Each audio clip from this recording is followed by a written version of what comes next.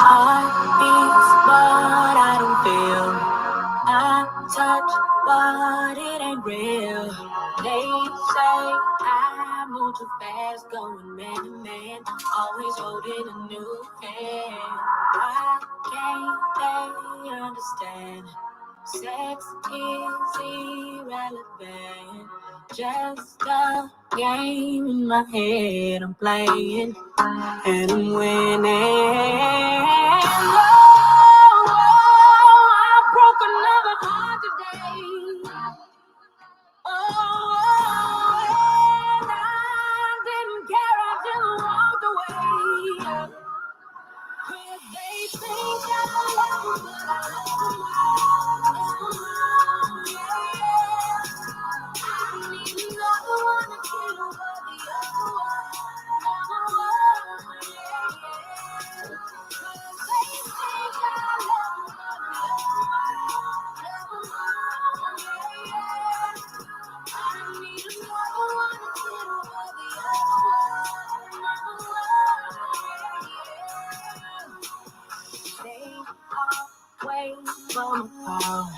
They all want me to fall. All these men, they met, want me like the rest. I'm content not giving my best. Can't they understand? Sex is irrelevant, just a game in my head I'm playing, and I'm winning. I broke another heart today. And I didn't care, I just walked away. 'Cause they think I love them, but I love them. Yeah. I need another one to kill over the other one. Another one, yeah. 'Cause they think I love them, but I love them. Yeah. I need another one to kill over the other one. Another one, yeah. Maybe one day I'll settle down, but for now I'll just stay around. And I think I'll be good. That's how I get up. Make 'em all feel special, and then I forget up. Don't want her, I keep a lot of them, and I love them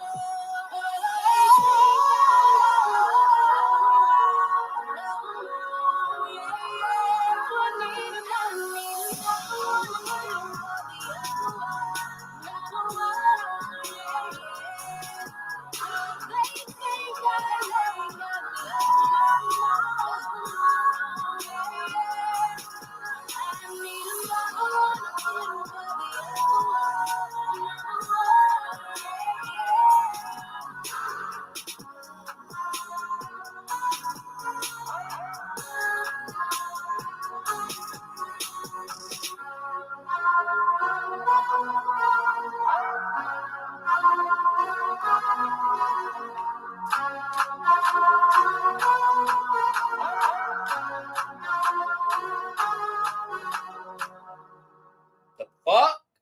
Thumbs up this video.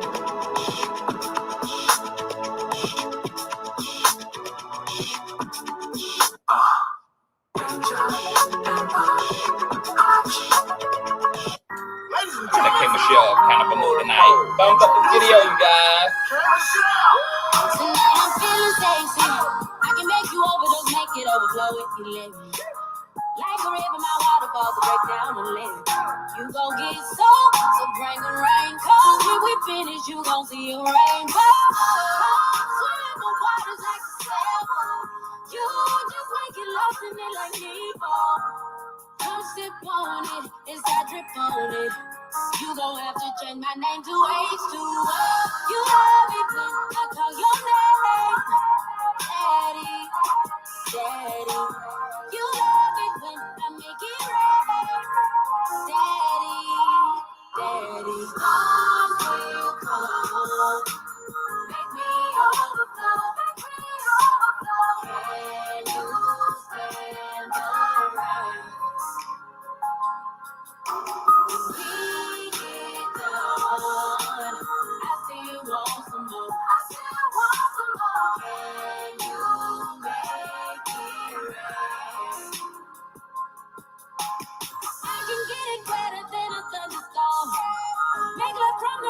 till the early morning.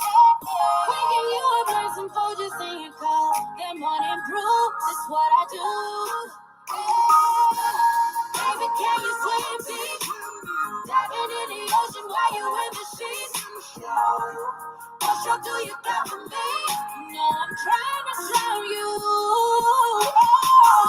You love it when I call your name, Daddy, Daddy. You love it when I make it right, Daddy, Daddy. I will come, make me overflow, make me overflow. Can you stand alright? All right, that's enough time. Let's get up in her. What's going on, Conscious Crew? It is your favorite breakdown. Oh, let me go ahead and change my microphone. Oh, wow, hold on. All right, just switch microphones. What's going on, Conscious Crew? Happy Monday. Hope you guys had a splendidful, wonderful, over prosperous pussy popping weekend. All right. There is a viral video going around that's making the blogs, and I decided we gonna talk about it, even though we done talked about it 50 million 11 times over here on this platform. Some things are a gift that just keeps on giving. All right, so I will be dropping the link. You guys are more than welcome to come up and chime in. Before we do so, I need you guys to go ahead and thumbs up this video until it is absolutely stuck. You guys know that thumbing up the video not only helps with YouTube's algorithm, but more importantly, it triggers up YouTube's notification system. So when you are thumbing up the video, you are literally knocking on the digital door of another Conscious Crew member and telling them to get their black ass in the sanctuary, because the king is indeed kanging. Also, if you're new here, definitely subscribe, and shout out to all of the new subbies. Make sure that you guys have your notification bell set to all, and please share the stream out to wherever it is you have digital community, whether that be your YouTube community wall, your Facebook, your Snapchat, your Insta story, the dark side of Twitter, Tumblr, or your personal OF. I don't really give a damn where you lay the link. Just let them whores know. The Real Loud Live and in color. With no further ado, let's go ahead and push on through. Oh, I know a place where you can recharge your soul. Baby, that's Consciouztv. And in the midst of brokenness, he gon' see your asshole. Baby, that's Consciouztv. You gon' heal, you gon' laugh and catch a little shade. Ooh, girl. Y'all know he be slaying, y'all better stop playing. Come hear what he's saying. Ladies and gentlemen.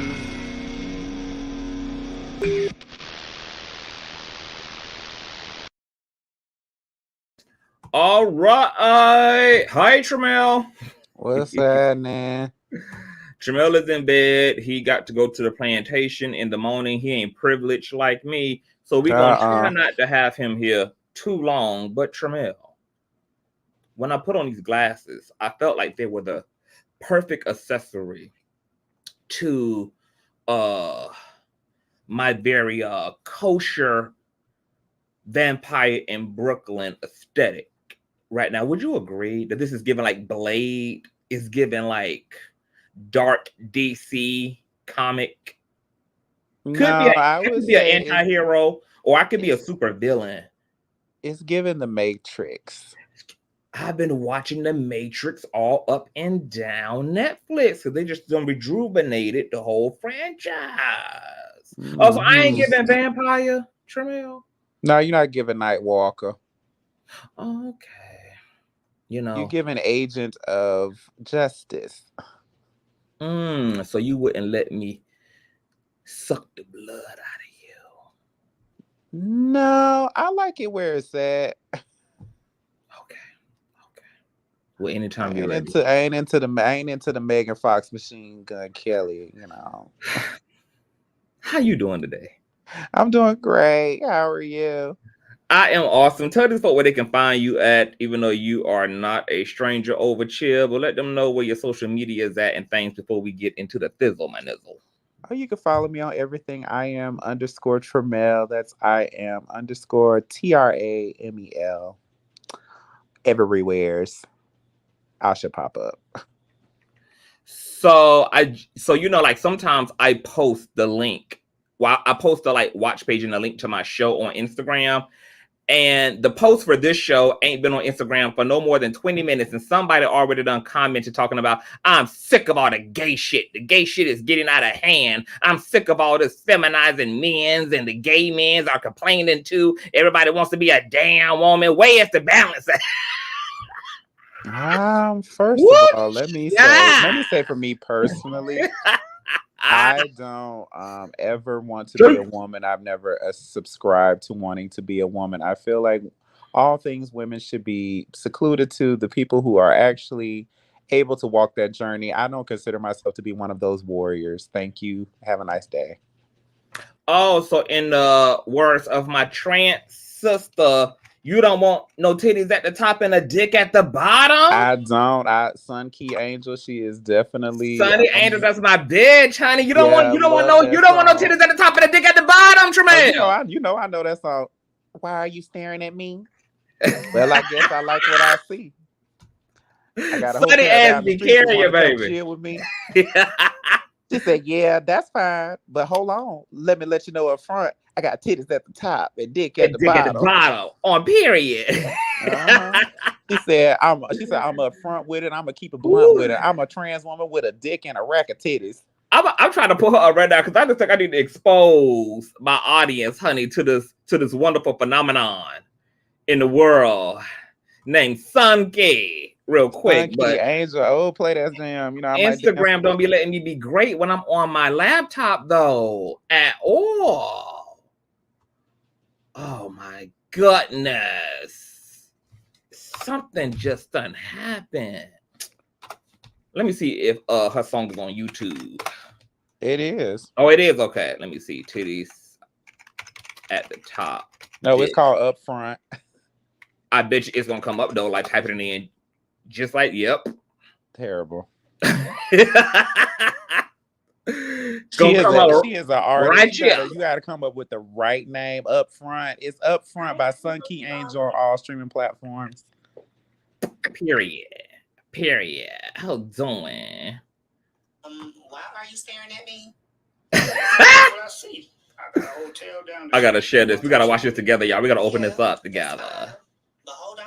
Just to let you know up front, I got titties at the top and dick at the bottom. Period.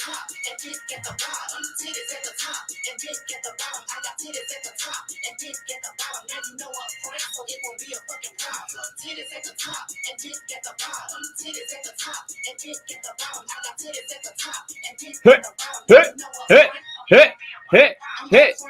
I'ma keep it blunt with it. I'm a trans woman with a dick and a rack of titties. We ain't got a lot cause we live in a different time. Niggas say he want a 10, well I'm about to drop a dime. They listen, trans women had to get up in the booth. This ain't no cosplay, bitch, I'm living in my truth. Got them waiting like I'm about to reply to an email. And I'm a trans woman, never said I was a female. Cause I got titties at the top. And dick at I got what? Titties at the top and dick at the bottom.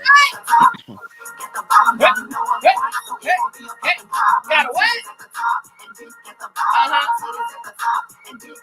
Yes, ma'am.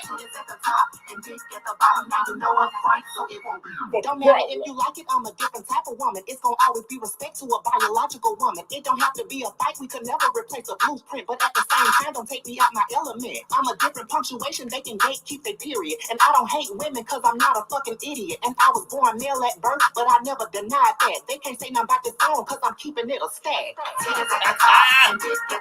Got a what? Don't matter what? So it won't be a fucking problem.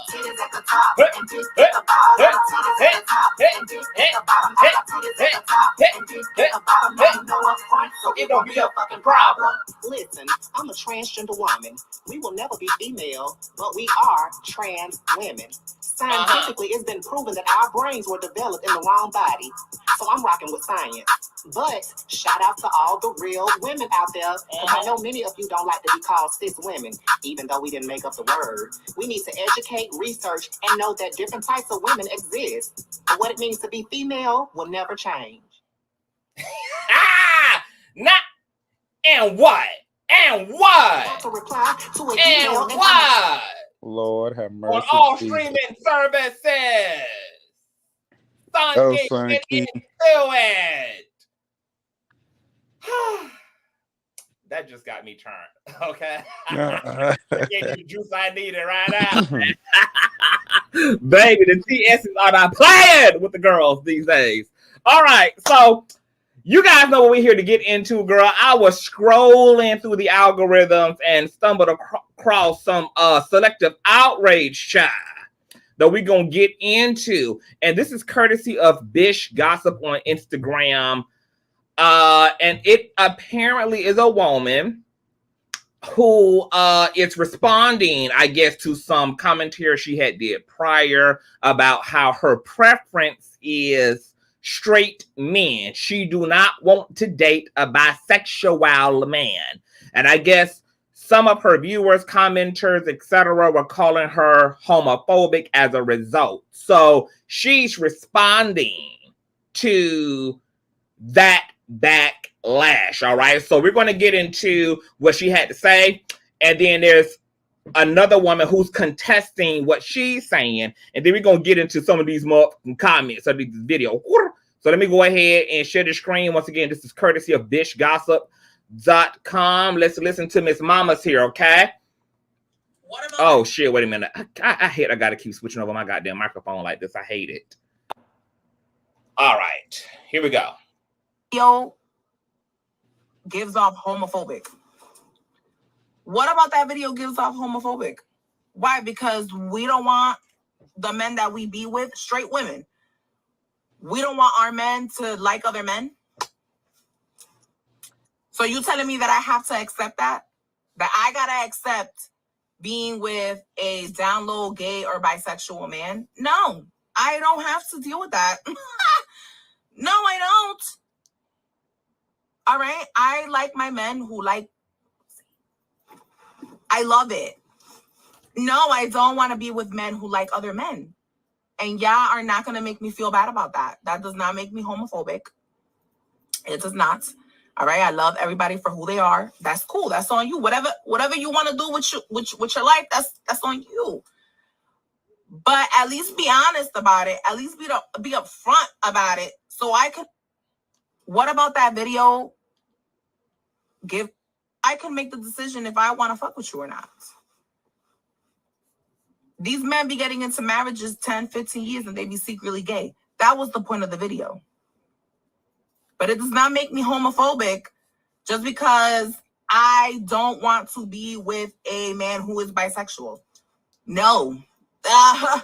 No. I don't want to. I don't want my man to like other men. I'm sorry. You're not going to make me feel bad about it. I said what I said. Fuck out of here. Yes, you are. 100% you are homophobic. If you don't want to date bisexual men because you don't want to date a man who dates other men, it is because of homophobia. Full stop. You don't have to date bisexual men. Nobody's forcing you. But for some reason, y'all go on rants and raves about how y'all don't want to date bisexual men, unprovoked, oftentimes, and wonder why you get called homophobic. And it's because you are. Y'all gotta call a spade a spade. Y'all want to be all types of transphobic, homophobic, without the label.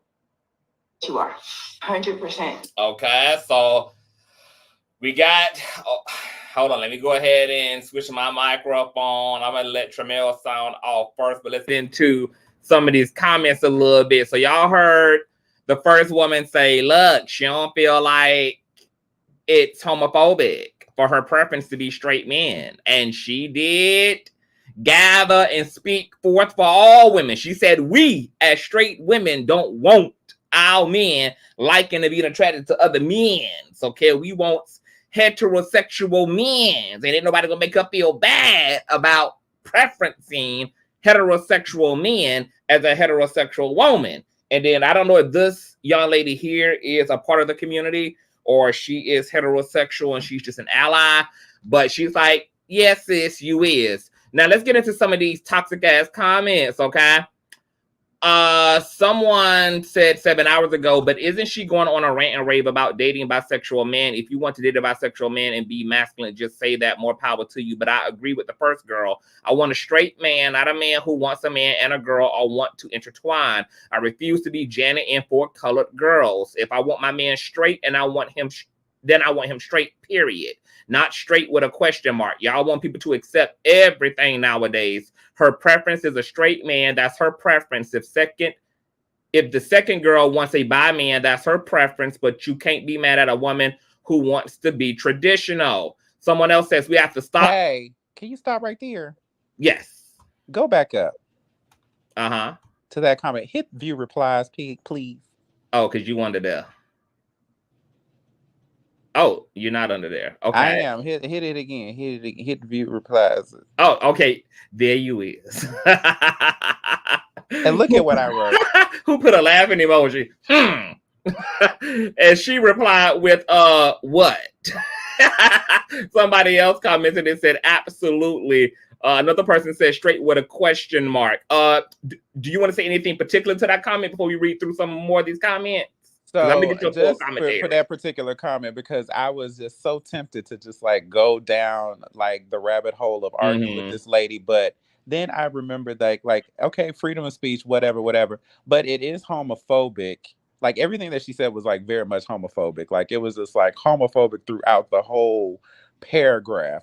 There's nothing wrong with stating, you know, just having a preference. There's never anything wrong with that. We all have preferences. We all like people that we want to deal with.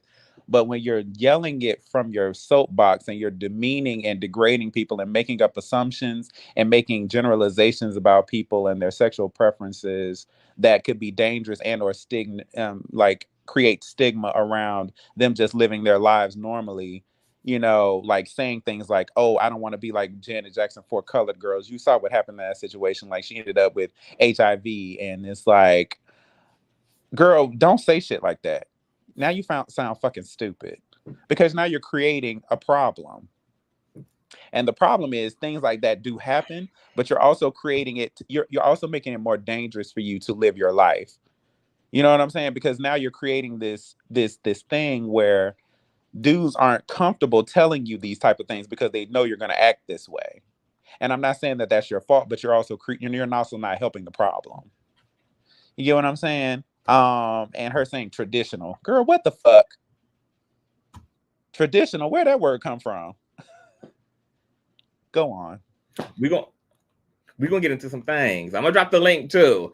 We have to stop mixing homophobia. Another viewer said, with preferences, the society will shun you for having your own opinions. Someone else said, ew, I would never date a man that goes both ways. Lord help us. Why is this even a discussion? Someone else says, what straight woman wants to date a bisexual man? What the hell? Somebody else said, stop trying to make straight people gay. Somebody else said, that's not homophobia, and I'm gay. It's just preference. Okay, we got our own people down there.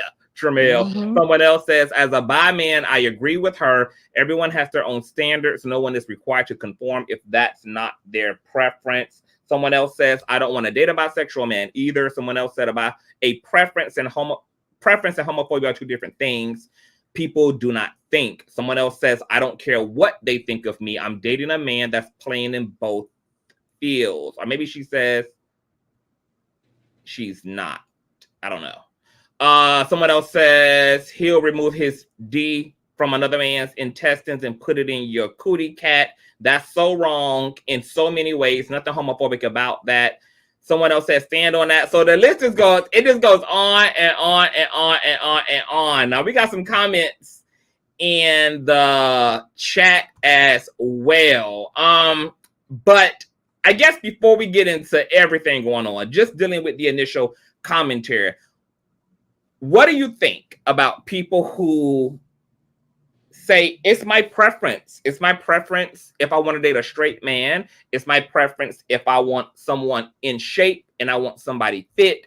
It's my preference if I want to date someone mixed race or I want to date out of my race. It's my preference if I only want to date wealthy. It's my preference if I only want to date tall men or women. What's your attitude about preference? I guess particularly in this context of sexuality.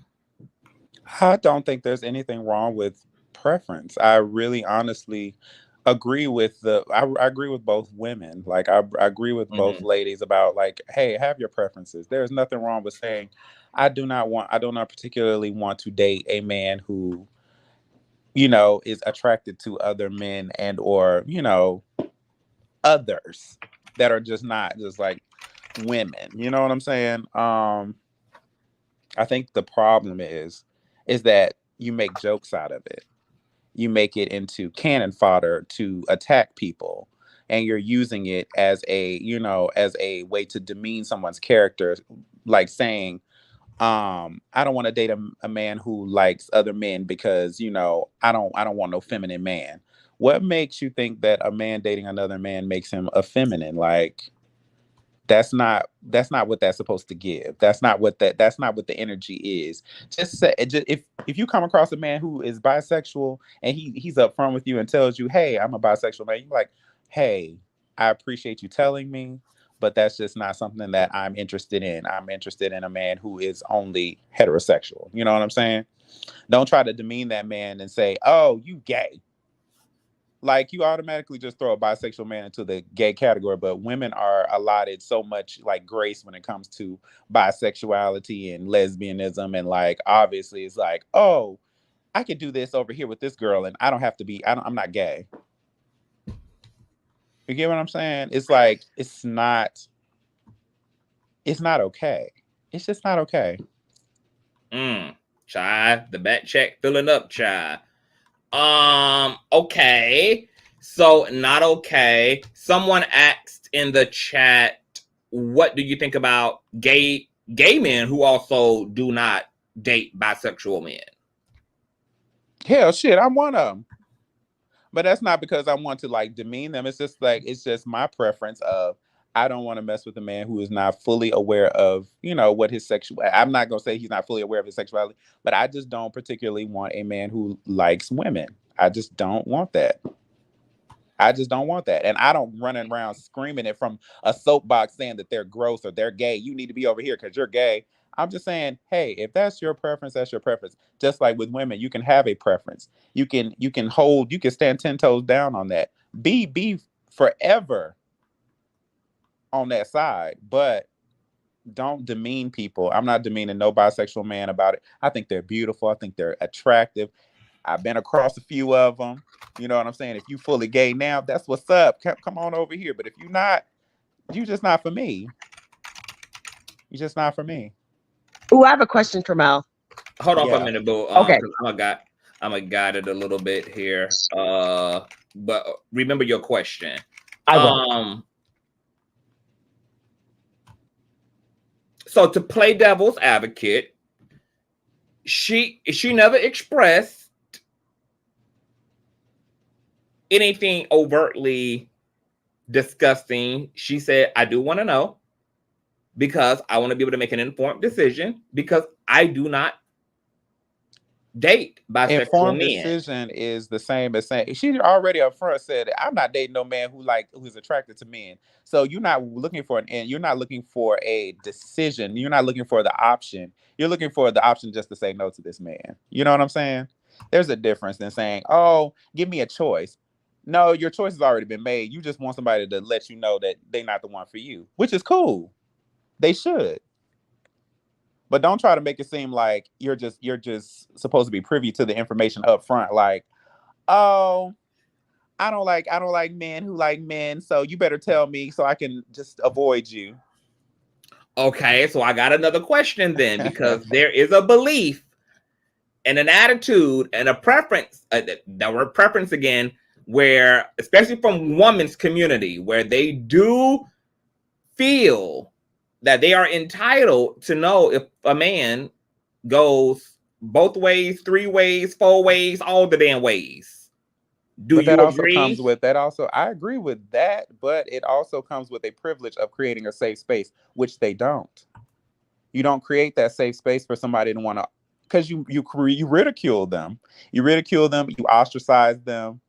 and you make it seem like they can't come to you and say those things to you. You know what I'm saying? So why would somebody come tell you? It's like a child. Like if you know your mom is not going to like something that you do, if you know your mom is going to hate something that you do, why are you going to run to her and tell her, oh, I did this and I know you don't like it?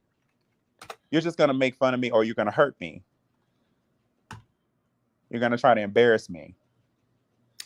Deshaun says, but you see, here's the problem. There's a man that don't even tell their sexuality to a straight woman because they have to prove that they're straight. Okay, so my question to you, Tramel, is you said you do feel like, or do you feel like all people are entitled to know what their potential sexual and or romantic partners' orientations are? Like that goes for all people, men Absolutely. and women? Okay, let me my make question sure I then say is going to be like, why? Like, why do you feel like people should be entitled and privy I to feel that? like let me be clear, because this could get really messy and really like convoluted. So I feel like people are entitled to know who they're dating. I feel like people are entitled to know everything about the person that they're trying to date, intend to marry, all of that. I feel like they have earned that right. Women, men, everybody deserves to know what they want to know about the person that they're dating. You know what I'm saying? I feel like the problem is people don't create those safe spaces, so they put themselves in harm's way. I'm not saying that it's right, but you got to be a little bit more cautious around how you handle people so that you can get that information and make your informed decisions. Does that make sense? It's like if you sit up there and say, "Oh, I hate gay men. I can't date no gay man. I can't date no dude who's bisexual." Why would a dude who's coming to you and he's seeing you say all these things and he's really interested in you, and bisexual people, they can either be on one side or the other, to be honest, like depending on, where they are, like emotionally. Sometimes it's just a state of mind for them. You know what I'm saying? And it's not even just about attraction, it's about who they're attracted to. So he could really be interested in this woman, but because she said all these things very publicly, he doesn't feel comfortable telling her. So he's just like, well, I'm not gay right now. I'm bisexual, but I don't want to tell her that because I'm not going to cheat on her with a man. I'm not going to leave her for another man. So I don't feel the need to tell her. You get what I'm saying? Because she's not going to handle it well. She deserves to know. Yes. But has she created the safe space to know? No, she hasn't.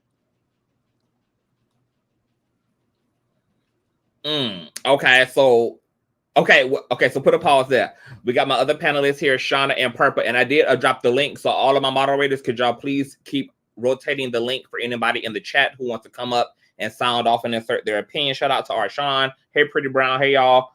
Okay, so my question to Shauna and Perp, do y'all agree that y'all that you are obligated and entitled to that information?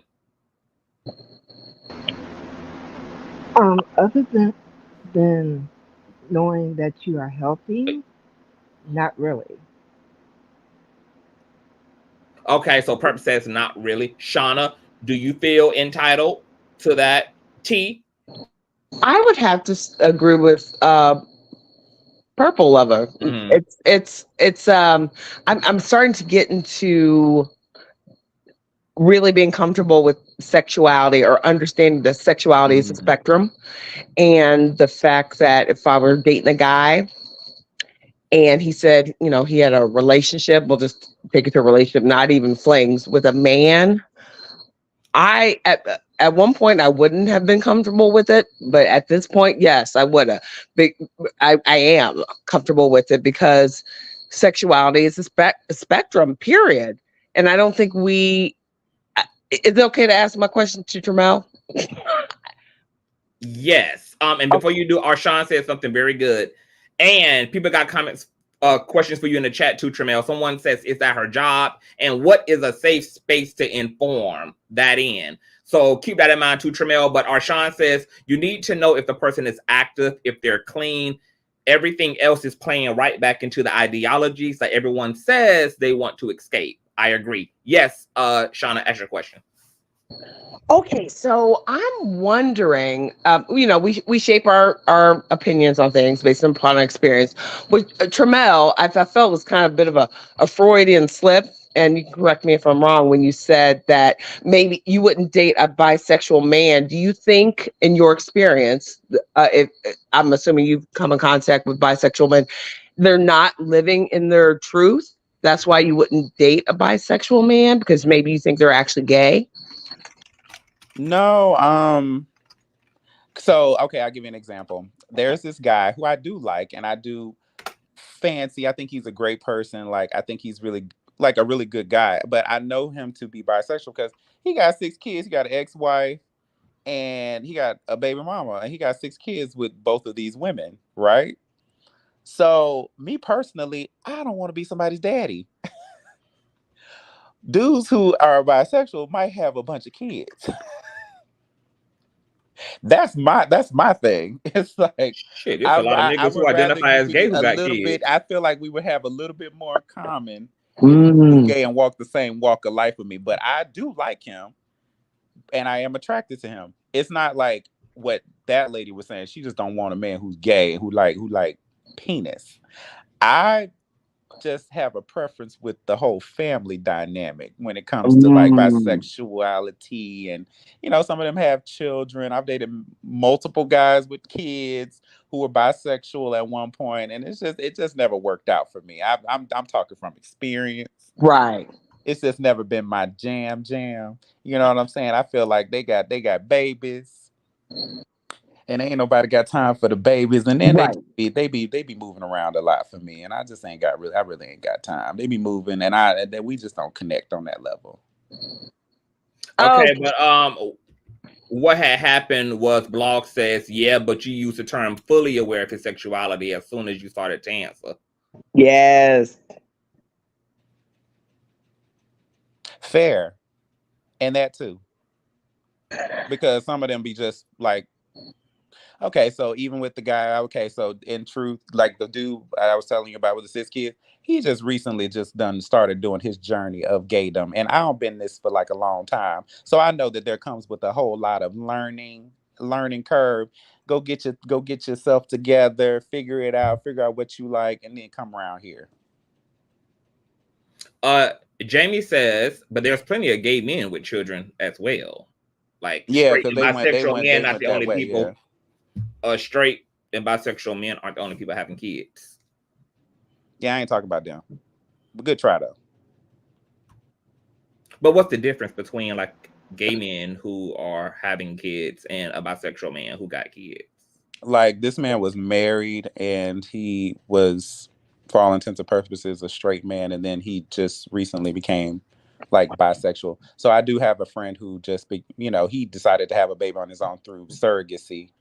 He's a gay man with a child, and I do know of other gay couples who have children together. I'm like those are like different scenarios for me. Oh, so are you saying that you don't want to be his first big wheel experience? Like you're scared? I don't want to be the first trimester. Okay, so once he get a bit more seasoned. Yeah. Once he lay that sausage down in enough buns, or he put enough sausages in that bun, then maybe y'all can, okay, so if anybody doesn't know, I mean, for me, because that's a different conversation than it being about his sexuality per se. Him being inexperienced and being experienced is like, that's what that would be. Yeah, like freshly bisexual, like just trying out dudes and finding out that you like it. So if anybody knows anything, these even if they fresh out the closet, freshly bisexual down here in Atlanta, Georgia, let me tell you, that's where I live. They get wild out here. They gets down, and they got to get around first before they want to settle down, if that makes sense. And I ain't got time for somebody who just want to play games right now. What's interesting about that is I actually like the fresh bisexual ones? Yeah, I like the fresh ones because they're not tainted yet and they haven't gotten their chi sucked out of them by the community yet. So you know, they tend to be a bit more on the hopeful, you know, all things to hope for. And I like it like that. But speaking of, you know, fresh out of the packet, I just had a homeboy, and he's straight, and you know, he's dated women his whole life, and he recently came out to me personally, and he came out to me by asking me if I could be his little secret. And my little secret, he wants to park his Big Mac truck inside of this very little garage. And you know, it was very fascinating. But you know, he's ready for that. You know, he's fresh off of a breakup, and you know, he's ready to take a walk on the whiz outside. And I plan on giving him a great tour of the landscape. So we'll see how that goes. But I wish you luck there. To all of that, well, okay, so Perp and Shauna, bisexuality, is that a deal breaker for you? Nope. Okay, Perp. I feel like me and Perp been down this road before. Yeah, because I used to think I wouldn't be okay with it, and now I realized I was lying to myself. Because that's really not an issue at all. So I don't know why I thought it would be an issue, but it really isn't one. Because like I've been attracted to more feminine men, anyways. So if he liked the same thing I like, why would that be an issue? Because it's really not. And I was like, yeah, I don't lie to myself. It's not an issue. For me, it really isn't. Okay, because what's interesting too about old girl, is that old girl who was like, we don't want. I'm like, who's we? Because straight women come on to me all the time. Straight women throw they panties, they stockings, they tampons, they dildos, the tissue they patting in they bras at me all the time. I get ran down on by women all the time online, all the time in person. Like niggas literally be pulling a woman just a little bit closer. Like I make women jump out of their men's arms. So I don't know who the we is she's talking about, because like she's talking about the we that will empower her to continue saying what she's saying. Mm-hmm. Because I really think she was rage baiting. I'm going to disempower her because that just ain't true. Honestly, CTV, I'm sorry, I didn't mean to cut across you. I think she was just plain alone rage baiting to, you know, get the engagement. Yeah. She's trying to rev up the engine. Got it. Welcome to the panel, Rumors and Tea and Dazzle. Dazzle, what are your thoughts, boo, on bisexuality, not dating them, preference or prejudice? Okay, well, first off, hello CTV and hello hey. Chat. So hey, boo. Okay, so my thought is, I feel like people, you know, put too much emphasis on it. Date who you want to date, right? As long as you're not disrespecting anybody, as long as you're not calling nobody out their name, you can date whoever you want to date. If it's your preference, go for your preference.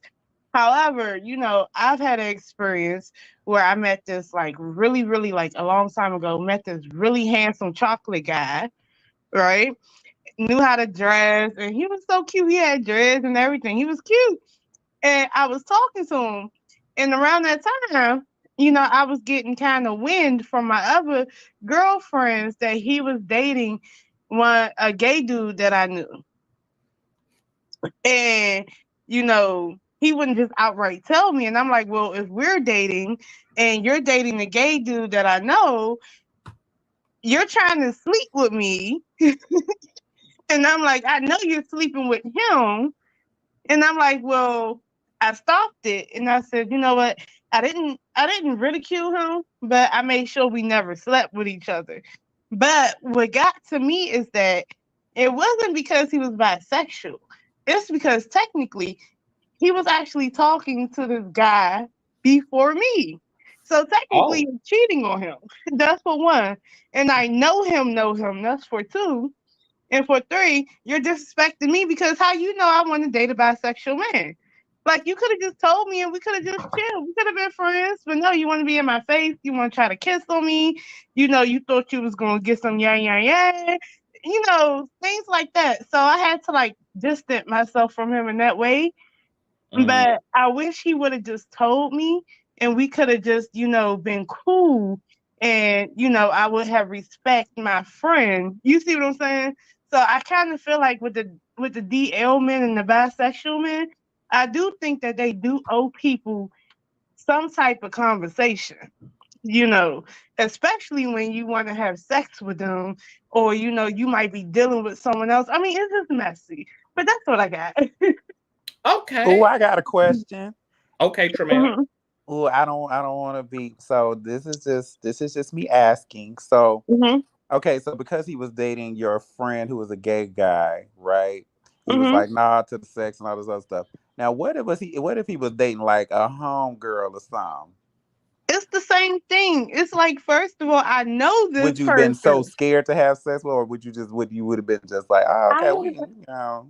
I'm not gonna lie. If you my homegirl and you know I end up talking to a guy and I find out that he's talking to you and y'all been talking, I'ma step back because now I feel like I'm stepping on my homegirl toes. That was part of it too. It wasn't just that he was gay or DL or whatever. It was different layers to it. And that's the problem that I do have with like DL men or bisexual men who just don't want to say nothing. I understand that people got like stigma, but I mean, but how much stigma can you have if y'all on the basketball court and he's sitting on your lap and stuff? Well, I mean, maybe he real comfortable. You comfortable. So I'm like, well, how come you couldn't be comfortable enough to tell me? And then you were actively trying to have sex with me. So my thing is like with certain people, it's just like, okay, with certain, I feel like sometimes the conversation gets lost when women, some women, I'm not gonna say all, when some women get to the place where they are more so worried about like, oh, he's dating a man versus him being a cheater. You know what I'm saying? That's what the thing is for me. It's like, most women would be like, oh, he can cheat on me, but just not with a man. Like he could cheat on me with a woman all day long, and I'll stay around. I'll be down for that. I'll fight her. I don't care about, women don't think about sexual health in those particular. Some women don't think about sexual health in those particular instances. But he's messing with a man. Oh, thank God I ain't fuck him. It's like, wait. Well, with me, I know for a fact that STDs and STIs and HIV does not have a gender to it. To me personally, I don't want you cheating with a female or a man. I am totally married right now. I don't want you cheating with nobody. That's what I'm talking about. I feel some type of way when you be around the damn animals too long because I'm like, I need that attention. I mean, so yes, but other than that, like I said, it was just kind of more so layers. It's not just because you're gay that's the problem. It's because you stripped me of the opportunity to come to you just like you come to me, correct, and tell me what's going on with you. You stripped me of that opportunity to even say, well, look, I don't have no problem with you being bisexual. However, that's not who I want to date. And also, you're dating a friend of mine who so happen to be a male. Okay. So just give me that right. Okay, because I was just going to ask. Well, you kind of answered it, so I'm gonna ask Rumors and Titas. Rumors, do you feel is that information necessary to you if a man that you're dating is both handed? For me personally, I would want to know, but not because it will make a difference. It's just an honesty factor for me. But I offer grace. In situations like that, I offer so much grace to anyone that is bisexual because I know the stigma that comes with it. And a lot of people are not comfortable because of safety reasons. So I have to step out of my feelings and consider that person and like really just offer them grace. If the person could not Period. give me a tangible, really explanation, because people, it's hard. It's like the world is so judgmental, and we have to just be realistic. It is not easy for people to come out and just expose themselves. People have been unalive because of it. Like, yeah, we could talk about the STDs and the STIs, but let's talk about the reality of how people are literally taken out of here for telling their truths. There's no safe space, like, because most people do take the transphobic mentality. Um, and I think it's horrible because women, if y'all knew half the men that you've been with, that do have these tendencies, like, I don't like the double standard of it's okay for a woman to test the waters with the same sex and there's no ridicule for that. You know, she's actually praised and pushed in that direction most of the time. I don't like the double standard of it, because I just, we're humans, and we all, like, everybody's not going to admit it, but I believe personally every human being on this earth has had an attraction to the same sex. And when you allow people to not be themselves, not have the experiences, some people don't know what they're more attracted to.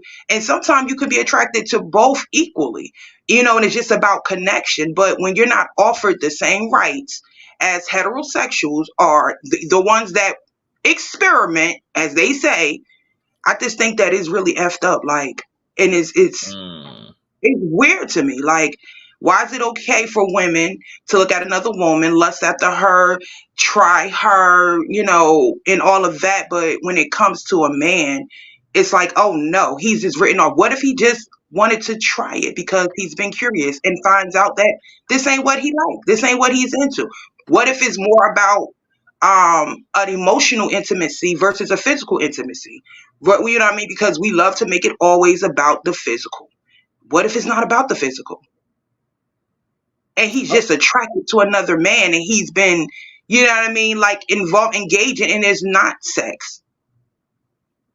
Okay, so I have a question then. I have a question. I just dropped the link too for anybody in the comment. Anybody is welcome, regardless of what your perspective is. So for the panel. So if it's about wanting to know people's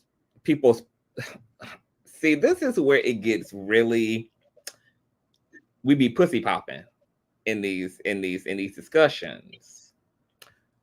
Asking about somebody's sexuality is not the same as asking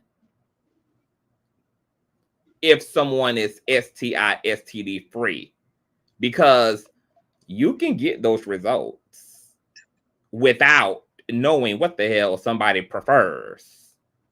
True. And it's okay to seek, for sure, a person's medical history if that's what you do prior to sexual engagement. Fine. But my question to the panel is, what is the difference between us calling out men, black men who consistently date biracial and or non-black,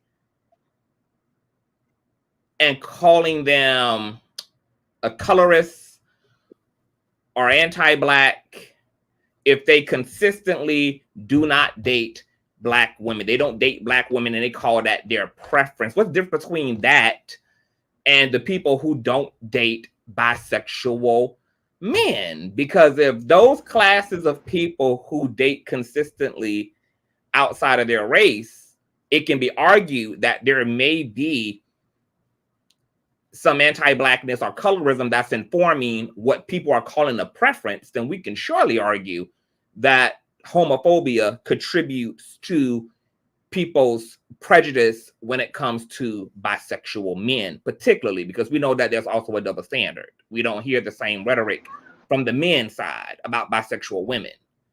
But once again, to Tramel's point, there's a safer space for women to be sexual fluid, black women to be sexually fluid in, than it is for black men to be sexually fluid in. That's evident from all of the instances in which Malik Yoga was trolled off the internet as a result of being trans attracted and advocating for trans women. That's evident in every comment section where Lil Bootsy is talking about the LGBTQIA plus 123 community. That's evident in so many instances where, for instance, Young Buck as well, who allegedly has been outed by trans sex workers, trans women for being trans attracted, and the way that his male peers responded to that. There's also another guy, I forgot his name. He is really big on OF. He has like a lot of outrageous OF content. He be like sleeping with little people and shit. He does like outlandish shit, but he had released a OF session where a trans woman was seemingly giving him head. And when that had like broke the blogs, his male peers in the hip hop community, he's not a rapper, but he's like adjacent to the rap hip hop world, were like threatening to unalive this man, beat this man. They denounced this man. We know there's an infamous video. I forgot if my boy, what's his name? No, it's the black guy who unalived himself. He was very open about dating his black trans girlfriend. There's some footage online of him being trolled outside of a convenience store by his male peers who are calling him out of his name. They're calling him the F word. Yeah, Jimmy Smacks. Thank you, you freaky ass Dazzle. Thank you. Jimmy Smacks was the OF star. Dazzle and her freaky adult content playlist includes Jimmy Smacks, honey. Okay, she almost jumped out of her seat. Jimmy Smacks. Okay, Jimmy Smacks is the freaky nigga I was talking about. You know, he was trolled. To go to Twitter to find him, whoever he is. He was trolled by his peers, but this guy, I think he is the guy I'm talking about now is in Pennsylvania, but he unalived himself. He was going through a lot, but I always pull up that footage to show that homophobia, transphobia is real today. And just because it's 2023, 2024, 2022, it's the 21st century, does not mean that queer people at the bottom of the pyramid are out of danger, honey. Nothing has changed for queer people really at the bottom of the pyramid. Celebrity queer people, yes. Real life queer people, no. I forgot why the fuck I was. Oh, so to Tremel's point, we know that the so-called space is not completely safe for Black men. So my question to the panel is, since we got all women here, is do y'all feel, to Tremel's point, is it also y'all responsibility to create safe space for bisexual men? Anybody can jump in there. That's the reason why I said I offer grace, because I know the double standards that come with it. And as a human being, because I know and recognize the privileges I have as a woman, I have to have empathy. Not only just giving grace, I speak up. You know, like I think a lot of women, we do ourselves an injustice by being so gung-ho, taking on the patriarchy mentality, and actually just denouncing. I don't understand when it comes to women why we cannot see, when it comes to the LGBTQAI plus community, we don't see the synchronicities of what we struggle with as the same things as you guys struggle with. Like, you understand, like, it is really bizarre. But I do know that, again, people are in the matrix and they really just don't get it. Like, they're stuck and they're just following along with what the system has created. And it's really weird. But go ahead, one of you other ladies. Okay, I got it. Okay, with me, I can parallel it with, you know, when you get a new job and they try to tell you the list of things, they try to show you the procedures on how to do things, but when you go on the job and you get the hands-on experience, it's kind of different. In reality, for me, I feel like this. If I say, for instance, I'm talking to somebody, I just started talking to them, I don't want to sleep. Well, me personally, if I'm really on that time that I want to get to know you, I'm not thinking about sleeping with you yet, but I want to know you, right? And you want to know me. So within the stories that I'm telling you, we're conversing, it's creating a safe space. Now, a lot of men, they want to know about female body counts. They want to know about their sexual experiences. I mean, I'm pretty sure you've been on the phone with a man that you're just dating and they're asking you something. Oh, have you ever done something freaky? So they're creating a safe space for you to say all this. So my thing is reciprocity. Now, if I can tell you some freaky stuff about me, how come you can't tell me some stuff about you? I feel like it should be fair. Because if I'm opening up to that, because I'm not going to tell everybody everything I do, but if I'm telling you things that I wouldn't tell my mama, you should be able to tell me things that you wouldn't tell your mama. So I kind of feel like if I'm giving you that energy, it should come back. That's how I kind of feel. Like, even But if I tell you I had a gay experience or a bisexual experience, I mean, you don't know until you say something like my father used to tell me. I mean, you don't know unless you ask. I mean, and then the worst thing somebody can tell you is no. that So there's truth to that. But do you see the privilege that you have? Because what is yeah, privilege? like there are meaning we do as women, we do have the right. We've been given the pass to have these experiences. You're not going to be shunned for it. But when it comes Period. to a I'm sorry. man, Mhm. when it comes to a man, there is going to be backlash because most of us literally have been indoctrinated with, we don't know it until you get educated. You've been indoctrinated with homophobic rhetoric, like teach, like we don't even, you understand what I'm saying? Like there But is that's a the same privilege thing there, with and slut I agree. shaming, though. Do you Yes. know with slut shaming, if I tell a man, it could be any man, if I just tell him how many bodies I got, right? Hmm. I guarantee you it's going to be some man that thinks I'm a slut. Right, but And they're not there's going to do it. They're not going to do it intentionally. They've been indoctrinated to believe that a woman should be some type of way, like, oh, a key can't open many locks, but a lock that lets every key open it is not a good lock. Things like that. So I don't that think goes back. it go both ways. I don't think people Yeah, got as but that much goes back to privilege. what I was saying about the us having the understanding. There are many, we can use so many different examples of and all those examples still provides me with the opportunity to offer grace because I do share the similarities with bisexual men and even gay men. I share similarities of being shunned, and but there's more of a greater risk for them because again we cannot ignore what we're seeing in the news cycle on social media. Like people that do stand up is very rare, that when people do speak out, tell their truth, that they're not in danger. And women, we go through that as well, so I don't understand why we don't offer the same grace. Like at the end of the day, we're all human, right? And as I first Yeah. stated, you'll be surprised. I Conscious, you sent me this earlier, and I was shared it with my sister, and we were talking, and I just learned something about someone that I'm like, okay, found out a couple got a divorce. They were married, and this woman found out after being married for 6 years that her husband in high school dated a man, and we're talking about years ago. There was no proof that there was infidelity in their marriage or anything, but because that information was withheld, she decided the world was coming to an end and she divorced him. She felt unsafe. Oh, I don't know, I can't trust you, da da da da. But there was no signs of infidelity. Hold There on, was wait, like, wait, wait, wait. You missed it. It's about trust.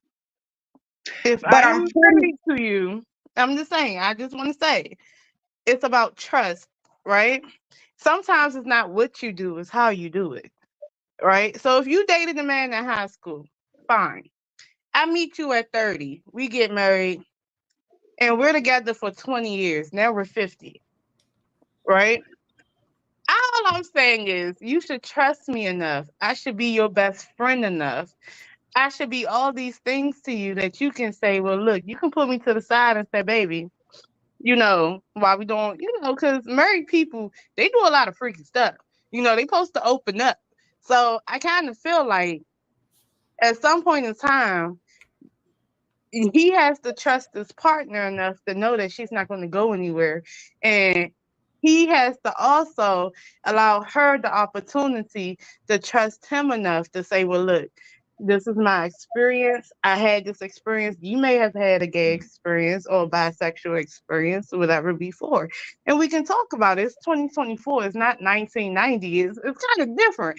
So I just kind of feel like, Okay, well, hold on, Dazzle, at some because point, I don't think that the era got anything to do with it. Because, like I just said, trans people and queer people still being unalive and ran down on and everything else in 2024. However, I do agree that, like, by the time you get to marriage is when you should have some absolutes and have crossed some really deep spiritual thresholds in a marriage. I mean, like, in the relationship before marriage happens. Like, by the time we get to the altar, yes, it's because we have come to that level of trust and developed that level of intimacy and authenticity with each other that ultimately qualifies you as my husband or as my wife.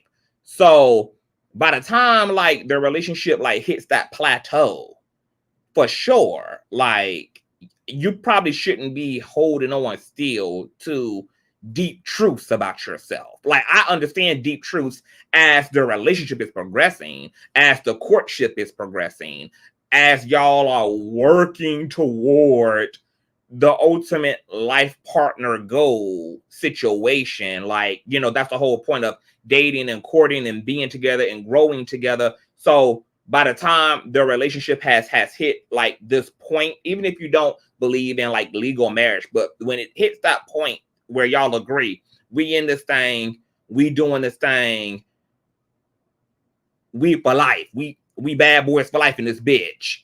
Yeah, like, it's okay, because I'm gonna question why the hell you marrying a motherfucker if that ain't what your person still yet can provide you with.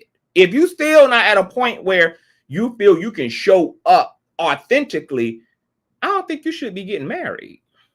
I don't think. Not conscious. I do, because in that dialogue I was having earlier, I say, yeah, there's a catch-22, but then there's the grace. Now, I do not understand how can you be with someone that long and never have that type of discussion, right? So I'm only going off the basis of the information I was given. And what it sounded like to me was that this person just was never given a safe space to actually say that. But I don't know all the details. But my thing was, if you divorcing a person because you found out something from the past that is not current, and your whole thing, because I think that was fear. Like, just because most of the time, and it's weird because we don't have that much energy when it comes to this opposite, like when it comes to a woman and another woman or whatever, we will vigorously fight it out. Yeah. Like, you understand? So because I know these type of things or whatever, I'm like, that it just seems very suspect that you would just divorce someone after this time period with them, that they've proven themselves to be a good husband to you, and just once you find out that they had a past with a man, that now all, like, the deal is off, like we're done or whatever. That's very suspect. And I understand the trust factor. You're going to be shaken, but hell, let's be for real. Like, we see women that stay with men that cheat with other women, and we'll fight it out. We know men that don't that may take your money, clean out your account, you still stick with them, make baby, all type of reasons, and people stick it out. But when it comes Have a to baby on your ass. right, when it comes to the sexuality part of, like, the sexual orientation, it's like, and okay, it's weird to me. I could add though, like, I do have a friend, she who will not be named because I don't want to put her little facts out. But however, Betty, She was with somebody for 15 years and had 3 kids. Right? She's older than me. But she used to be a little hoe, like an actual hoe. Like a 3 or 4 hoe. Right? Like get paid for a And hoe. City girls, hoe, and huh? she told him after 15 years and he broke up with her. He broke It's up a, with her Yes. because Because she used to sell a body. Mm-hmm. because she was promiscuous in her heyday. I mean, basically, she used to be a hoe. Like, she used to be a Okay. prostitute. Okay. Okay. So. and that's the same thing, Daisy. Mhm. I mean, Dazzle. I would say the same thing. Like, was she home with you? Like, what's your problem? What's your issue? Like, has this person been good to you? What has happened and transpired through, like, you know what I mean? Your relationship with this person. And you Like, know what? His friends clowned him because what happened was, I guess he fell out with one of his friends, and his friend spilled her tea. That's a messy man right there, Savannah. Mm-hmm. okay. And that's how they broke up. See, But that's that's what wild. usually happens. It's the influence of other. Like, if people would really learn to be secure in who you are. A lot of Niggas be people are followers. not. They are, and because the majority says it's frowned upon and it's a problem, people are robbing themselves of opportunities to be happy. Okay. So I want to work this thing out then with Tremel about because now we in this duality of women have an obligation to create a safe space, men have an obligation to show up integral. So Tremel, since you believe in both sides,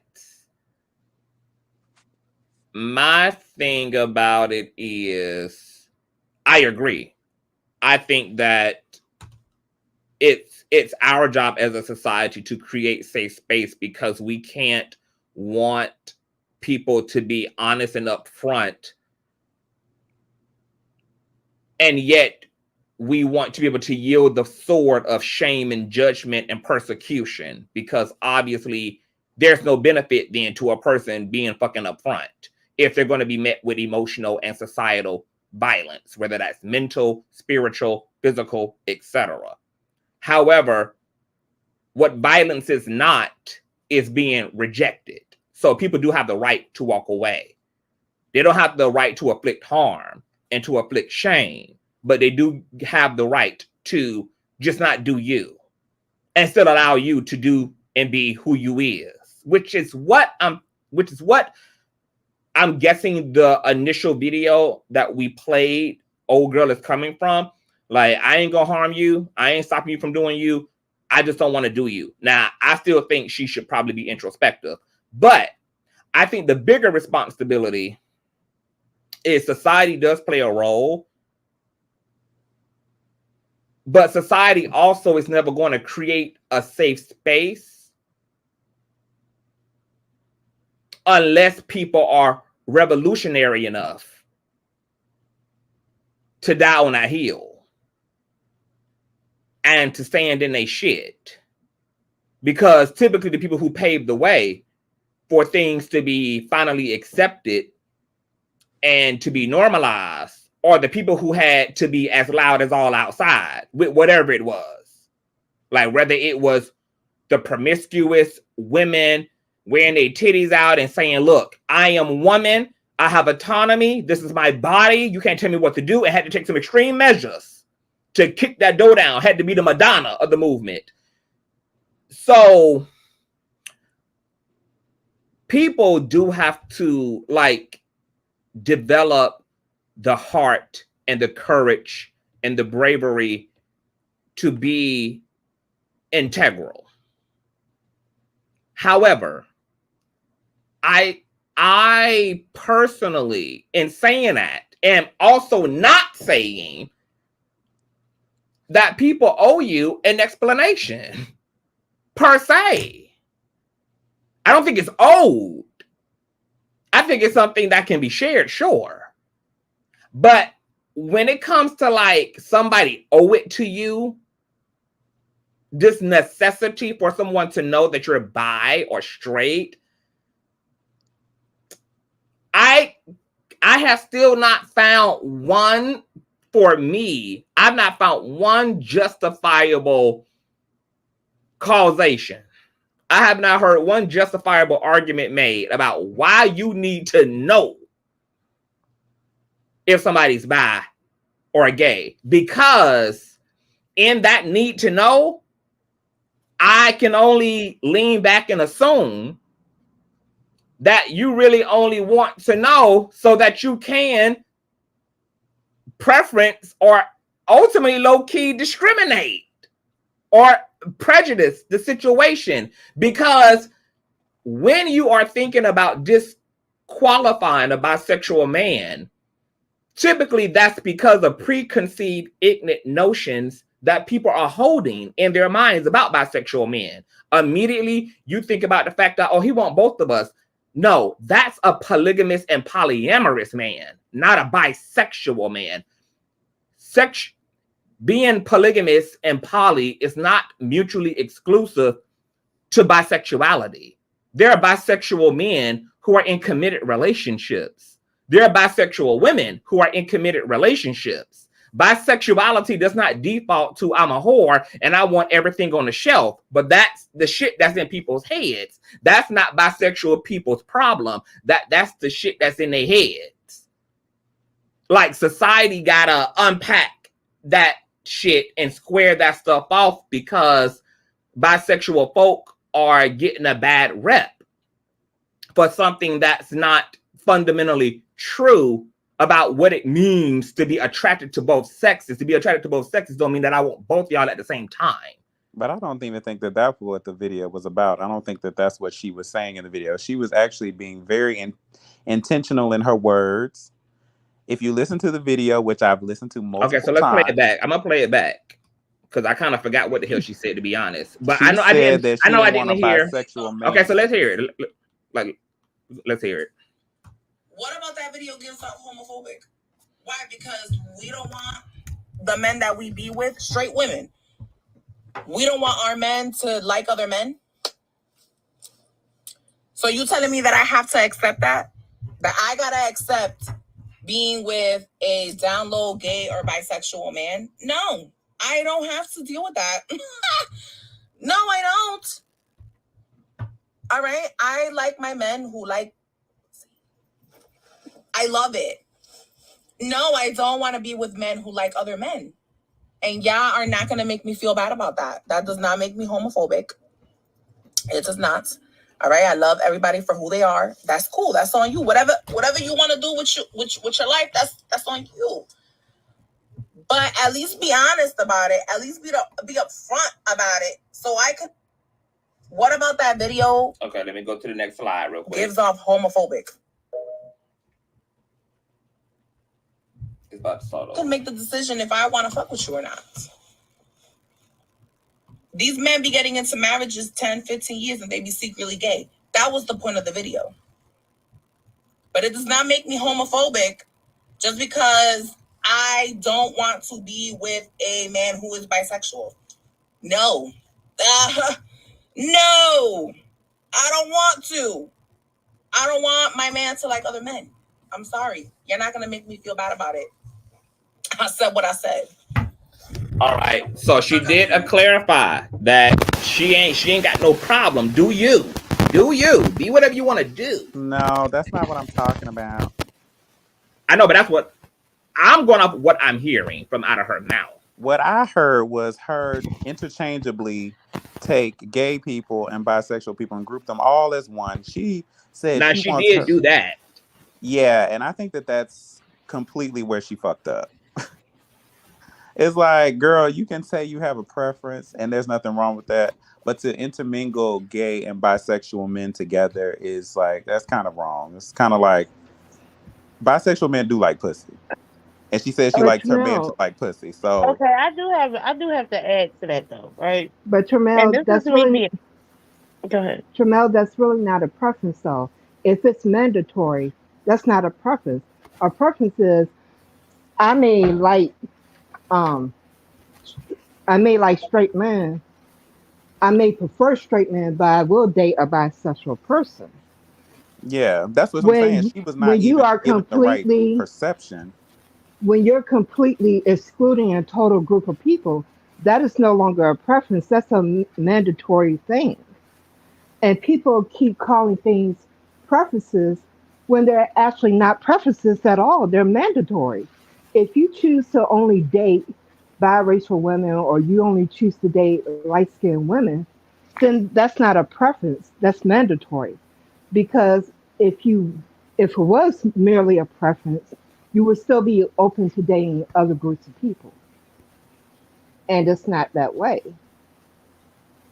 And we need to be clear on how we're defining things, because when people are calling things a preference when it's actually something that's mandatory for them, you're not being truthful. And the conversation is not really being had in good faith at that point. Part Okay. of Hmm. creating that safe space is being clear on the terms that we're using so we're both on the same page. That's part of it. Okay, Because so now we're having a conversation about semantics. So she's, to your point, Perp, using the word like a lot of people do out of context, because to your point, preference is this is what I prefer, but like preference always has a comma.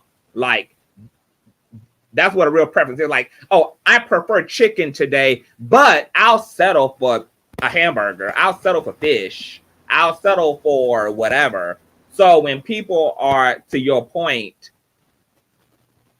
only date one way, like, oh, I only date straight men, or I only date biracial, I only date outside of my race, that's not an actual preference. That is a attraction. And because we don't, because we don't exist in a vacuum, that's why I always feel like, especially for minority folk, we need to challenge what informs our attraction. Like your orientation is one thing. Everything else is what they call like a sexual preference. But if you're a heterosexual woman and you attracted to men, then you do need to unpack why you would disqualify another man who is capable of throwing dick in you and being a good man to you, because bisexual is a attraction also to female. So to just sit there in the, I just don't date them because I just don't want to date a man. I mean, yeah, of course you have a right. You cannot date whoever the hell you want to date. But if we're going but if intellectually going there and in intellectually peeling the layers back and opening up the dialogue, boo, like you probably got some erroneous shit in your head about bisexuality. You probably also assume that if he is into men, he probably has a flamboyancy and a femininity. You need to Yeah. you need to unpack that. You probably also are disgusted when you think about the fact that you're a man, probably had another man in his ass as well. If he was bisexual, you need to unpack that. Why is it that deep to you? Because you done had plenty of dick in your ass. So what's really the issue here, sis? Like you don't have plenty of dick up in you, and you love dick for a reason. We love dick for a reason too. Like niggas love, like if it's good to you, sis, it's good to us too. So what's really the problem here? Okay, like we just need to, like, you need to really go there, because that's not an attraction. That's just They don't want to inherent. go there. It's not, yeah, it's not just like, oh, this is just the way I feel. No, like I feel like as grown adults, we should feel like we have an obligation to show up fully informed in ourselves, and that we should understand that a lot of how we feel and what we call preferences are informed by a lot of external stimuli, whether that's media, whether that's culture, whether that's racism, whether that's sexism, whether that's whatever it is, that it's informed by things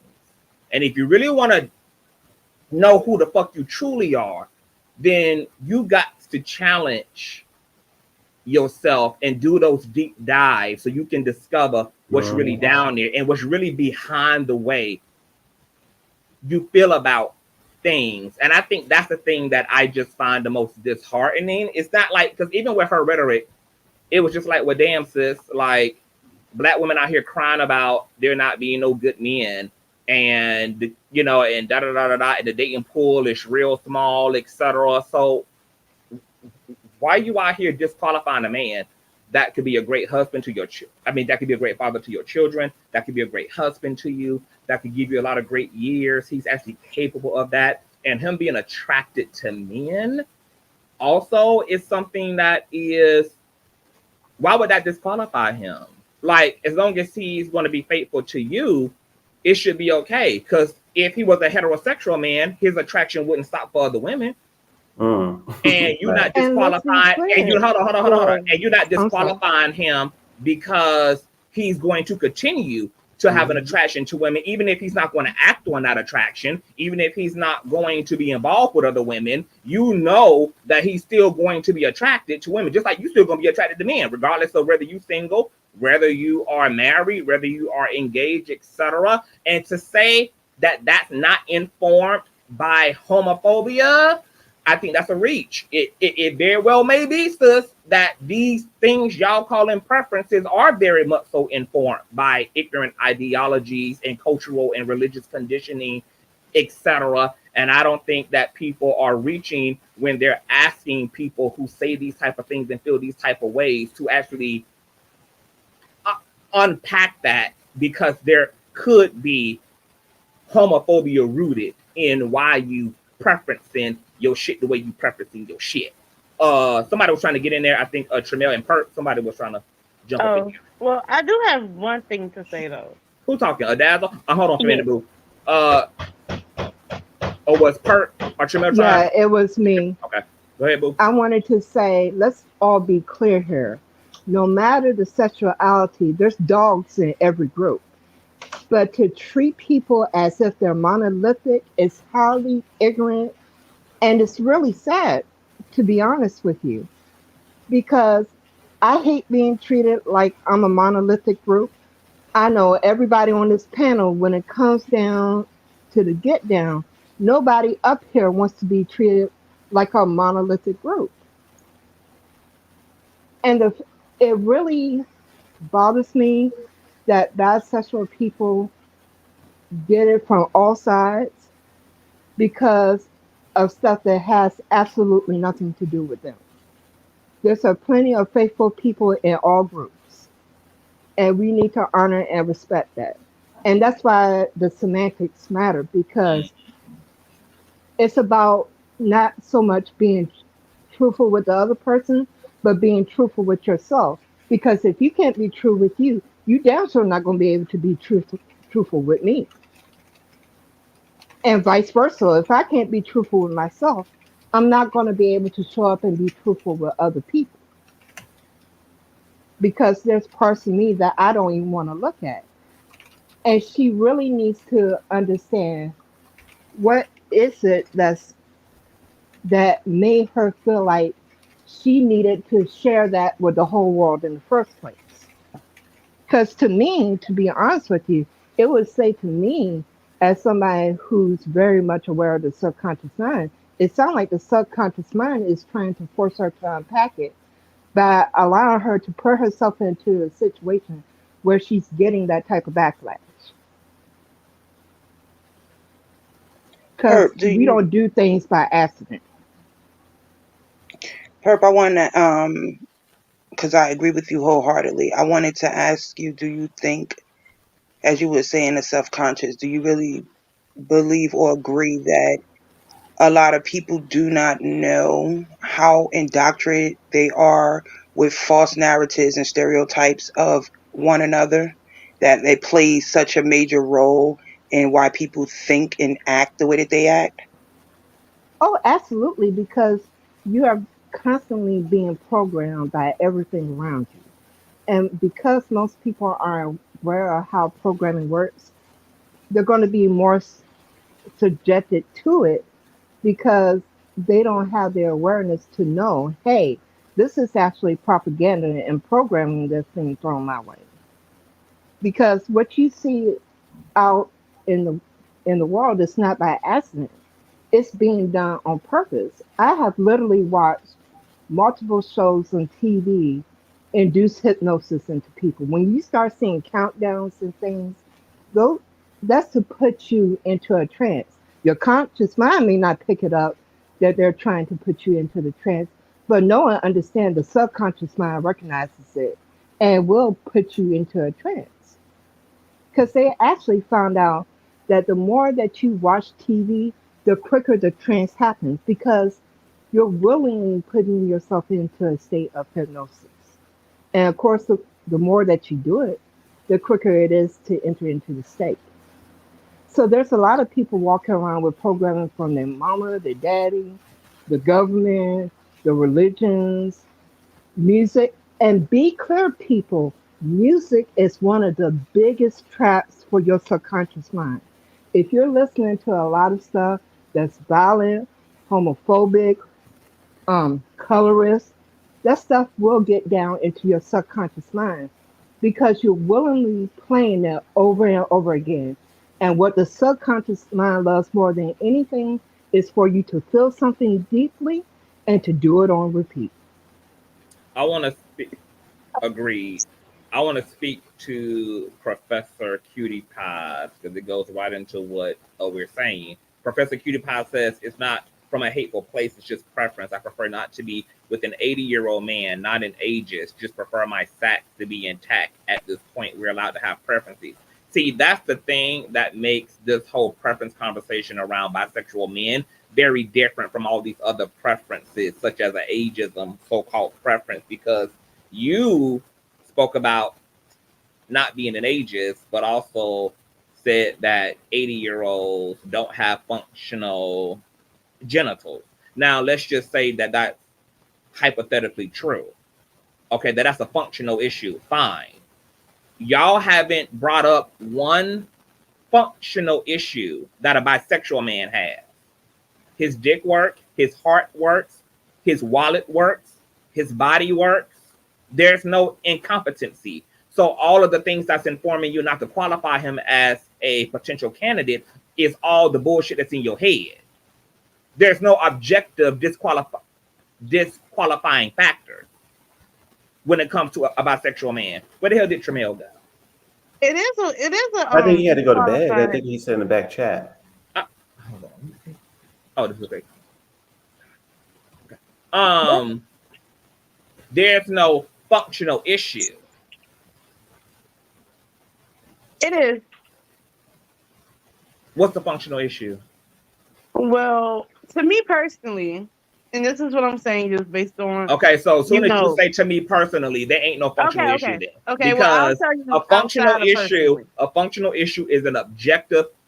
What is the objective functional issue? The problem is it's who he's dating. When you are he's talking dating. to people, But if we're talking about a bisexual man, he's dating you and you only. Because once again, the problem with the culture dazzle is that people keep conflating bisexuality with whore and bisexuality with polygamy and bisexuality with polyamory. Bisexuality is just the awareness that I'm attracted to both genders and sexes. But that's not what I'm saying. What I'm actually saying is it's not the fact that he is bisexual. That's the problem. The problem is the type of women that he's dating. When you are talking to people, just dating period, man or woman, after a while, you can kind of pick up on their personality. Okay? My thing is this. Not everybody is going to be where you are mentally, to be open to date. Hold on. Listen to what I'm saying, though. I'm already confused. Okay, listen to what I'm saying. Okay. You say you're bisexual, right? And you're dating a woman, and you don't know. Well, she doesn't know that you're bisexual. but you're dating her and you're talking to her on the phone, you pick up on her personality, you pick up on what she like and what she don't like, but also you pick up on her boundaries and stuff because you guys are talking. So say for instance you talk about somebody being gay or bisexual and they make a negative remark about it, right? And you're still talking to them. The fact is, you know that this person has an issue with men being bisexual or gay, right? And you're still talking to them. At this point, in a way, it feels like to me, you need to date people who are open based on conversation where the conversation is leading, who are open to what you're doing and what your experience is and how you walk this earth. Because just like me, I would want someone to date me that understands how my experience is. So for me, I feel like in a way you lie to yourself when you're talking to certain people for months, knowing that they don't like bisexual people. Okay, so wait, hold on. That's All all right, I'm all right. saying. All right, I all right, mean, hold on. it might All sound right, hold crazy, on. but All that's right, what so I'm hold on, hold saying. on. All right, so let's deal with, because it's a lot of things going on in what you just said. So okay, so thank you for proving my point that y'all don't actually have no objective disqualifying argument in all actuality when it comes to bisexual men.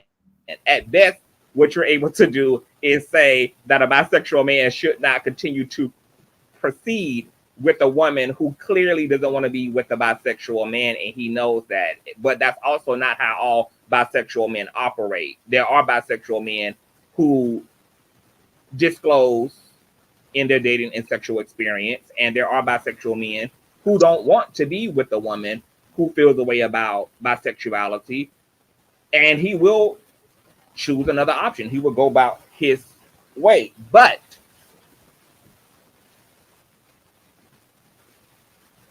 while I do agree, because I prefer people to just be grown and to just be like, to just be able to stand in a shit. That's how I prefer people to come into my life in every area of my life, platonically, romantically, etc. So I agree with that. However, I can also understand why a bisexual man would still choose to go forth and be with you, because the reality is he knows that his attraction to men ain't gonna have nothing to do with his ability to be the man that he want to be to you. He knows that his bisexuality ain't got shit to do with it, because if he attracted to you, he falling in love with you. He want to build a family with you. He feel like you, his soulmate, his twin flame, you the person that God put on this earth for him, etc. Then I can see why he's like, yeah, she homophobic as fuck. She weird as fuck on the bisexual shit, but my bisexuality ain't about to be the problem to begin with. So why am I still gonna not be with you because of how you feel about something that you're never gonna have to interfere with to begin with? You're never gonna see my bisexuality because I'm gonna be with you. You're never going to see me dating a man because I'm dating you. You're never gonna see me in bed with a man because I'm with you until I'm not with you. So my bisexuality, yeah, I understand you want to know it. But if I know that my bisexuality ain't got a goddamn thing to do with who I'm going to be to you, then I can see why a motherfucker won't. And I'm going to say that if we're going to hold bisexual men to that level of commitment and disclosure, then women need to let niggas know before they go home with his ass from the bar that ass are pads. Them titties is silicone, fat injections, or just toilet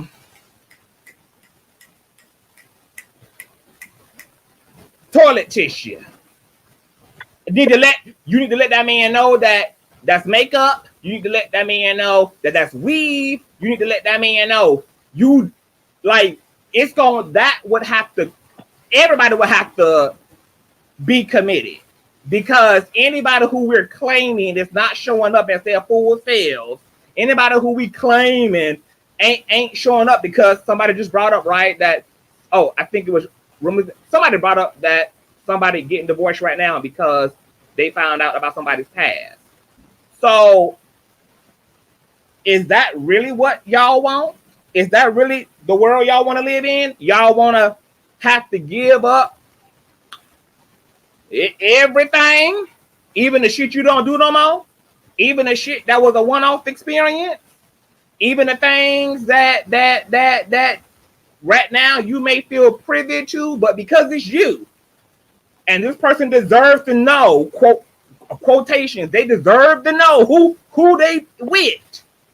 Is everybody in this bitch prepared to go around dumping 100% of their tea on everybody who they thinking about being with, and who they trying to sleep with, and who they in the process of courting? Mm-hmm. Is that what everybody ready for? Because that's what everybody gonna have to do. Everybody gonna have to give up their Carfax report. Your credit score, I want to know what your economics looking like. I want to know what your blood type looking like. I want to know if your mama was a hoe. I want to know what type of genetics. Y'all got a bunch of crazy ass motherfuckers in your family, because I ain't trying to have no crazy motherfucker come through your womb. Like, I mean, is that really practical? And does it matter? And are we even considering that some of y'all are holding a bisexual man to like a very high standard that even y'all don't even operate in when it comes to other truths that other people may feel it's necessary for them to know up front before they put a ring on it, or before they lay down with you, or before they start having kids with you, or before. I have a question. I had a hold on, but I got that question first. Is everybody here ready to show up? Is that the world that we want? And that's what we ask. And is everybody prepared? And does everybody feel comfortable divulging all their tea to everybody who they sleeping with, and everybody who they trying to court, and everybody they in the process of dating, and everybody who they dealing with romantically and sexually? That's dangerous in New York City. That's dangerous here. No, you do that. No, I don't think it's important in the reality of it all, because I think that this type of discussion is not to say, oh, what is your preference, and you need to back it up. It's to acknowledge your biases and how the hypocrisies. And I think a lot of people in this chat are missing that. You can choose whatever you want, but we need to. Well, I don't need anything, but just how about you acknowledge your biases? The fact that as a cis Black woman, that, and there's examples of it everywhere, that I will let a man into my life who could admittedly tell me he got 5 women pregnant, or he has a problem with monogamy, and I'm like, I'm different, and I will walk down the aisle with him thinking I am different. Yet this same man or a different man could say, hey, I had a sexual encounter with a man 2 years ago, and all bets are off. It's like the goalpost is moving. The goalpost is moving. And a lot of y'all need to realize that and admit it. You ain't got to change it. Hold on. But admit it's the what trying to be moved. The goalpost is moving. Are you looking at the screen, sis? It's the what being moved? The goalpost. Okay. The goalpost is moving. The fact that you will walk down the aisle, marry a man that has has 5 children by 3 different women, thinking you are different. But the minute the guy said, I had a sexual encounter with a man 10 years ago, that's it. And that is where the problem lies. You don't have to tell me, this is my preference and I don't prefer to go to date a bisexual man. That's fine. But don't act like what I'm saying is that's crazy. It's not logical. It's foreign to you. If that's your preference and you want to say that's your preference, that's fine. But don't act like it's not that what you're saying isn't logical, because it isn't. I believe because let me hold on, because I just want to hold on for a minute, because I just want to add this one part right here. Because let me tell you something, baby. And you know, I'm team motherfucking women all day, but women challenge everything about these motherfucking niggas. Right. Women literally hold a whole congressional hearing if these niggas say, I want a woman who ain't got no kids. I want a woman who ain't been married. I want a woman who under 30, like who's between, like women challenge everything about niggas' preferences. So once again, like if y'all can see the issues in that, y'all can see the issues with like, okay, why would you disqualify a good woman who may come into your life who already has a kid? That don't mean that she's spoiled goods. That don't mean that she's not healthy. That don't mean that she's not a well-rounded, successful individual because she's already been with child, or because she's on her second marriage, or because etc. Like we know that women go through all type of things hormonally, you know, things that change y'all's bodies, y'all's weight, etc. These niggas, they get out here with these BBL standards and these Playboy standards for women, and those things get challenged all day. And if we can see the issue in that when it comes to conversations around like quantifying partners, then I don't understand why we get like all of a sudden, like it's like, oh, we in the twilight zone now. Now all of a sudden, oh no, it's just my preference that I just don't want to buy that. It's like, nah, boo. We gonna unpack that shit and we gonna do brain surgery on that shit the way that y'all be doing brain surgery when these niggas be getting out here talking about all the 20 trillion preferences they have for exoticals and biracials and big butts and virgins and the list goes on and on and on and on and on. We're gonna do that same deep dive heart surgery when it comes to unpacking this weird shit y'all got about bisexual men. I wanna welcome a male NYC to the building. Hey boo, and your thoughts. Okay, thank you. And first up, thank you for allowing me up here. This is such an interesting conversation because I do peek my head into the heterosexual relationship sectors, and I kind of find them a little funny and annoying. So for me, I would also add to the seasoning disability. So for me here in New York City, as a gay man, I have my preference and stuff like that. So when I'm sitting around burning candles and thinking about what I want, whatever, when somebody popped up who was disabled, it was a little jarring, you know, a couple of years ago, but it wasn't something that I was totally opposed to, but it was a blessing. I learned a lot from this person. When I saw that or heard that woman just now that you played, I would have told her, I would have asked her, you know, what is it she wanted in a partner? She should focus on that, really focus on that. And you never know how that person's going to pop up.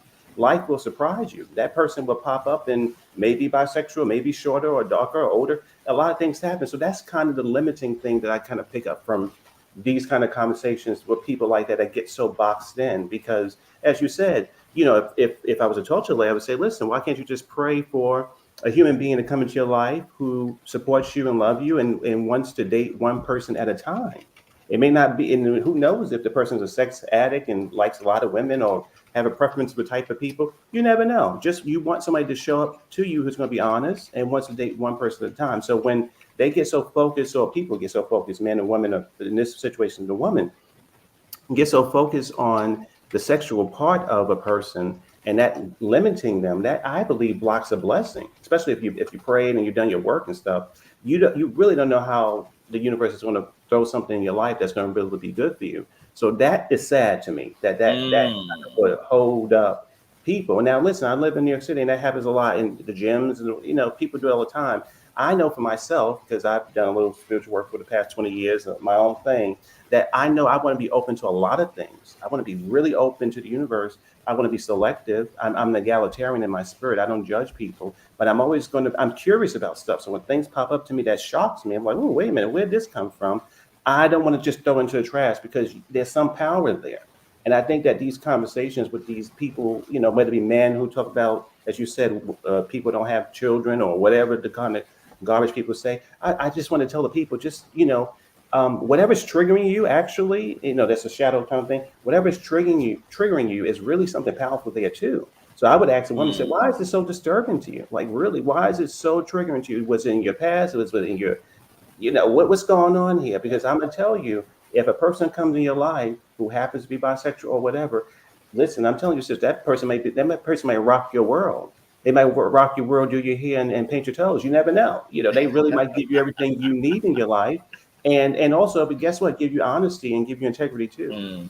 Maybe they may not Yeah. be out there doing all the shooting and all the stuff that you think you need from the programming of society. But, and also relationships may not last a lifetime, but you might really get something really good from something that challenges you. So I think that that's what I feel like now. A lot of people don't want to be challenged. Whether you're a man or woman, you just like you see something that makes you uncomfortable, and then you go, okay, And I would say the last thing too. She said, and I thought that was crazy. She was like, well, I don't want nobody convincing me. I would love to tell her, listen, ain't nobody trying to convince you of nothing like that. I'm sure that man who's looking at you, was thinking about you, said, I don't got time to do this work. I'm going to go somewhere else or find somebody else who's, in my vibration. Nobody's trying to, the world is billions of people. Nobody needs to convince anybody of anything really these days. You can get whatever you want in this world. So I think that sister, she sounds like she's filled with fear. She's limited. And she needs to do a couple of tweaks and she'll be happy. But yeah, she's, blessings are coming to you and you just blocking it. That's crazy to me. Because, and those are great points, Mel. And that's the audacity of it all, is that I'm just like, wait a minute, how the community is going to got all these complaints. Ain't no good man, ain't no da-da-da. But it's like, and that's why I asked the question. I could understand if the disqualifications for not dating bisexual men were rooted in some objective dysfunction. Mm-hmm. But I mean, it's not like it's not like it can be said, well, he won't be able to be turned on by me, so y'all not gonna have no problems in the bedroom. If he's attracted to women, he's attracted to you. It's not like you can say, well, he's totally same gender loving, so he won't be able to love me. He's bisexual, so he's fully capable of being in love with you and having you as a life partner. So I'm like, where is what's the fizzle? And I can't help but think that it is. I mean, to the people who are challenging and saying, look, this might be homophobic. I can imagine, because see, we just came off of a conversation yesterday around K. Michelle saying that she does not feel protected if her man was to show vulnerability, if her man was to cry in front of her, that she wouldn't feel protected and that she would turn into the man. Mm-hmm. And so I know, because, there's this thing where Black women feel like they're not being protected, and largely they are not being protected. Yes. That and that's important for their sense of masculinity.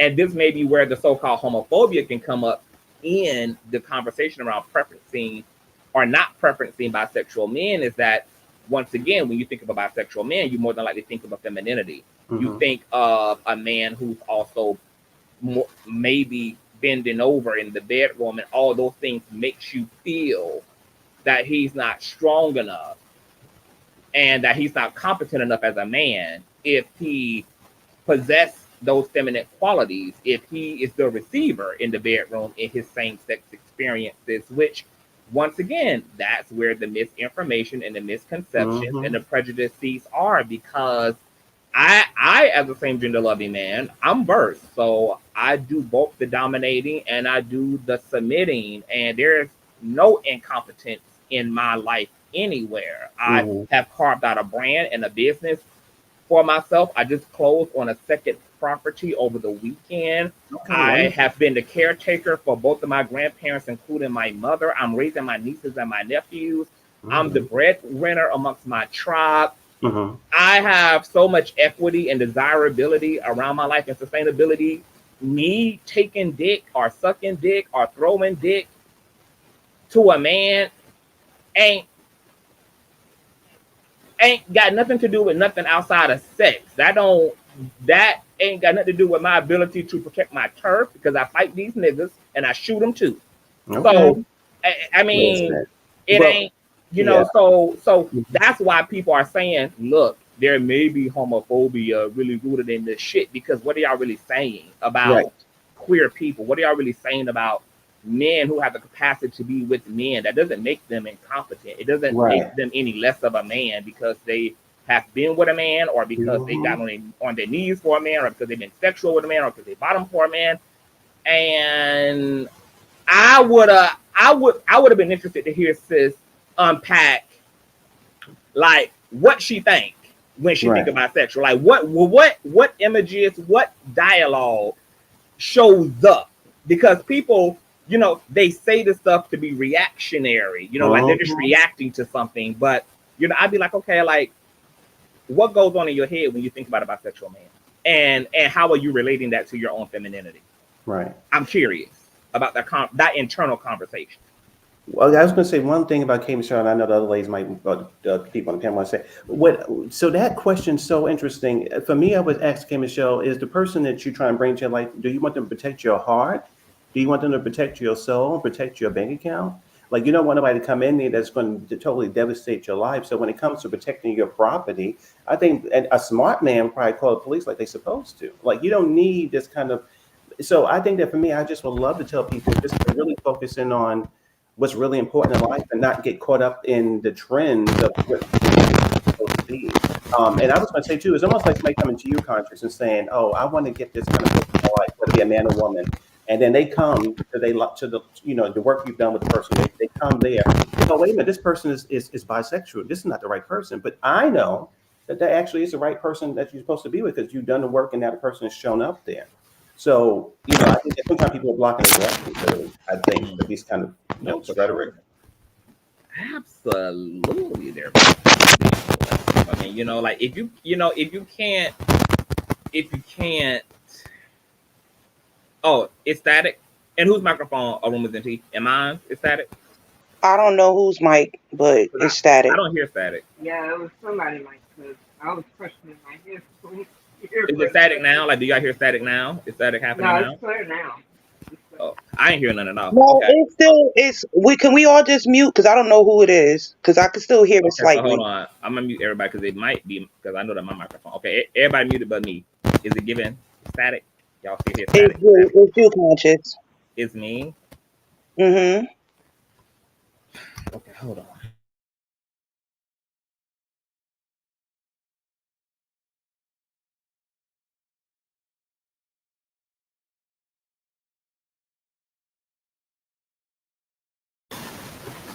All right, let me bring. Okay, is it giving static? It's still giving static? Yep. Yeah, it's still is. Okay, let me just switch it over to the other. Is it giving static now? No. Okay. Yeah. No, it's good now. All right. Okay, so how do y'all feel as the panel? If people were saying in the comments that they're making an argument that, let me just pull it up. Because somebody said something about a baseline. Let me see here. Baseline. Okay, Miss Lucky says everybody has a right to their own. No, that's not what I'm looking for. Is there a preference? Okay, bias. Okay, here it is. Professor Cutie Pie says if these preferences are biases, then there's a baseline bias that we all have that in order to be an individual with their own standards. And I know somebody earlier said something kind of equivalent to, well, to be straight and or bisexual and or gay is a preference. No, that's an orientation. See, that's the lack of education that's going on here. Is y'all conflating too much shit. Gay is an orientation. So that means that where your sexual and romantic antennas are predominantly pointed to is to the same sex. If you're heterosexual, your antennas are predominantly directed toward the opposite sex. If you're bisexual, your antennas are directed toward both genders, even though it can be varying degrees of genders. Those are not preferences because gay people can't prefer women. But gay people can prefer the type of men they like. Happy men, kind men, jovial men, Christian men, etc. Women, straight men and women can't prefer the same sex. What they can prefer is the type of opposite sex folk they are attracted to. Bisexual folk can't prefer one over the other. They are organically attracted to both genders.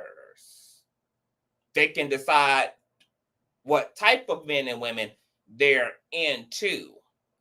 But the issue we get into when it comes to these attitudes toward bisexuality is that we're talking about an opposition that's not based upon attraction. It's based upon ideological factors. It's a discrimination and a prejudice that's backed by a belief system, whatever that belief is, that a bisexual man is feminine, a bisexual man is a hoe, a bisexual man can't be trusted, a bisexual man is nasty, a bisexual man is whatever. It's backed up by ideology, because when you see another man as a heterosexual woman, you don't see his bisexuality.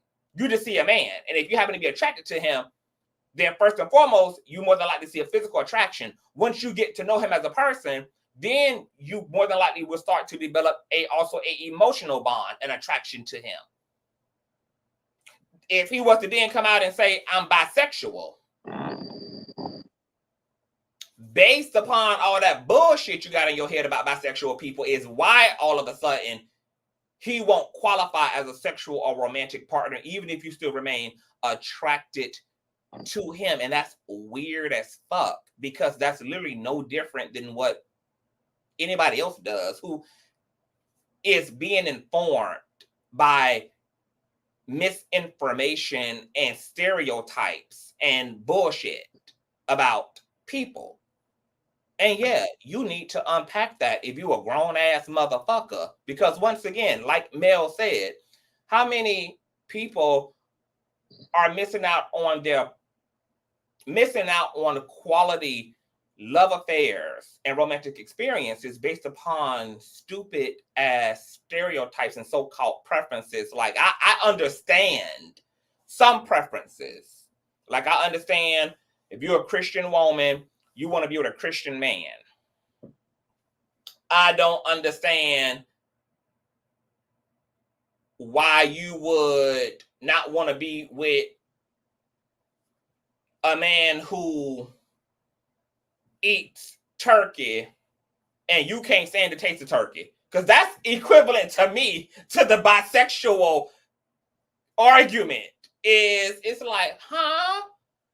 Like, I don't hear I still don't hear what the problem is.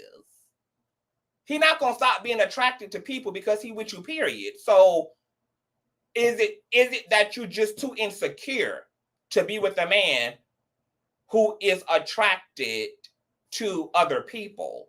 But once again, the reminder here is he never would stop being attracted to other people, period. Like, that's never going to stop to begin with.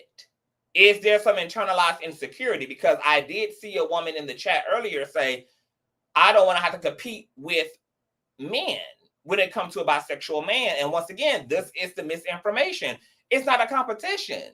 If a bisexual man wants you, he wants you. Unless he says, I am a polygamist and a polyamorous and I'm looking to be in an open relationship, then that's one thing.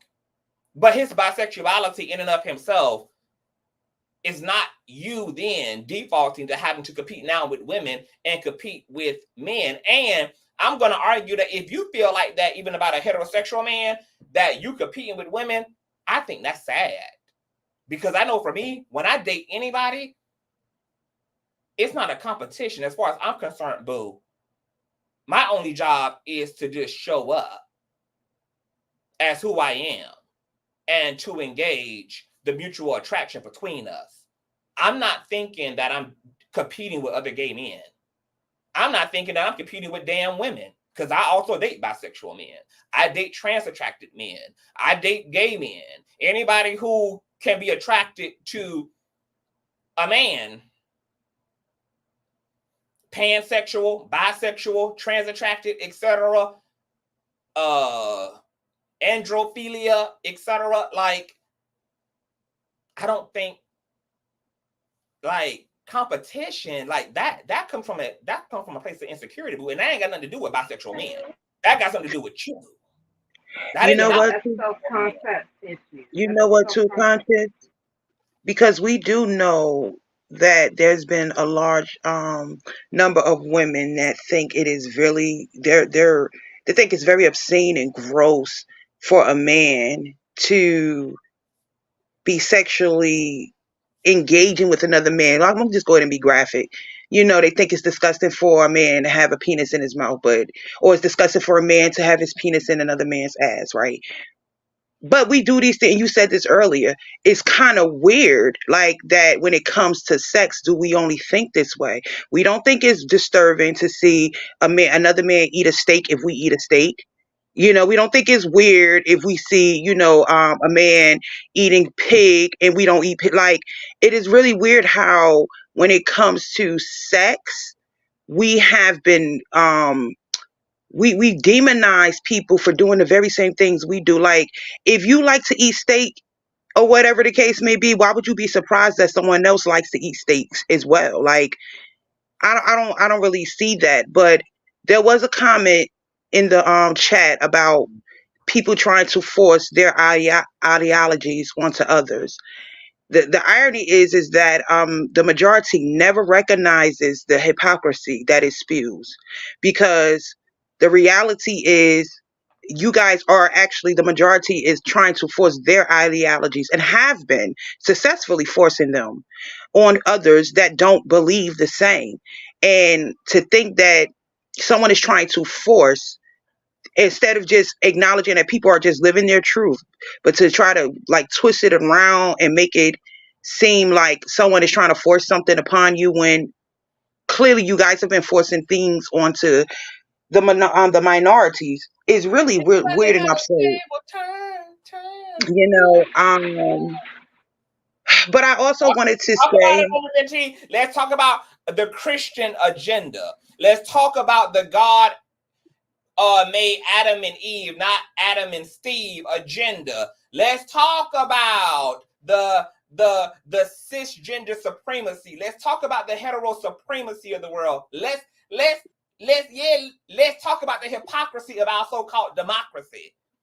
It's funny how now the tables have turned, and it's not even a forced agenda. It's literally just, once again, it goes back to our conversation yesterday, Arumbas and Tea, where we are quantifying people. Like, the way we're quantifying people is literally dehumanizing as fuck.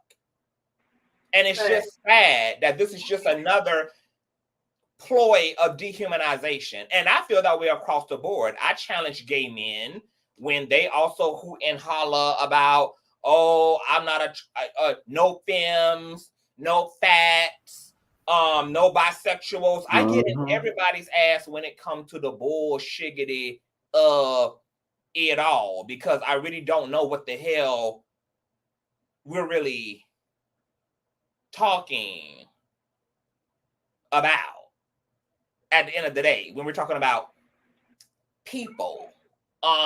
It's weird that we do have these shallow ambitions when it comes to relationships, and I just don't think that any community has the right to claim that a pool done dried up, but then y'all out here literally throwing away perfectly well-to-do, competent, capable, ready, set, go as individuals. And like you said, Arumbas and Tea, I'm still trying to understand that, like, just like me, two of my exes are bisexual. One is married right now, got kids and all. And then one of my other ones, he's just somewhere in the world being trash. But I didn't think it was disgusting because he had been in pussy. He's also bisexual, so he done been up in niggas too. So I don't think, like, I'm trying to say, what you did with who you did, we got to do with me. yeah, that's something, I definitely think that's something internal, because it's not like I can smell her on you. It's not like I can smell your past on you. So what in the hell, whatever you did with whoever you did it with, what in the hell that got to do with me? What damn am I supposed to care about whatever sexual activities you like to be in or was into or what fetishes you participated in your life. You a human being. I don't find sex disgusting at all. I don't find whatever the fuck people like to do to be disgusting, because there are also women who like to peg their men. There are women who like to actually penetrate their men with fingers, dildos, sex toys, and all. And they're straight men who are into being pegged and like to their anus massaged, etc. Is that everybody's thing? No, but I'm very progressive. I will argue that we should also challenge the things we kind of go ill to, because like it's sex and there are no like do's and don'ts. It's fucking sex. People like all type of shit. Like whatever feel good to your body, feel good to your body. What feel good to your pussy, feel good to your pussy. Whatever feel good to your titties, feel good to your titties. Whatever feel good to your mouth, feel good to your mouth. Whatever feel good to your skin, feel good to your skin. Some people like candle wax all over their asses. Some people like to be tied up and gagged and like to be deprived of oxygen. And okay, and so great. These are supposed to be the things that go down in sex. And I don't think sex also has a sexuality. So once again, I got homeboys who get pegged by their girlfriends. I got homeboys who be sucking on the dildo and all, and their girlfriends be acting like the whole top in the situation and everything, honey, and they get their life. And those men are also not same gender loving. They're not bisexual. They just like when their women make them submissive, and they like being submissive sexually to their woman. They like being dominated in the bedroom. They may be the top in every other area of the relationship. They may run the household. They may run the economics of the household. And when it comes to the bedroom, baby, they feet to the ceiling. There are women who like anal sex. Is that gay sex? Is that a woman liking gay sex because she likes anal sex? I got homegirls who like anal sex more than they like vaginal sex. They can only actually have an orgasm when they're being anally penetrated. Conscious. I just like all type of shit. So what? I'm trying to figure out what the fuck is supposed to matter to me. What the hell you done did with another motherfucker?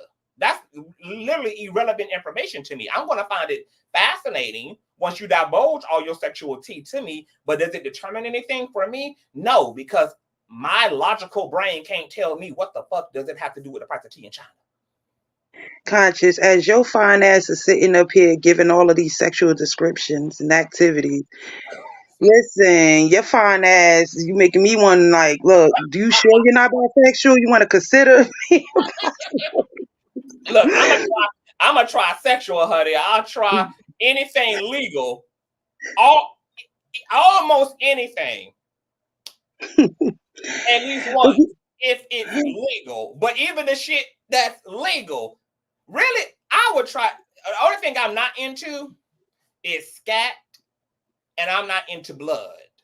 Everything else you can do to me. Everything else you can do to me. You want to tie me up. You want to gag me. You want to rotate me. You want to bury me in sand.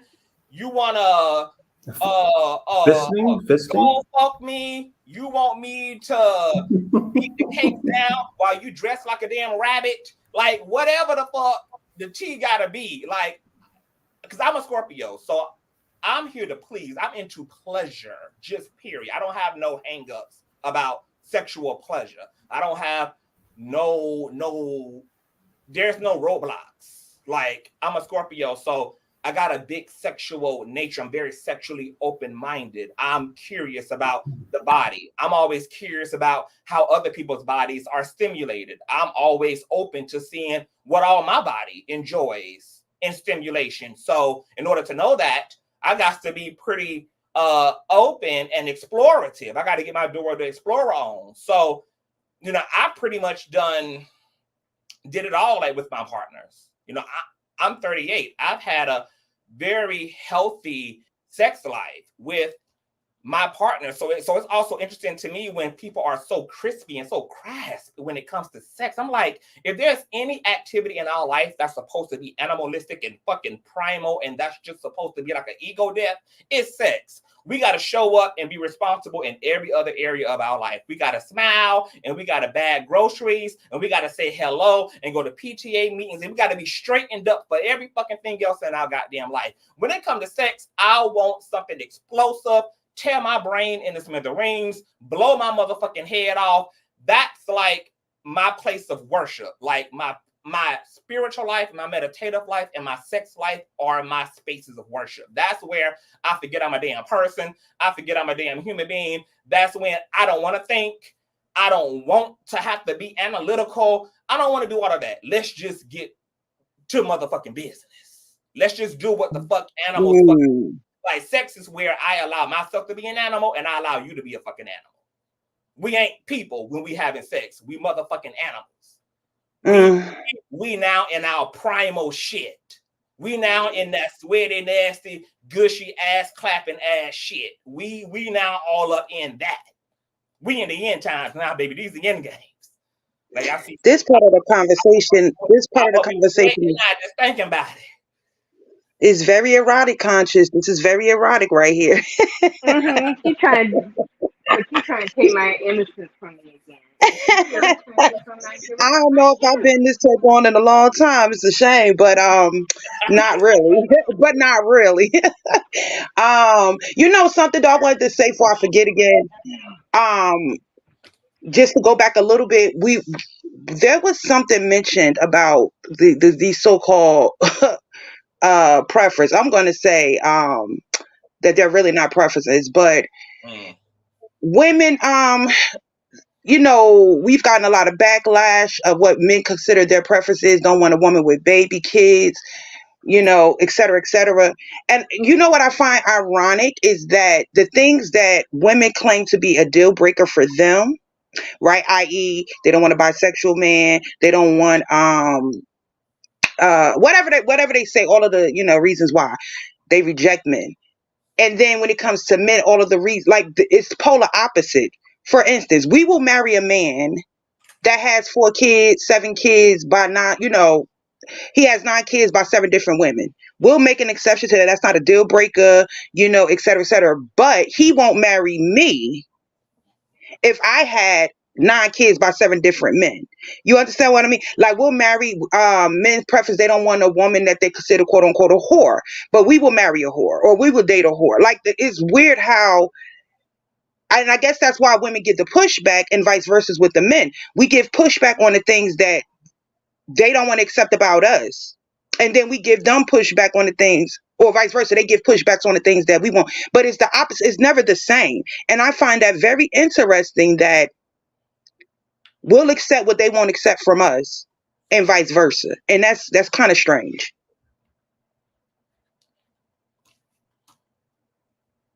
If y'all caught all of that. Because it's kind of strange to me.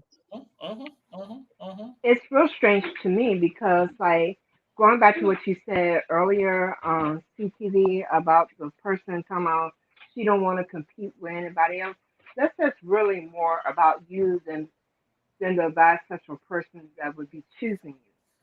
Because if I got to compete with other people, I just won't do it. Yeah. And I'm not going into a relationship thinking that I'm going to be competing with other women.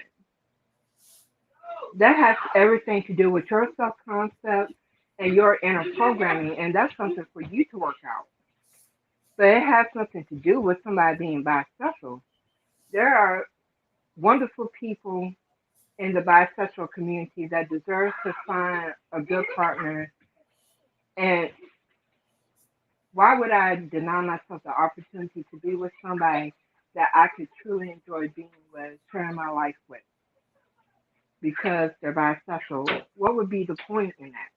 Do you agree with this part that a lot of the women who have hangups about dating bisexual men, I have also seen ironically uphold a lot of patriarchal ideals as well?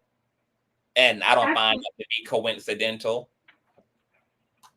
Absolutely. And I have also seen whether it be a female who's straight or one that is a part of the community, I've seen both hold a lot of patriarchal ideas and do the typical patriarchal type relationship.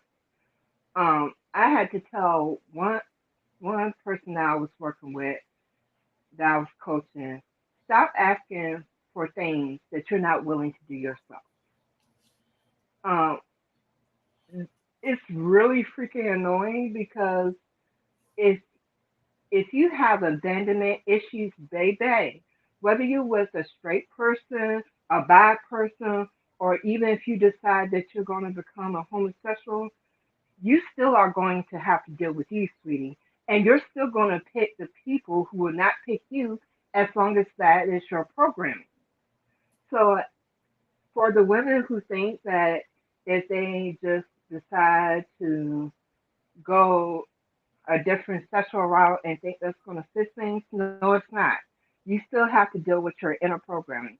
That inner programming is going to come along with you, no matter who you choose to lay down with, and it's going to have to be dealt with and addressed. Because as long as you think that you're in competition with other people, that people people don't have to show up for you, that you have abandonment issues, it's gonna be the same role, different actors. That's all it's gonna be until you're willing to deal with it.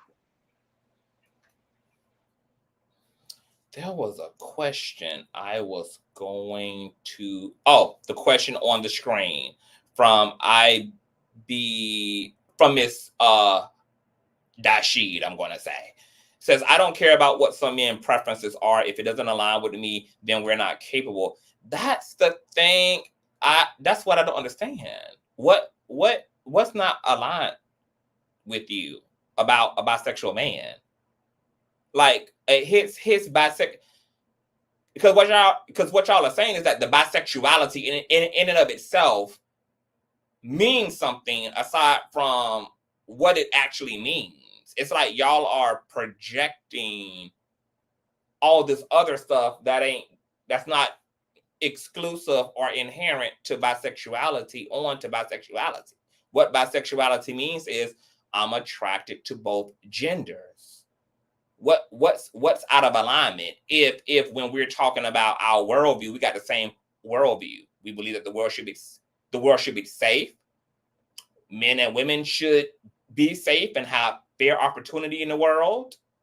Neither one of us believe that people should be thrown away. We both believe in ideals of love. We might even have the same religious affiliations or the same spiritual ideals. We are compatible as it relates to wanting a family and what our roles are to be in our relationship. Like, what is I once again, I'm not hearing any feasible clapbacks. I'm just, y'all like. Would it be safe to say? Mm-hmm. I was going to say, would it be safe to say the fact that you both share an attraction to what would be that person's gender preference?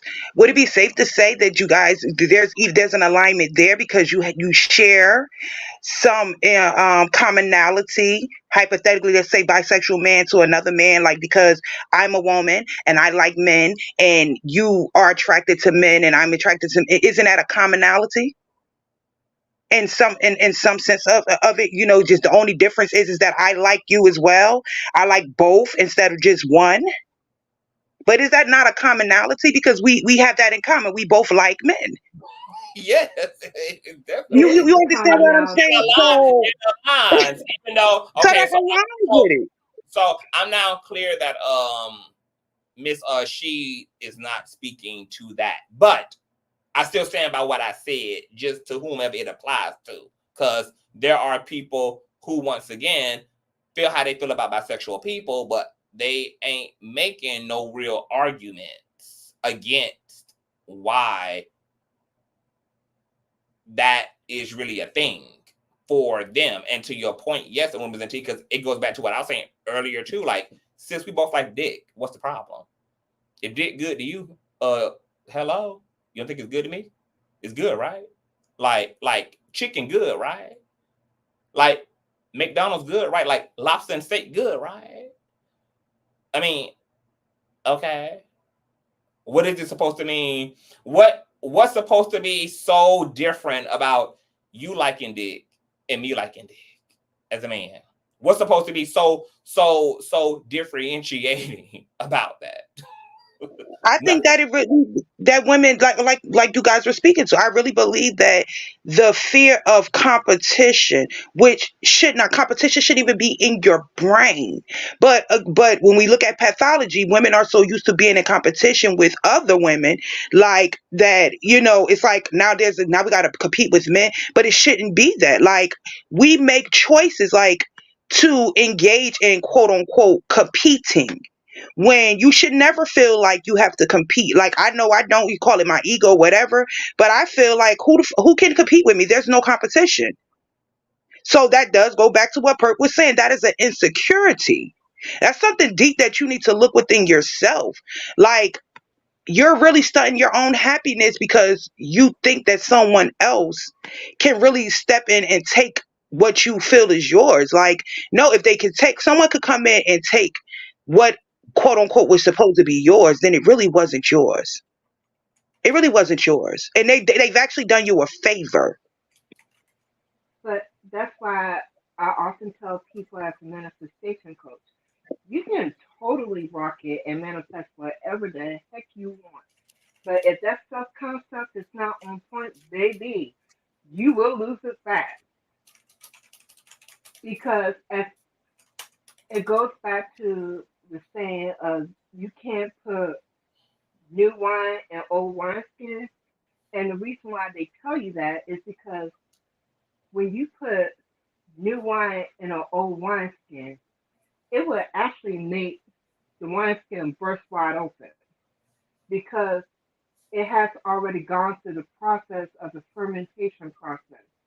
So the fibers of that wineskin is weakened from the process of the wine that was previously in it. So now you're sticking new wine in it, and it's going to have to go through that same process, but it's not going to be able to take the pressure of the gases that's going to have to be part of the fermentation process. And it's the same thing with old programming. If you want to trash programming, trash in is trash out. So as long as you got a virus running on your computer, it don't matter how many upgrades you add to that computer. As long as that virus is there, it's going to do what a virus does. And that's what people are not understanding. If your self-concept is so piss poor that you feel like you're in competition with other people and your self-concept is not to the point, like Beyonce told you, if I can't be number one, I won't be number two, baby. If you can't walk in that truth and feel that way about yourself and say, I deserve to have somebody fully show up for me and be for me, then you're going to get whatever that programming that's running that says otherwise. Because that was the whole point of you can't mock God. Because the God within you, your subconscious mind is hearing everything that you think, you say, all the little inner crap that you're talking to yourself, it's hearing and witnessing all of it. And one thing you can never do is outrun yourself. You are going to show up wherever you go. So changing locations, changing partners, as long as you got that trash programming running, baby, just know trash is coming right along with you. And in speaking of trash, I want to speak to this comment here on the screen from Professor Cutie. It says, using that fact to discriminate against people or to spread hate speech is homophobia, but saying I don't want to have anything to do with that is not hate, it's just smart. No, see? Do y'all see how loaded? Yeah, Do y'all see how microaggressive and how covert the prejudice is? One of the big problems when it comes to conversations around prejudice and discrimination is that a lot of people have a very one-sided view of prejudice. When y'all think about people discriminating, y'all always think of the extreme, the loud, the boisterous, the overt personification of racism or sexism or transphobia or homophobia. There's something called covert racism, covert sexism, covert homophobia and transphobia. So you can have a racist person, call you an N-word and call you a monkey. Or you can have a covert racist person say, I don't have any issues with Black people. I just don't want any of my children marrying a Black person. I don't have no problems with Black people. I just don't want to live in a neighborhood with Black people. I have no problem with Black people. I just don't want to go to school or to be coworkers with Black people. You can have a overt sexist person says, yes, I believe that women are subservient to men and should stay in a place. Or you can have a covert sexist person just not hire women for certain positions because they feel that only men are competent as engineers or as auto mechanics or in tech, etc. Discrimination don't always have to be rah, rah, ka. It's soft, it's passive, and yet still blatant. So, yes, just because y'all are not using the F word and just because y'all don't have a problem with people being queer does not mean that these other sentiments and attitudes are not loaded with prejudice and homophobia. Because it is, in fact, loaded with such. You were trying to say something, Women's Indeed. No, yeah, I'm glad you addressed that or whatever, because when I was reading that comment, I started to wonder, are people thinking that these, and I'm using it in quotation marks, these preferences is that this their way of thinking that they're narrowing down the field of potential conquest, or like, because I'm just like, I really want to know what the point of it all is. If your ultimate goal is to be happy, to find someone, find a mate that you can be happy with, whatever happiness looks like to you, why are you squandering, or why are you eliminating other potential conquests? Like, I don't understand, me personally, I really don't understand to say, I just don't, I just don't want, I don't want it, without having concrete reasons, as you said, objective. Like, what is the real issue? But you know what's funny about that, Women's NT? Look at the comment, because see, I'm about to show y'all just how harsh and how nasty this gets. Professor QPod said, no, my dear, gay, bisexual, and other men who have sex with men have a greater chance of getting hepatitis A, B, HPV per the CDC. And per the CDC, Black women are also the leading carriers of HIV. So then it would be fair for Black men to say, I don't want to be with a Black woman because I have higher chances of contracting HIV from her than any other woman. And how also loaded that would still be, even if that being the case. But we can flip it and reverse it there, because see, the scale's gonna always scale, baby. See, if that's what we want to do, my dear, we can do this, my dear. it's all right because the math and the scales are going to scale, baby. Okay, and everybody feelings in this bitch will be in the dumpsters by the time it's all said and done, because it's not a problem. And see, this is in the underbelly of it, because you see how far Professor Cutie Pie waited. 2 hours in, she's arguing. No, it's just a preference. No, it's just this. No, she hid this. This is what I challenged. This was what was in the underbelly. These are the ideals. These are the things. And once again, there's no problem with nobody wanting to not contract HPV or hepatitis A, B, C, or Z, or not wanting to contract crabs, herpes, etc. You should not want to intentionally contract anything that could be damaging to your health or your immune system.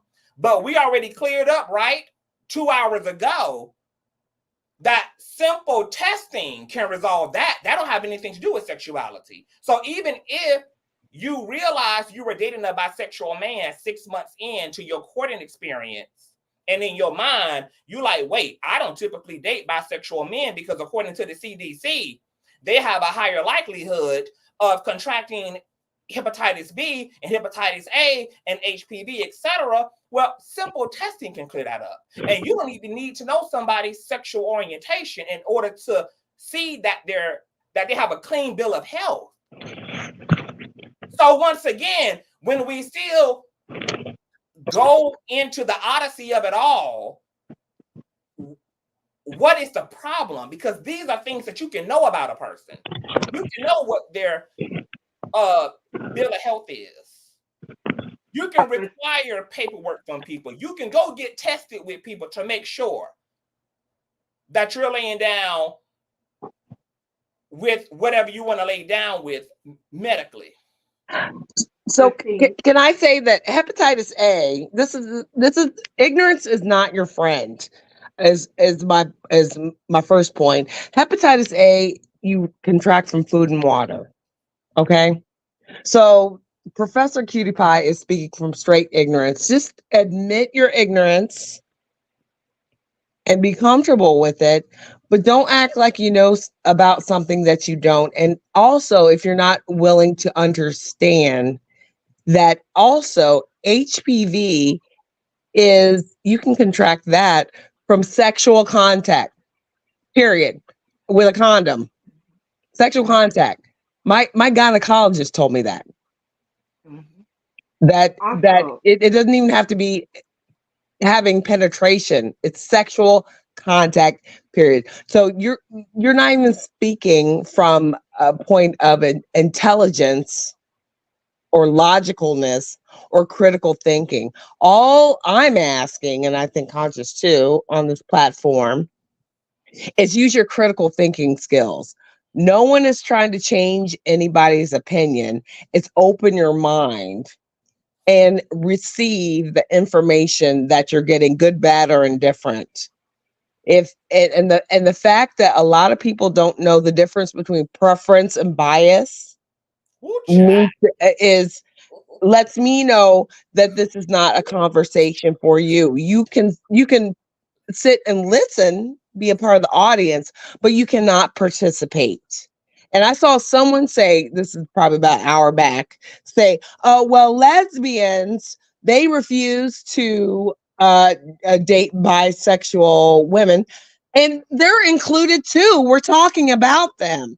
It's like, you have to include every, and maybe we do, I don't know, include every possibility for someone to not have to insert whataboutism, because we are talking about them. And feel free to come into the conversation late, because people, working or doing whatever. But the fact that at the beginning of this conversation, I had questions for Tramel when he said that he felt that bisexual men weren't being realistically, this is my interpretation, that they're actually gay. And in his experience, he's probably right. I don't know. Everybody has their own experience. My point is, people's sexual history is their own business. What they're doing right now and with you, and your word is your bond. If you're telling me I am committed to you and we are going to be in a monogamous relationship, what you did 20 years ago, 15 years ago, 2 years ago, when we were not in a relationship, is none of my business. Period.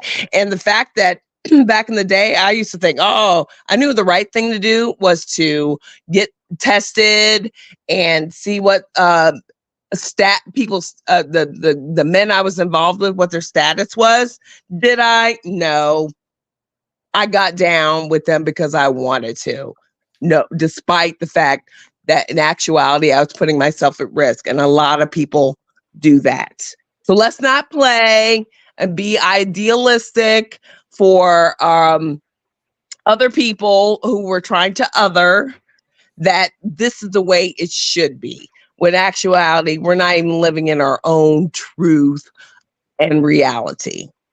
And I want to say this, and thank you for saying all of that, Shauna, is that and see, this, I'm glad I let this conversation go on as long as it did, because I was just waiting for like the honesty volcano to finally just erupt, because see, I know people be bullshitting when they be calling this shit, it's just a preference. No, it ain't. It's loaded with, once again, stereotypes. It's loaded with bigotry. It's loaded with all of those things. And if you just press on a motherfucker long enough, and you sit in the room with their ass long enough, and you outrun their ass long enough, and you keep them feet moving up on their ass long enough, a person to finally get to their damn bottom line of the bottom line of the bottom line of the bottom line. And this is the thing about coming out of the closet. Since y'all telling these niggas to come, these bisexual niggas to come out of the closet, can y'all also just come out of the bigotry closet? Because it shouldn't take y'all 2.5 hours to finally be like, I don't want to sleep with a bisexual man because I believe he is filled with pestilence and disease.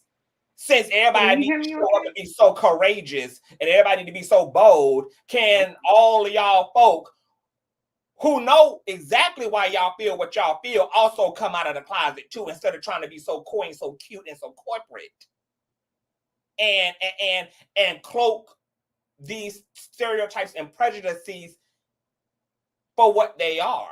Just call it for what it actually is. And once again, a bill of health, because I agree with Professor Cutie Pie, as I said earlier. I mean, your sexual health is your sexual health. I'm a queer man. I sleep with men. I date men. I'm also aware of the CDC. I'm also aware of some of the issues within the community. But that's why I regularly get tested. I just posted my test results, 2 weeks ago on my platform? Like, I get twice. I don't even have sex like that no more, but I still get tested twice a year. Like every 6 months, get a full STI, STD scan, and I also require paperwork because my sexual health is my duty, it's my responsibility. I take responsibility for it, and it's my job to make sure that I'm good. It's my job to make sure that you good before we do whatever we gonna do. Or even if you got a situation, it'll determine how we gonna do what we gonna do, if we still gonna do whatever we gonna do.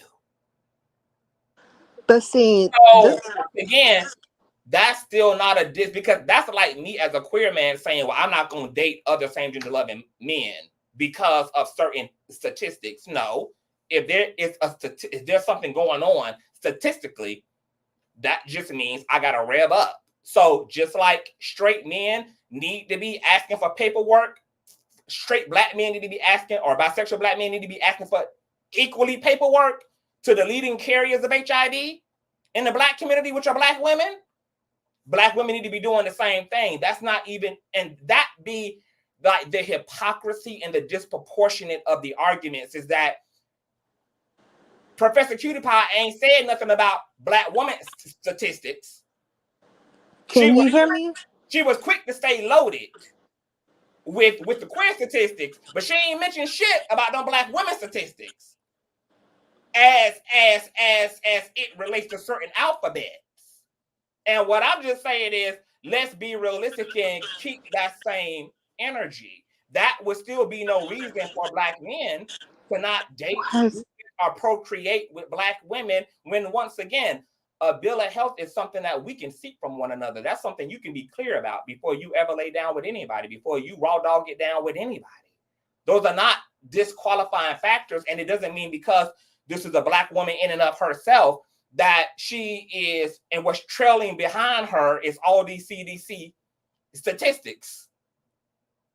That would be an assumption and a generalization. What got to be good for the goose got to be good for the gander too. So however y'all can have it when it comes to bisexual men is also how men can have it as it relates to women. So if you're going to play fair, play fair. If you're going to be reasonable, be reasonable. If you're going to tell it, then tell it all. Because Miss Professor, once again, was real quiet, baby, when it came to them black woman statistics. I'm going to drop the link for Perk. Somebody was trying to get in here, I think. It was Perp trying to get in here, but Okay. man, I love when we spin off into subtopics or whatever, because it allows us to go deeper into things or whatever. I know that the root of it is the phobia is the misinformation, and a lot of people really be thinking that they be knowing stuff. Like, I swear, like they'll obtain anything to support the prejudice, the discrimination. They'll obtain it, they'll spew that information, but they never will provide, which you should. It should be a balance. Two things could be true at the same time. We always say that. But when you only provide information that's one-sided, that's negative, right? That helps pushes your agenda, then that's where the biases comes in. That's when you realize that, okay, your agenda definitely is not to bring inclusive, like, to include. You're not trying to, you actually are helping to continue the toxic rhetoric that keeps us divided and ultimately keeps us unhappy. Can y'all hear me okay now? Yes, we can, Per. Go ahead, babe. Okay, thanks so much. But what I wanted to speak on, notice that subconscious mind has no give and no mercy, because the truth eventually came up out of that subconscious mind loud and clear of what it really was, what that inner programming really was. Because first of all, if you want to get really cute, you need to be just as mindful when you're laying down with your heterosexual partner, because Black women were getting nasty little diseases from their heterosexual partners as well. Being safe when it comes to your sexuality is the responsibility of all of us, not just one particular group. And this nonsense about homosexual people and bisexual people being more disease ridden than heterosexual people is full of crap. Because at the end of the day, it's your responsibility to make sure that you're being safe, irregardless of what your partner is doing. You need to know for yourself what's going on, period. It has nothing to do with, well, since you're bisexual, let me see. Nigga, please, grow the fuck up. Grow a shiny spine and freaking use it, because it's uncalled for. All this name calling, all this BS, we're going to call it ace of ace. I'm an Aries, so I'm going to shoot straight from the hip. Your bias is showing, baby, and it is not cute. Unpack your crap. That's part of your shadow self that you need to take a good hard look at. The fact that you're thinking that, well, you're going to be more. The fact of the matter is, you're a grown person. You are responsible for making sure that you're practicing safe sex and that you're knowing the status of yourself and your partner. If that's the time you want to But be here's on, the hypocrisy part is that it's annoying as hell. heterose- Because I'd rather you just tell me to my heterosexual face what you people, really feel instead of trying to sugarcoat it and pussyfoot around it. Like Esma always said, Consciouztv, he don't do the subliminal shit. I don't do subliminal shit. If that's the square you're gonna stand on, grow a shiny spine and stand on your square. That part. Just be a man or a woman about it. Like Tony Braxton said, just be a man about it. Honey, just be a woman about it. If that's how Everybody you come out the feeling, closet. stand on your square. Yeah, everybody need to come out the closet. Cause it's a double standard for me at the closet. Just come on out of the bigotry Just say what you need to say, boo. Keep Like, it 100, boo. because see, the rest of us know what's there. We just waiting on you to keep it 100. We just waiting on the conversation to get 100. That's why I be toiling the way I be toiling in these dialogues. And the gag is, who is the world being populated by? It's being populated by the majority. It's being populated by hetero and hetero adjacent individuals, whether that be pan, bi, and heterosexual people. What's interesting is that you would think, as populated as the world is, you would think as many single parent, single mother households that there are, that the outrage and the conversation around STIs and STDs would be pervasive, even as it relates to those dynamics, because what it implies is that somebody laid down with somebody bare butt naked. But you don't hear the concern raised. All these kids all these out of wedlock kids, all these single parents, everybody busting it open, everybody procreating down. But so then why is that not elevating the conversation around the concern and the transmission of STIs and STDs? Because it's leading carriers in these fields for a reason, but we don't also see that same smoke when it comes to the hetero community. But we do see it completely emphasized when it comes to the homo community, the queer community. And that's how we know there is bigotry and bias that's loaded in these cloaked sentiments. Because when the arguments are never both-handed, when it's never just about the truth in both ways, when we're never talking about both sides, that's how you know that is leaning in one direction, and then you know why it's leaning only in one direction. So yes, for every argument that can be made about disease and STIs in the queer community equally, that's the case for the heterosexual community. Those numbers look even more exaggerative in the queer community because we represent the minority of society. We represent less than 2% of the damn population. But even putting that aside, I still don't even have no problem with whatever the facts are about Black women, according to the CDC, about queer people, according to the CDC. Once again, these are things you can be informed about. So that's still no reason to disqualify a bisexual man. You can go to the health clinic and get tested with his ass if your sexual health, your overall health is your concern, and it should be. And just like you got every reason to take his ass to the clinic, he got every reason to take your ass down there to get tested, according to the CDC. So let's all be listening to the CDC, and let's all not make this about an entire community and entire communities. And for those of y'all and those of us who are concerned about our sexual health, let that be the conversation. When that conversation becomes about a community, that's when your prejudice and your bigotry is jumping out of you, sis. When your conversation ain't about, I just want to be sexually well and I want my partner to be STD free. Okay, cool. That's a conversation. That's something that can be had. That is a valuable, healthy standard to have for yourself. I want to be with healthy partners. whether it's partners who living with HIV but taking care of themselves, or whether it's partners who are STI, STD free, period, whatever the case may be. That's cool. But when you make that about an entire people, and then you act like that's not something that you can clarify per bisexual partner by just seeking their paperwork or going and getting tested together, that's weird. And then to act like that's not about bigotry, and act like that's not about homophobia, and to act like that's not about none of that, what else would it fucking be? When you're literally perceiving a stereotype about an entire body of people.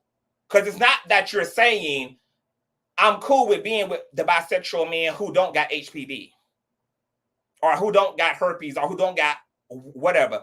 You don't want to date a bisexual man, period, because you've lumped him into this pestilence, STI, STD category. If you want a healthy partner, you got to write to a healthy partner. How does that become a conversation around bisexuality?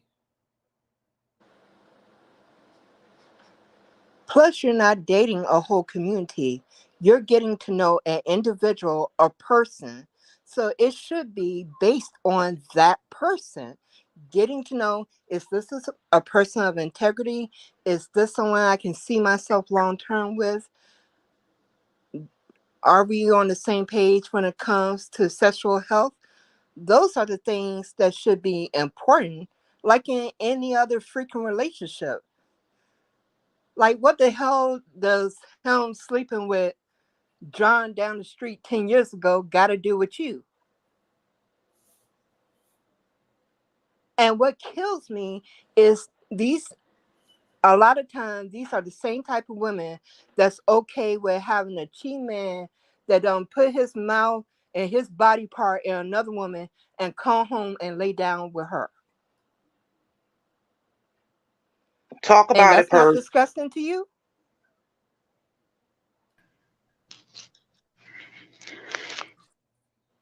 See, I can't stand the fake outrage. Because if we're going to be outraged, let's be outraged about it all. The main thing should be finding a person with integrity that you can trust, that you can fully show up as yourself, and that they can also fully show up as themselves. That should be the main goal. But as usual, people can't be real and can't be honest. That shiny spine ain't available to too many, clearly. Because too many people rather pussyfoot and not be honest about what the real issue is. It's bigotry. If you're sitting up there and you're treating whole communities like they're monolithic, like people don't have individuality, that they don't have their own issues, their own traumas, their own experiences, why would you deny people their humanity? Because that's part of being a human being, right?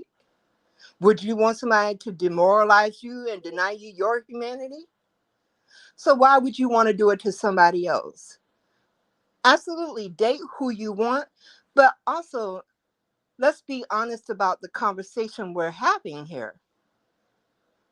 If I don't understand why we can't call a thing a thing. I'm all for being honest. If you can tell me, hey, this is what it is, this is how it is, so be it. I can respect somebody that's going to stand on their square. What I can't stand is for you to sit up there and try to act like I'm not seeing what I'm seeing. Because you're not fooling nobody. Conscious clocked it. People on this panel can clock it when it's the undercurrent. We can hear undertones. Because contrary to popular belief, most of communication is nonverbal. So we hear all of what you say and also all of what you don't say. Because we know we know that once again, like, this is the reality that we're always talking about. We don't exist in a vacuum. That's why these patterns are patterns. people are being informed by misinformation, by the culture, etc. That's why it's routine, and you can see it a mile away, because what we think is just it's just me. It's just this is just the way this is just the way I feel. It's like, girl, you don't exist in a vacuum, honey. Like, no, you don't just feel the way you feel because you just feel the way you feel. Like, the way you feel is informed by a bunch of complicated ass complex factors. And those of us who understand that, because we've had to unpack ourselves, we've had to divorce the matrix in order to reach our authentic selves. And then we know the people who are not doing that work, and they're going along to get along, and they've conformed and have a groupthink, a hive-minded attitude about things. Like, those are all signs of people who still plugged in, who ain't did the work to understand that you are a byproduct of your upbringing, a byproduct of your religious system, a byproduct of the community and the culture, things you've been taught, what you've been incubated in, what's been repetitiously represented to you and taught to you and told to you, etc. And you haven't even stood in enough autonomy and independency to reevaluate those things and to reintroduce yourself to those things to see if you would even still feel and accept those things. Now that you're giving yourself permission to do the choosing rather than inheriting information and inheriting data. We don't exist in a vacuum. And I'm gonna tell you the other biggest sign that I know people be like, their shit be loaded, is when it take them so long to figure out why the fuck they feel the way they feel. Half the time they can't even really produce an argument. It's just like, it usually ends with, this is how I feel. It's like, oh, okay, yeah, you definitely plugged into the matrix, baby. You matrix all day. You matrix all day. Like, you just going along with the system, boo, because you can't even sit in a classroom and intellectually really debate your issue and your point of view. All you know is that I just feel this way. I just think this way. And then got the audacity to think that it's you. And maybe you think that it's you because you cannot discern the origin. So you think, well, it must just be, it just must be the way I feel because it's the way I feel. Because where does it really come from? But that's the opportunity and the invitation that a lot of us on this platform are always offering to a lot of those people is, boo, do the work. Y'all need to unpack this shit. You need to sit down and really ask yourself, where the fuck my feelings come from? Where does my attitude about certain things come from? Instead of just having an attitude about something and then just reacting from that attitude, do the work, because you're constantly being informed. You're constantly being taught, indirectly and directly. There's always things that are flowing through your life algorithm and your mental algorithm. It's not necessarily you, because it's your thought and it's your feeling.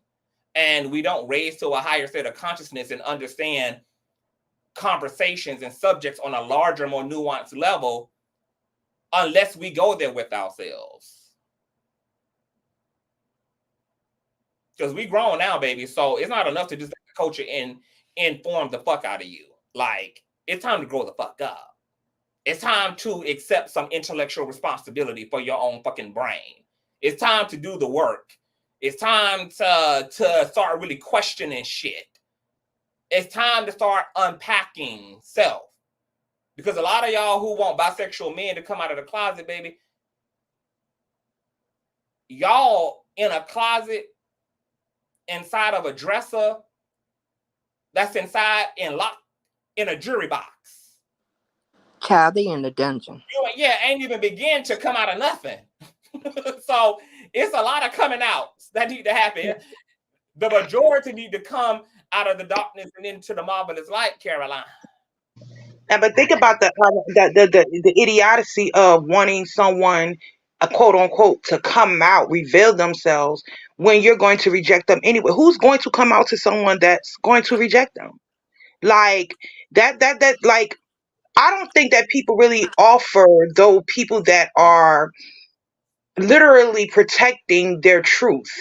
because that's what I say. I don't feel like it's ever really like that. Now, there are very small situations where it is done from a place of maliciousness, but we cannot make, and I said that because people like to use that as well, like all of these little excuses for why I think, they always want to highlight the negative, but those numbers are so small. Like, most people feel like they cannot. They know the same way we sitting up here. We know the reasons why people are saying they won't date. We know the real truth. You know what I mean? Again, because as you stated, we all of us have done the work. We've all been there at some point. And I just find it like really strange to say, I want someone to tell me something that I know that the reality is all I'm going to do is weaponize their truth. So people have a right to protect their truth. They have a right. They can see right through you. Like, people ain't stupid. Most people that are aware, that are self-aware, that are authentic and living their truth, it's like they have a sixth sense, a third eye. They can see, because these are people that have done the work. It's not easy to stand in your truth and be a part of the minority. So that takes courage. It takes vulnerability. That's strength. And when you are already have that type of mindset and you are sure in who you are, you can find a fake and a phony a mile away. Why would I trust you when I can see that you don't even trust yourself to live your truth? Your truth don't have to mean that you into the same things I'm into, but you're not being honest about who you are, why you are the way you are. And like you said, the conscious, some people don't even know, which is dangerous as hell. So But it goes, who's the real issue? but it goes back to what Tupac said, Robinson T. Real recognizes real. And like I told CTV tonight, after we had the conversation about why I wasn't willing to date a bisexual man, when after that show, I thought on it and meditated on it, and I realized the truth was, to me, I lied. I would date a bisexual man because it had never been an issue for me to date somebody who was more of a feminine man. And honestly, it's always been about the person, their personality. If I genuinely like you as a person, I honestly give zero fucks what somebody else think of you. If I rock with you, I'm going to rock with you, period. So if I like you and you tell me you bisexual, that's not going to stop me from liking you. That's not going to have any effect on it because I'm already into you as the person. And that's just more information about you. But it's not going to impact whether or not I want to continue seeing you or not because I already like you.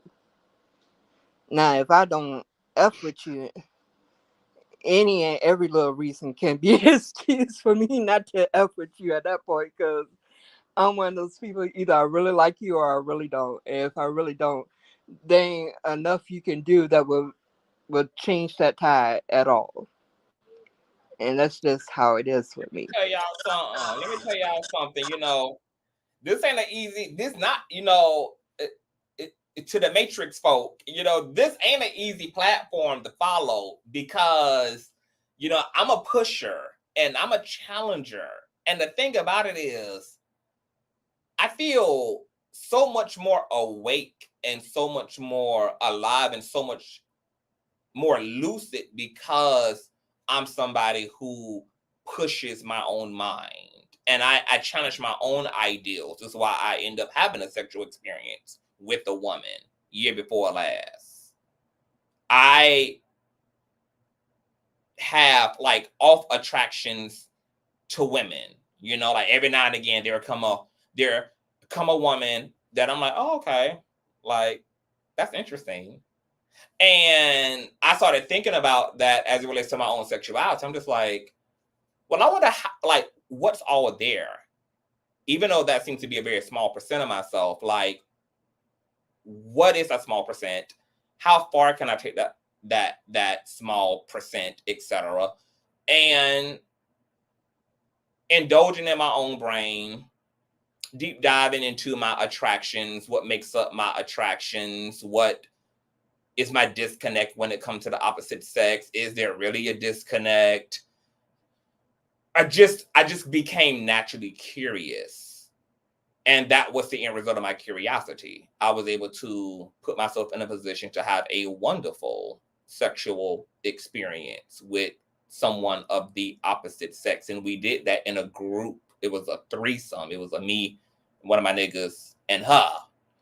And we got our sandwich on. And even just beyond that, like, I challenge everything because I'm clear about the fact that I came into a system that was already pre-made, premeditated, pre-set up, and I came into a particular family, a particular nation. So there's a nationalism that was already there. There was a national religion that was already there. There was already cultural norms and customs and already preset beliefs that were already in place. I never got to choose anything for my fucking self. All the information when I was in the Matrix was information that I just inherited and I just walked around with until circumstances in my life just started to jolt me awake and started to put me in positions to encourage my independency and my free thinking. And then that's when I was able to really exist outside the system and give myself permission to explore and to look at the world in its totality and to look into the places that my culture may not have encouraged me to look into, or my family may not have encouraged me to look into, whether that was religiously, spiritually, etc. I started to give myself permission to think and to learn and to hear other attitudes and vantage points and to study other things. And then I was able to come back and revisit things that I had inherited. And some of those things I control, alt, and deleted. They were no good. And then some of those things I kept. And then I maintained all the new shit that I had acquired as a result of separating myself and then re-emerging back into the system. And I continue to move forward in my own intellectual endeavors and open my mind and explore my mind and realizing that, once again, I don't exist in a vacuum. I am a Build-A-Bear. Before I woke up from the Matrix, I just walked around as a byproduct of my parents' expectations, of my family's expectations, of the Black community's expectations, of the system's expectations. Now I walk around with all of my motherfucking own expectations. Now I'm deciding who the fuck I am. And I'm choosing who the fuck I am. I'm creating who the fuck I am. I'm creating my own rules, my own ideals. I'm giving myself full green light to see anything I want to see. So I know it's hard for people to have their bubbles burst, because we have a pseudo security in our familiarity, even if our familiarity is ignorant and wrong and upside down as all motherfucking hell. It's familiar nonetheless. And that familiarity, especially if that familiarity is rewarded and ultimately encouraged by the majority, has a sustainability to it. So people don't like really having to think and don't like having to approach things from different perspectives. They don't like to be critical. They don't really like to do none of that mental sparring. But that's what the fuck you need to do if you don't want to walk around a blind dummy your whole damn life. But it's up to you if you want to be a blind dummy. You can or can't be. That's totally up to you. But not all of us are true. But not all of us live according to the system. Not all of us go along to get along. Not all of us are allowing the culture to decide the beat in which we skip to. We are our own band. We're utilizing the instruments that sound good to us, and we skipping a loop at our own discretion. So I really encourage people to really open your fucking mind, because you'll have a lot more in life the more that you free your mind, the more that you liberate your motherfucking brain. The majority are sheeps. You can decide if that's your persuasion or not, but not all of us are interested in being sheep. So yeah, you come here, you're going to get that dumb shit challenged. You come here, you're going to get those higher perspectives. You're going to get critically assessed, and you're going to have to, your thoughts, feelings, and actions are going to take the motherfucking stand. Because if it's the truth, it's going to stand after it done been cross-examined, after it done been after we done in the courtroom, honey. If it's the truth, it'll stand when it's all said and done. Welcome to the platform, Rashonda. Hey, Conscious, how you doing? Hey, everybody on the panel. It's my birthday season. Let me say this, it's my birthday season. Oh, happy birthday, Team Aries. I'm excited. I've been blessed to just come. I know I've been MIA, it's a lot going on, but I wanted to say this. Now I live in Mississippi. Let me say that Mississippi is number 2 on the STD list. Okay. I have a friend, a classmate of mine, that works in the STD clinic. Okay. She told me, and I seen this myself, it's so many people with so many diseases, scratching, itching, all kind of stuff. What I'm saying is, a lot of people not being honest about what they want, who they want, and then they busy trying to get with everybody who they see and want. When it's too many people just going around sleeping willy-nilly with different people and thinking that's cute. The problem comes in when it's okay if you want to have a disease or whatever. The problem comes in when you trying to come in and destroy somebody else's life and not being honest with the person that you're sleeping with. You get what I'm saying? It's already enough going on, and why would you come in and want to destroy somebody else's life just because you don't want to be honest with somebody, lying and just to get with somebody? You get what I'm saying? So now that I know what's going on as far as STDs in my home state, I'm like, baby, baby, no. Yeah, because we were because that had got brought up by a low-key bigot in the chat who really didn't have the balls to say what they said until we gave her nowhere else to run after 2 hours of keeping her ass spinning that block. And so she had brought up like the whole, well, the CDC says that, bisexual men are likely to have da da da da da da da. And I was like, yeah, the CDC also said that Black women are likely to have da da da da da da da as well. And okay with whatever the CDC is saying about whomever, but once again, it just fed my point that if you only want to push that information as it relates to queer people, but conveniently kept your mouth closed about what the CDC also is saying about Black women and what they're carrying, then once again, I know that your argument and your posture is rooted in that prejudice, and that's okay. But just like she feels obligated that Black men or that bisexual men should come out of the closet and be honest, I'm saying, well, you should also come out of the closet like with your bigotry, because why did it take you 2.5 hours to finally say what I already knew from the jump was in the underbelly of your posture? Because like that politically correct shit is just weak. Y'all don't want bisexual men being politically correct. Y'all want them to stand in their shit, die on their heels, say who the fuck they is. This is how I get down. I do. Okay, then boo, you might want to also like be a shining example of what authenticity and truth bearing also is. You ain't got to keep it cute. Say what the fuck you need to say and feel how the hell you need to feel.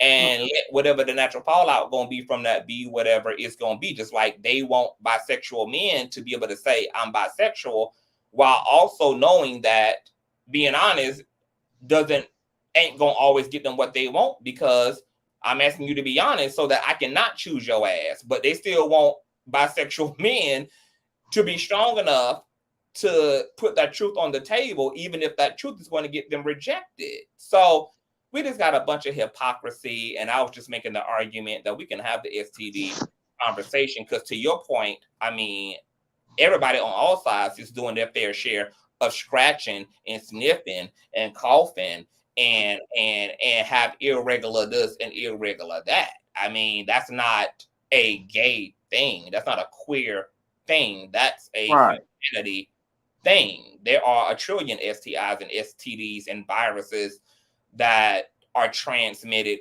amongst communities and people, etc. So once again, to only push CDC and medical statistics about one group still leans into that whole, these things are a LGBT issue.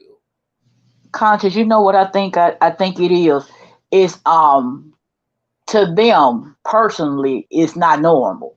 To them, they don't like it. And what they're doing, they're trying to push their views on somebody else to make it seem like, oh, I don't agree with it, but I don't want nobody else to like it. This is what I'm saying.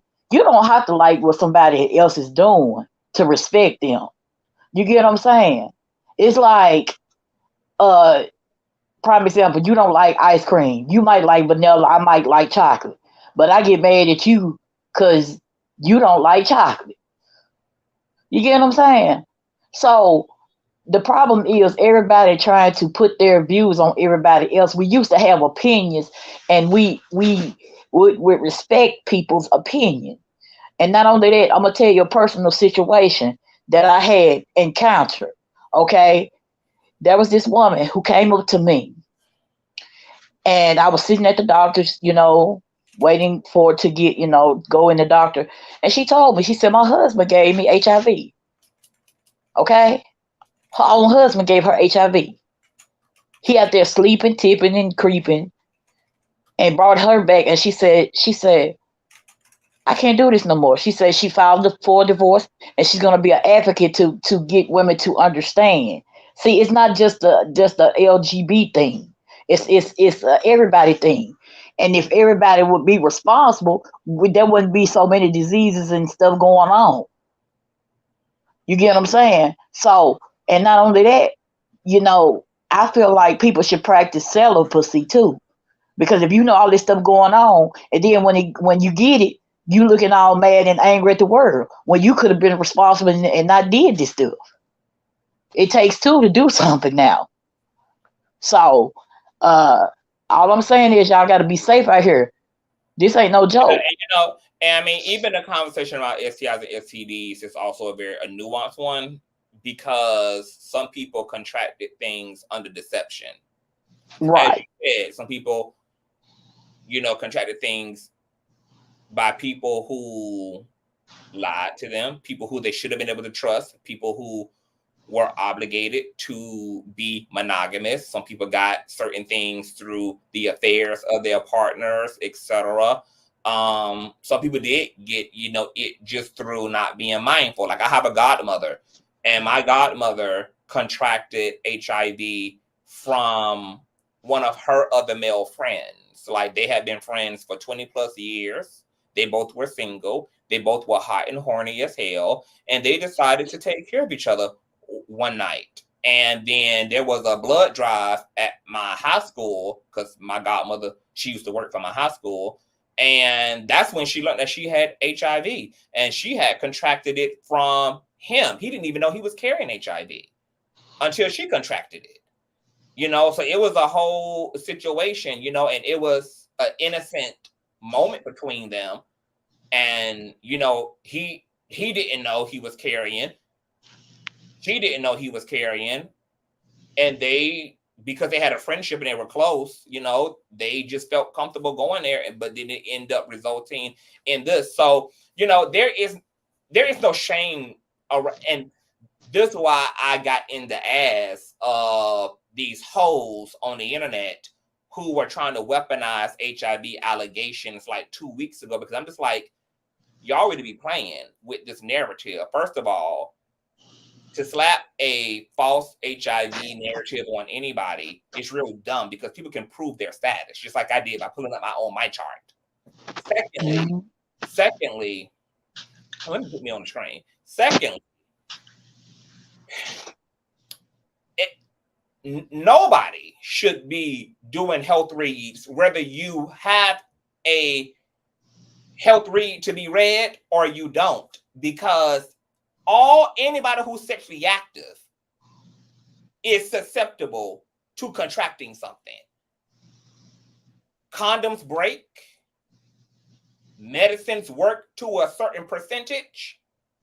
You could be sexually assaulted and contract said thing. You can be married and contract STIs and STE and STDs, etc. So it's not something that just only a certain person who's a certain kind of way doing a certain type of thing can get. If you fucking, your ass can get any STI and STD. PrEP will protect you from HIV. What it don't protect your ass from is gonorrhea. What it don't protect your ass from is the blue waffle. Condoms only protect you to a certain degree either, because some STIs and STDs, upon the contact, can make you break out with rashes in parts of your body that you're not having sex with. Just coming into contact physically, touching on the infected area, licking on the infected area. You can have an outbreak in your damn mouth, an outbreak in your damn throat, outbreak on the bottom of your damn feet. It's all type. So it's weird when the health reads start. It's weird when 8 with the 24 says condom breaking is how my last child was born, period. And that's another thing. That's why I brought up that too. All these single parent households and all these single dads and single moms. It's just interesting to me because clearly condoms ain't being had. But once again, we don't make that about a STI, STD conversation when it comes to the heterosexual community. But we play those type of Harani Ho games when it comes to the LGBT community conversation. And it all boils down to these type of arguments. Oh, HIV, da-da-da-da. Once again, these are all things you can know about a motherfucking person. So that's still no reason to disqualify near motherfucker. But we done been here for 3.5 hours. I need to go, y'all. This has been a lovely dialogue. Does anybody have anything they want to finish off with? Anything they want to say? I do, and I'm gonna let you go, Conscious. All I wanted to say is, y'all got to have more sense than what y'all having. Ignorance is running around rapid. Y'all got to get yourself educated. It don't hurt to read. It don't hurt to be educated, because that's going to save your life and somebody else's life.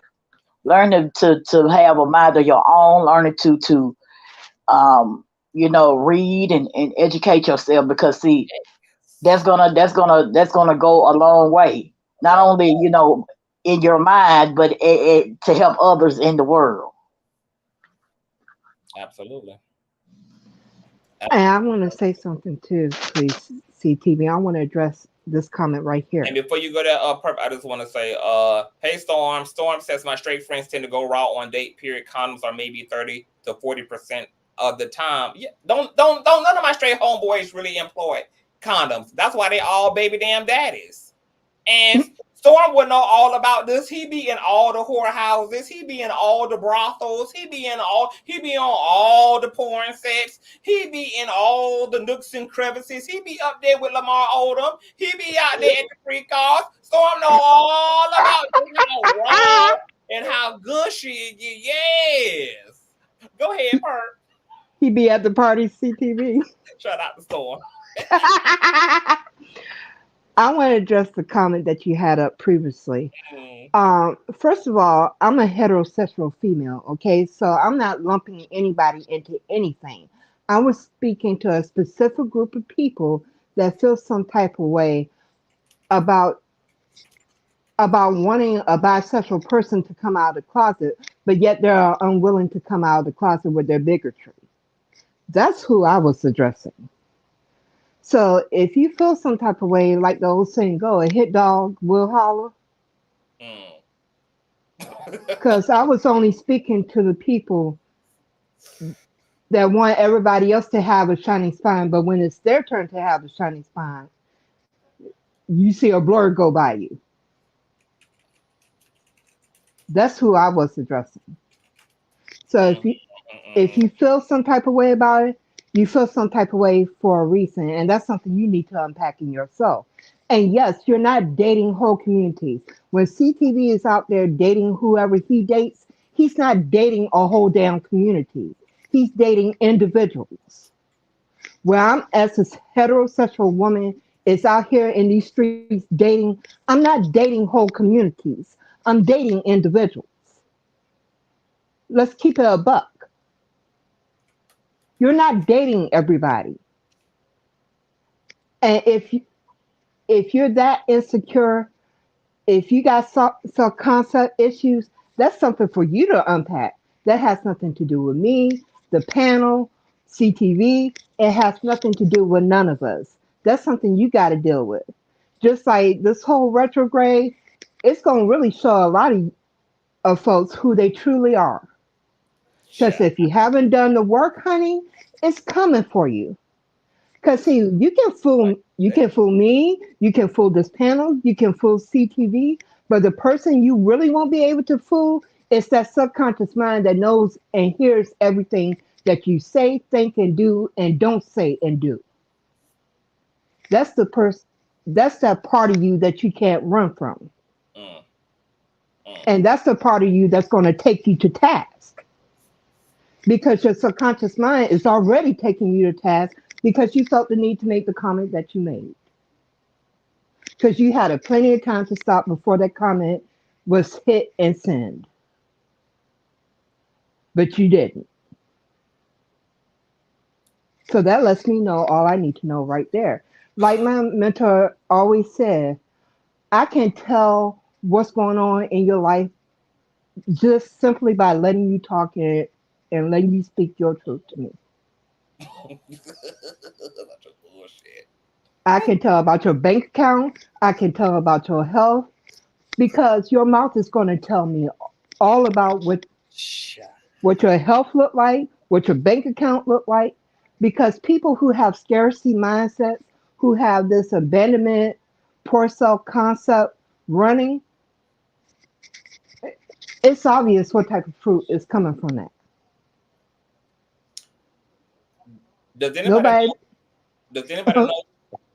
know what Adela is talking about? Adela says, I just think it's weird that grown women would decide that now they would change their preference because of conversations on YouTube rather than because of a natural interaction. What do you call a natural interaction? Because judging people based upon preconceived notions is not a natural interaction. A natural interaction would actually be like boy meets girl, girl meets boy, attracted, get to know each other, fall in love, and then be happily ever after together. If boy meets girl and boy tells girl that he's bisexual, and then her brain goes into a glitch and she feels the need to then walk away despite the fact that she's attracted to him and wants to be with him and find him a valuable partner, but for some reason has now a fear that she doesn't even understand, or a block she doesn't even fully understand because he said he was bisexual. That's actually really, that's an unnatural interaction. If we're talking about a natural interactions are based upon how people show up to one another and being in the present moment and judging people based upon who they show you they are, not what they told you they did, or all the people, all the different types of people they're attracted to, or what the fuck they were into in 1994 or etc. And I'm sorry, Go ahead.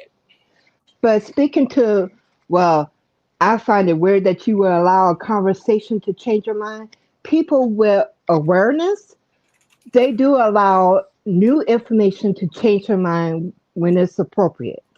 When I really chose to unpack what I was choosing to experience, I decided, because of me knowing who I am,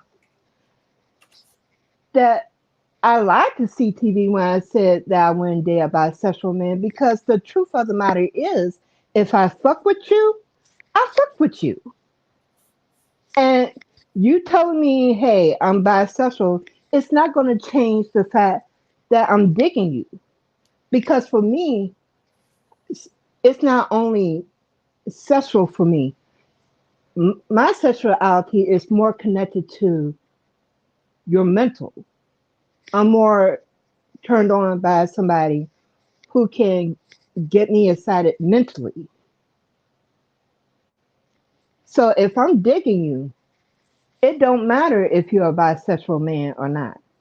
I'm gonna fuck with you because I fuck with you because I feel you and I can actually enjoy my time with you.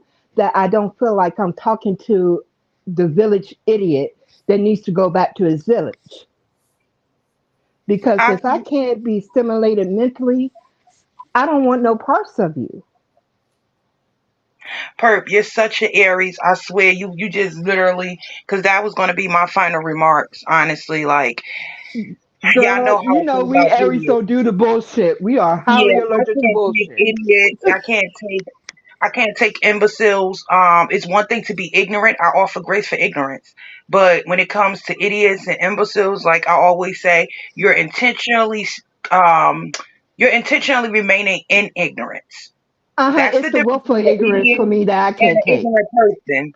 Yeah. And so listen, half-ass, if you people want to walk around here and limit yourselves on having great, wonderful experiences with great individuals because you have stupid ass biases, that's for you. That listen, thank That's all you. you, boo boo. Thank Thank you. you. Really, If thank you.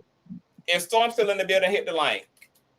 Because we really want you guys, we really want people like that, individuals like that. We really want to separate ourselves from them type of individuals. Now, of course, we want to give the information. We want people that are willing to receive, but everybody ain't willing to receive the information and learn, and evolve. If you want to stay where you're at in life, thank you. Stay where you're at in life. Allow the ones Mm-hmm. that do. That's the issue for me, because it's always made to seem like there's an agenda by the LGBTQAI plus community. They're trying to force this on us. No, you guys have been forcing something on them, and all they're doing is saying, this is who I am. All they're doing is giving representation and allowing someone else that they know. You guys know there's more than one type of human being out here. You know what I mean? Like, I don't get child. Thank y'all. Rumors, Stay where the hell y'all at. rumors and tea. And I Don't want forget my personal favorite part. How just because you see a gay person on TV, all of a sudden everybody become gay. But everybody then all of a sudden become heterosexual when they were seeing heterosexual couples on TV, right? to It's the respond. bullshit for me.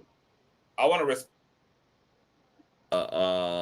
Screen, because it goes hand in hand with what Rumors and T had just said. But do y'all hear static? Like, is there static in my mic No, No, you're right good. now? You're good. No. no. It's good. Okay, great. I'm glad she acting all right. Okay, so I want to respond because this is what we're talking about.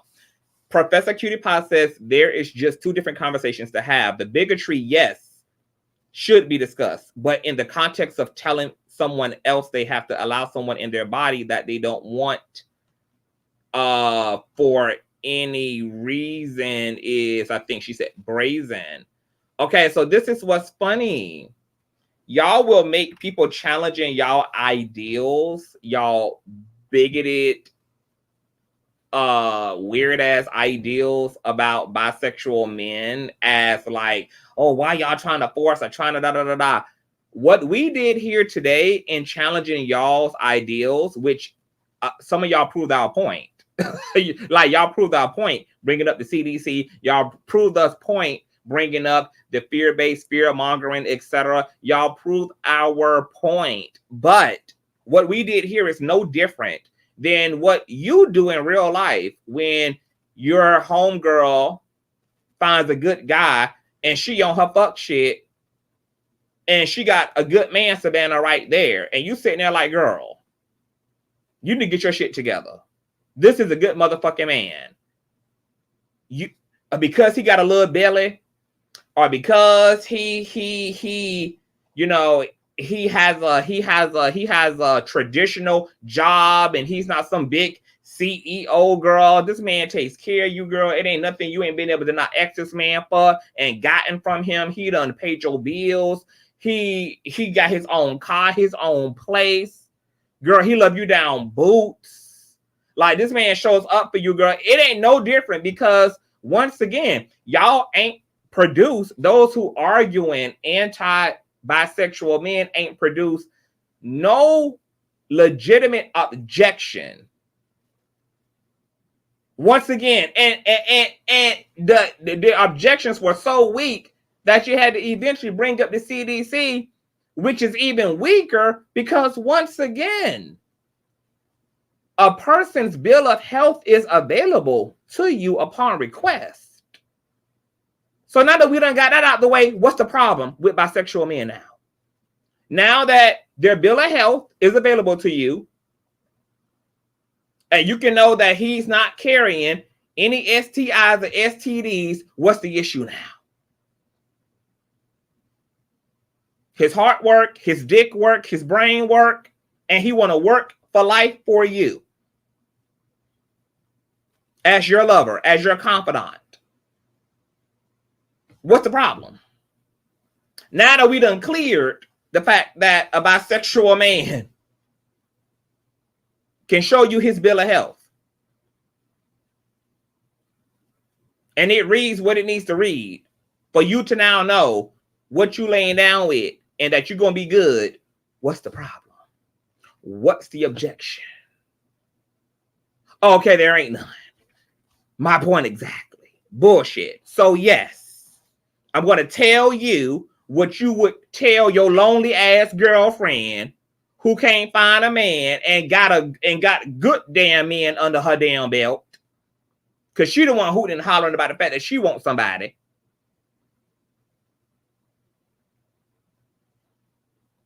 She hollering that she needs some damn body and got good some damn bodies under her belt, but she disqualifying them for really nothing at all. That's all we did. Was encourage y'all, honey, to go and get your man. You ain't got no reason to not go get your man. You ain't got no reason to not accept your man. If he a good man, he works for a living, he non-abusive, he been raised right, he integral and honest, and he want to be with you. Not him, and him. He want to be with your ass. You, baby. You, darling. He want your motherfucking ass. What's the problem? Seeley, what's the problem? What's the problem? Because if the dating pool is as tied as it is, it ain't like beggars can be choosers. So what's the problem, Seeley? If the dating pool is as shrunk and as teeny itty witty bitty tiny as it is, boo, that means you don't even have the luxury of being peculiar in your taste. So we helping you to shave off all the superficial shit you got around your attraction to the opposite sex so that your lonely ass can finally be with man. And you ain't got to be here in the chat no more. You can be with that good bisexual man who only want to be sexual with you. We're working for you. We're fighting. We're rooting for you. We're fighting for y'all. That's the gag.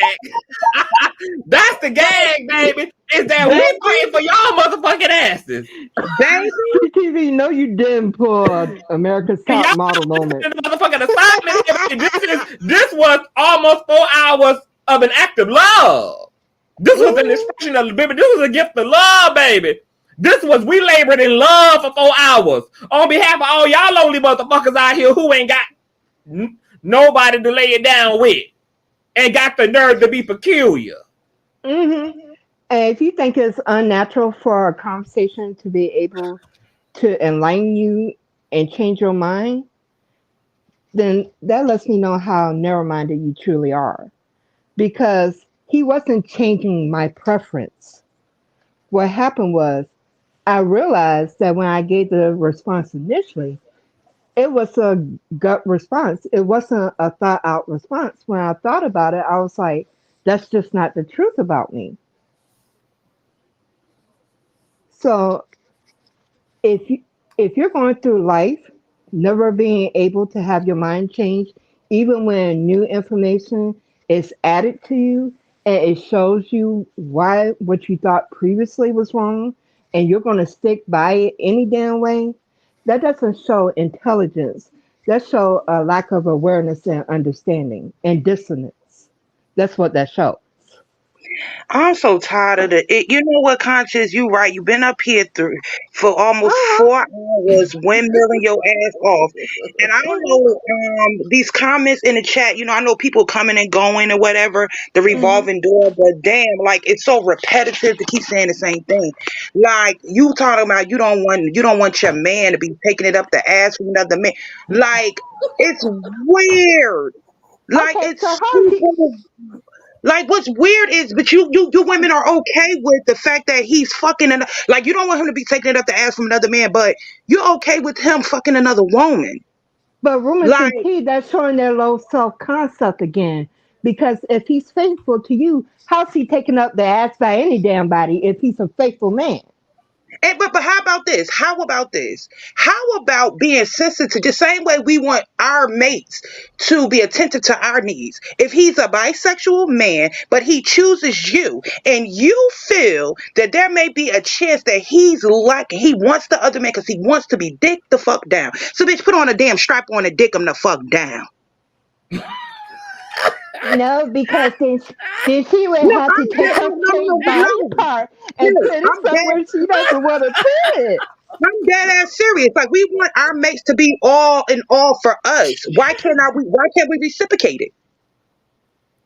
What's the problem? What we are doing is removing all of the excuses. As Conscious said, we are removing all the excuses that I don't want to even shame women, but all the excuses that women have for why they cannot find their mate, the person that they want, whether it's long term or permanent, short term. Like, what's the problem? Why are y'all being so combative about finding happiness? I'm not here to shame nobody neither, but all I'm saying is the same shining spine you want that nigga to have, how about you have that same shining spine too? Wait a minute, what did like say? Some Reckless men will always say, if the car can go backwards, it can go forwards, right?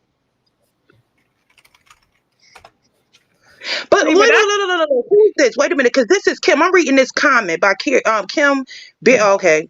Listen, I was about to just say, just even having that name, right? Okay, listen. Here's the thing, though. Like, what's the difference with him having they have secret lives, and it don't be with them having the DL culture, living about the DL culture. They literally DLing with women, not necessarily men. So I'm confused.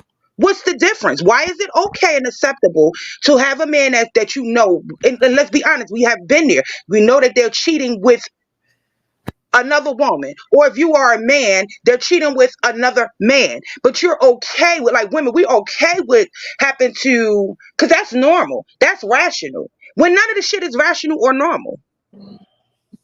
We find it more acceptable because we think cheating with a man is dirty, which in actuality is not, and that's the root of the phobia, is that men being together we believe, and it's even publicized That's it. in the media, and I believed it And that's too. why the focus is always on the sex. Right. It's in the ass. two men together are dirtier than But what would be a the heterosexual difference man from having 1,000 women. How many celebrities have said they've had 1,000 women, yet there's bitches lining up to fuck these men still? But my question, Shauna, is are you really trying to ration between the shitty dick he pulls out of a man's ass to put in you and the shitty dick he pulled out of a woman's ass to put into you? Right. Like, that's what it comes down to. What would it matter that it's a this. man versus a woman? Like, men are the only ones out here having anal sex. I mean, right. Yeah, ain't the only ones. Gay men ain't the only ones out here having anal sex to begin with. Like, these women are loving it and all they hoes too, boo. Like, you know what? It's the conditioning. And can I tell you this real quick? So I watch RuPaul's Drag Race, and every time it comes on Friday, and this is a part of the conditioning, which makes me sick every time I see it, and it's wrong. The only time they advertise prep is on that I've seen, and somebody can tell me I'm wrong, or they've seen it elsewhere, is with RuPaul's Drag Race, and that's fucked up.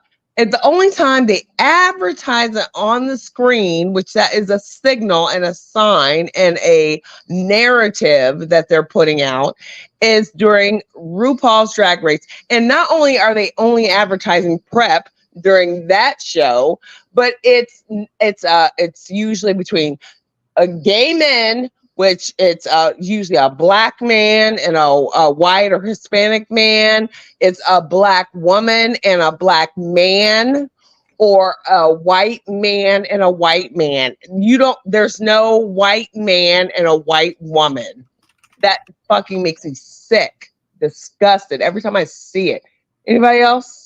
But you know, the irony is, I've seen prep commercials, but listen, when I see the prep commercials, it's usually in the wee hours, the scour hours, like these hours of the morning. I have seen it on networks and stuff and streaming apps where there is LGBTQAI plus content and shows or whatever. That is not surprising to me because we know how they like to weaponize and put out misinformation. Because I myself had to be educated on prep and understand what's the other one. It's prep and then it's another one. It's another one. I can't think of the name right now. Oh, I can't either. Yeah, but it's a real popular one or whatever that I just was like misinformed. Yeah, I'm about to gag right now. I'm sorry. No, gagging right now. Wait, and I thought it was only me until I was watching T.S. Madison and she brought it up. And I was like, so it's not me. It's not. I thought, I don't like this commercial. I hate it. But wait a minute, let me say this real quick before you say that. Because the irony is, even reading this, because I was going to say this, the irony is to just because a man is bisexual does not mean that he's the bottom. He doesn't never have to participate in bottom activity. So to assume that just because someone is bisexual, that they are actually the one that's receiving rather than just giving, is also ignorant as fuck. Here is the fucking gag, rumors and tea. Hold on. This is the gag. Let me go back to Professor says, I think they just don't identify with men who are drawn to the penis. The gag about the penis is that more than half the fucking female population actually enjoys anal sex, according to womenshealth.com. According to the statistics. Let's read these motherfucking statistics here. Okay? How common is anal sex? Okay? Frequent by age. Heterosexual Americans have anal sex about 2 to 6 times per month on average, and amongst those aged 15 to 44, 34% of men and 30% of women have had anal sex. Key statistics to know. Amongst heterosexuals aged 15 to 44, 34% of men, 30% of women have engaged in anal sex. On average, Americans have anal sex about 2 to 6 times per month, with those who identify as straight having anal sex about 1 to 9 times each month. American men have anal sex on average of 3.13 times per month. American women have anal sex on average of 1.66 times per month. Those who identify as gay and lesbian reported have anal sex about all the damn time a month. One study found that 38% of heterosexual women reported having unprotected anal sex during the previous year. The risk for HIV transmission is 8 times higher for receptive anal sex compared to receptive vaginal sex. As of this writing, sodomy laws still exist in 12 states. So come on with a still homophobic America. Come on with half the damn female population participating in anal sex and like it raw in the ass. And why they worried about a dick coming out of a nigga's ass, you need to be worried about whether the dick he just pulled out of Becky's ass came out of her damn for JJ or came out of her damn booty hole while it's going down your damn throat. And can we also talk about heterosexual women like men on men action on the porno websites as well? You can't make this kind of shit up. You just can't do it. You can't make this shit. So I'm not trying to force nobody to do nothing. My point is, whatever you ask somebody else to do, you should also be willing to do yourself. So the same way you want this bisexual man to come out and let it all hang out, let all your bigotry hang on out there. That's all I'm saying. Heterosexuals got it going on out here in the booty and got the nerve to be talking about the LGBT. Heterosexuals got it. Half the damn heterosexual population did in the butt, doing it in the butt, loving it in the butt. Gotta get it in at least one time a month in the damn butt. They got the unmitigated audacity. Some of you know you can get up there and ride that ass. You can make that ass ride like you're riding on a horseback. Come on now. Y'all know y'all be liking that shit. And then come understand that. Heterosexual people, but you know, I can't even take heterosexual people seriously no more about nothing. Look, baby, it's the clown show for me. Look, and listen to you know us Aries are freaks. See, now we put on them whole cards now, baby.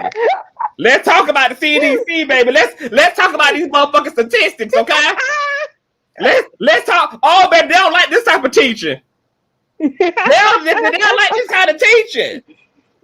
Wow. And y'all worried about your men's doing men in the butt, baby. They're doing y'all in the butt and y'all loving it.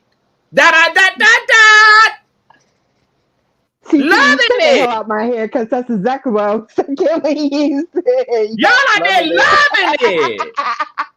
Damn it, y'all don't get y'all booty smashing asses up out of this conversation. Do y'all remember Cam Newton's his recent baby mama talking about how she takes it in the ass for him to heal him?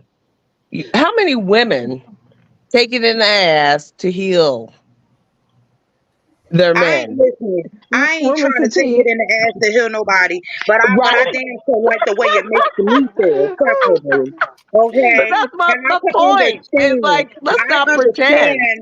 No, and I still don't even think, because I understand how it feels for a man. Like, that's the talk, because I love gay porn. I like the lesbian porn, but it's something about man on man. I don't give a damn if he's feminine, if he's masculine.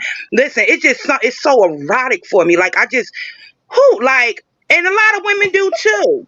Okay, that 85-year-old great aunt that I always be talking about mentioning, she shocked the shit out of everybody at the last family event.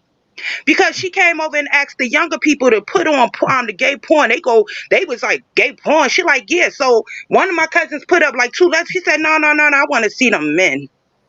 I want to see them men.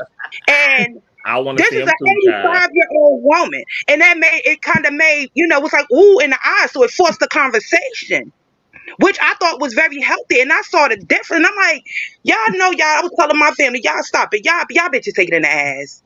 Y'all know y'all take it in the ass, or whatever the case may be. Like, stop trying to. And I know everything is for everybody. Some people are very conservative. That's their But when you know what I'm saying, like I feel like when people try to demonize other people's liberation, it's because they're not comfortable with they can't, for whatever reason, they have not allowed themselves that opportunity to be their authentic selves and just enjoy life. Like, why are we so consumed about what the fuck somebody else think when it comes to our happiness? Like, psychologists say, rumors in tea, that people contest and judge the things that they do shamefully. Because let's not talk about all these hetero women where their buttholes looking like a sad face because it done been worn out and stretched out beyond repair because they done had it hopping on every type of stick out there. The Storm know about all them type of holes. And you know what? It's nothing. Listen, I celebrate people. I don't try to sex shame or anything. Like if you worn out and like you're happy because you know what I'm saying, you're worn out because you're happy, baby, be worn the fuck out. Like, do you? But just don't, like, unless it's coming from a place again of insecurity or it's coming from a place of jealousy, because I do believe that goes hand in hand, insecurity and jealousy.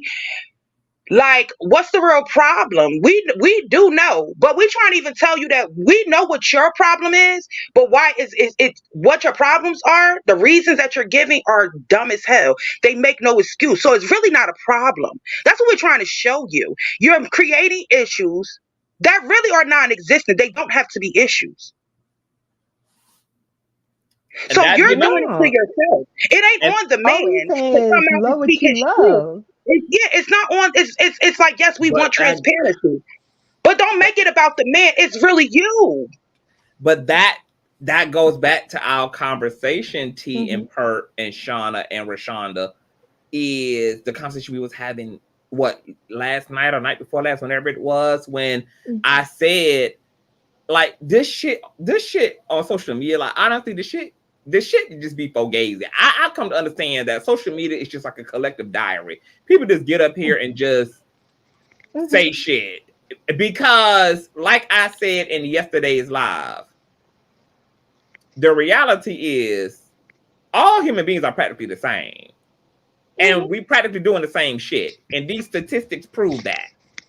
Once again, hooting and hollering about a certain type of motherfucking sex and this, that, and the motherfucking third, and everybody getting down with the motherfucking get down is freaks and whores and booty lovers and anal lovers on all sides of the damn field. Humans are going human at the end of the damn day. To continue to try to compartmentalize this shit so that we can get our preferences and our ideals like manifested is weird. It's time for this society to grow the fuck up.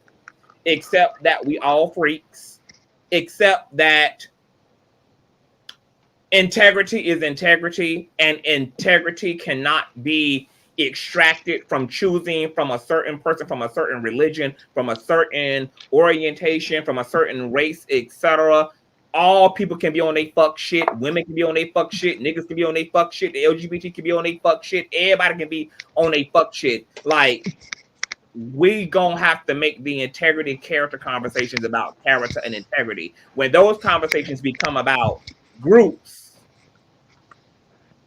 that's when we start getting into some sticky motherfucking water. If you want a good person you can trust, then that's something that anybody attracted to you is capable of giving to you, even if they happen to be bisexual.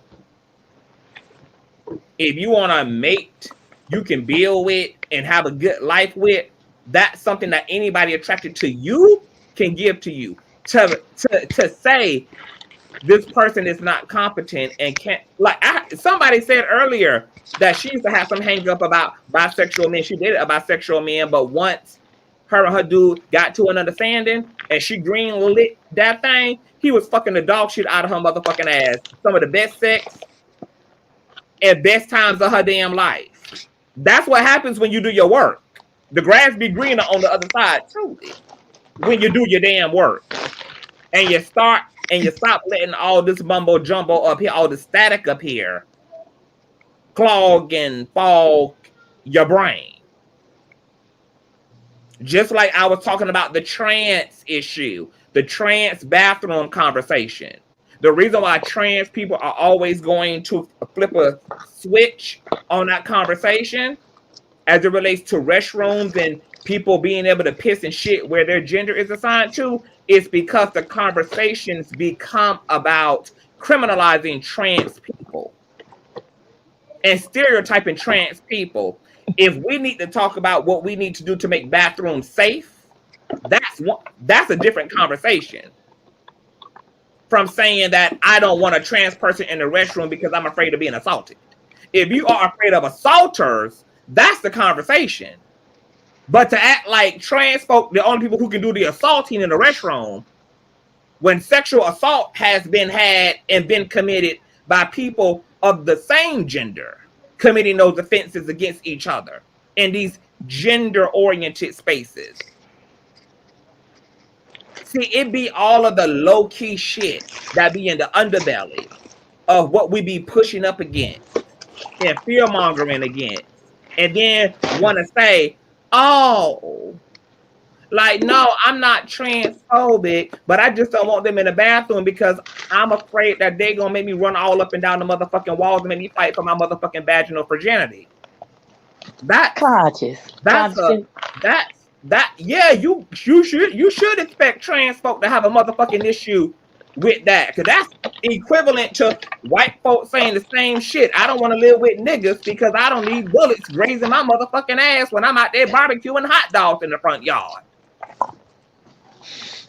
If you want a safe community, bitch, then talk about a safe community and talk about wanting safe people in the community. But once we start assigning sexual assault and pedophilia and all of this and all of that to groups of people, yeah, like you damn right, people gon' be up in arms because it's not fair and it's not statistically true.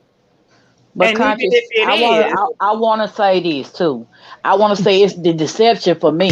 It's the deception. That's what's really going on. It's what is going on is people deceiving and being deceptive of, they're more scared of what somebody may do than what they're actually doing.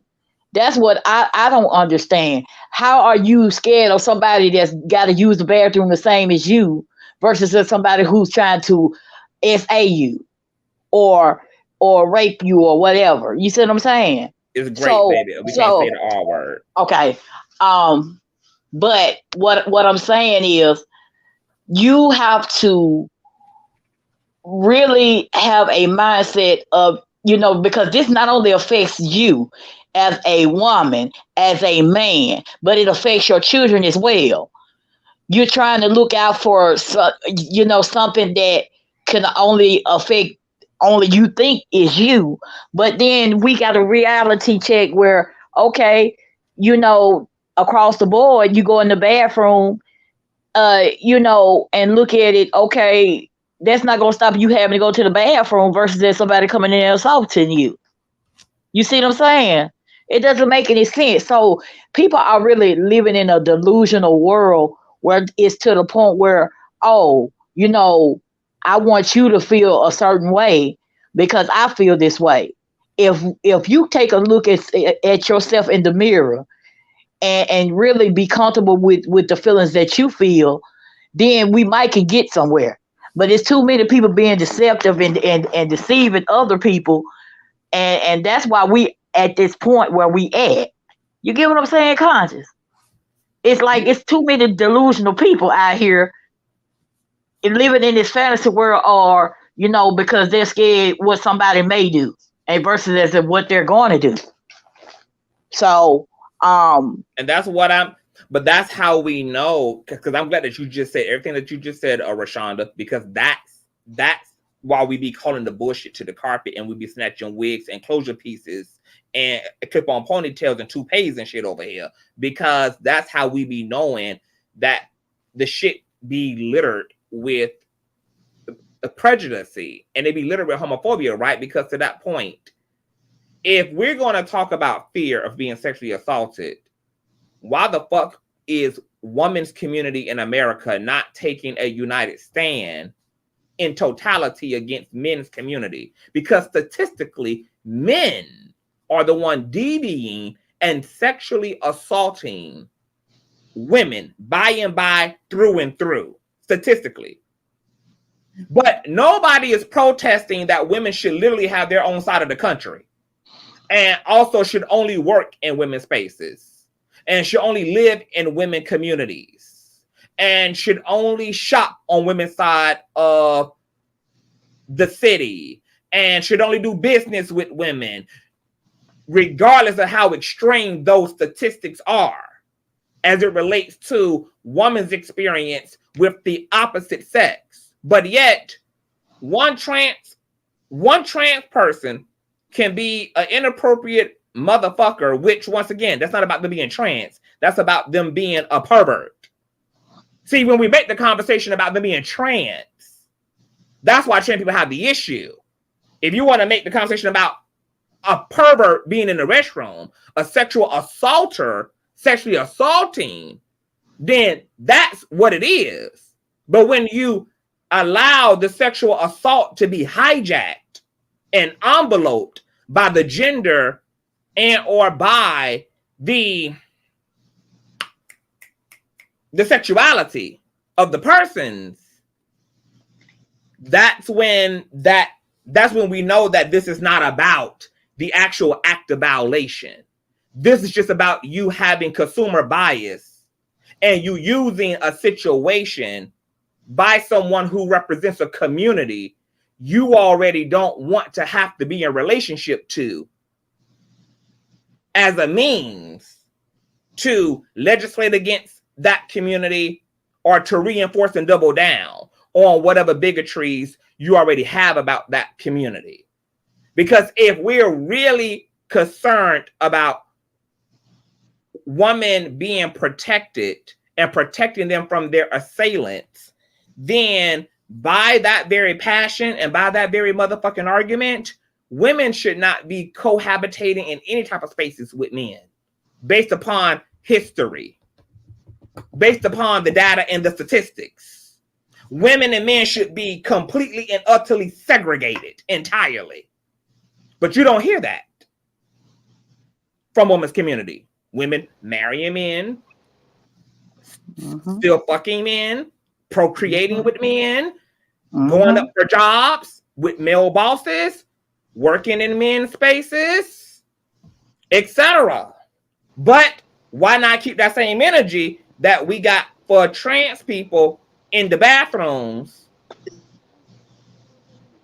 And let's have the conversation for all the with all the other data that is disproportionately high in value. But here's the real tea, CTV. They're advocating for the same bigotry that will be used against them later.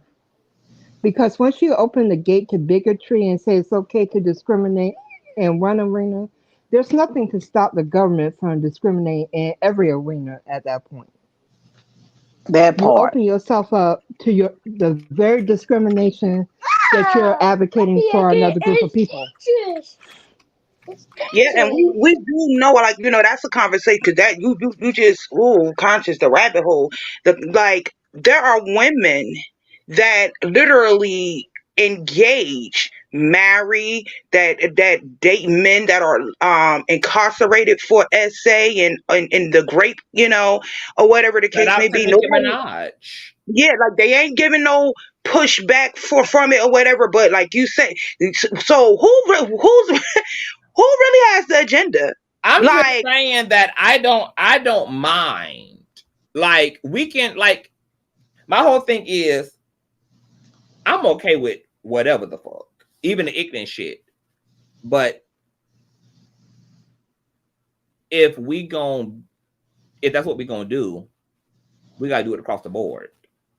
Stop making the exceptions for the people that you also happen to hate, because it's about hate when that's the case.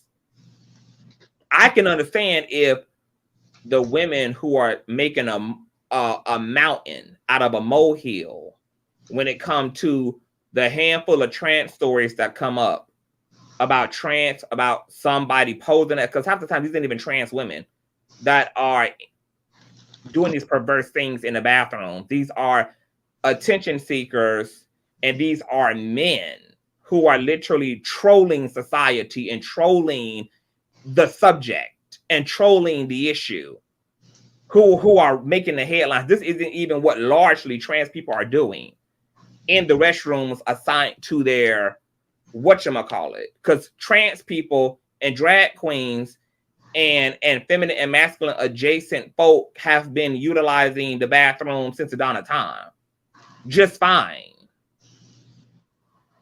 But if we gonna make a molehill out of those instances, I'm just like, okay, cool.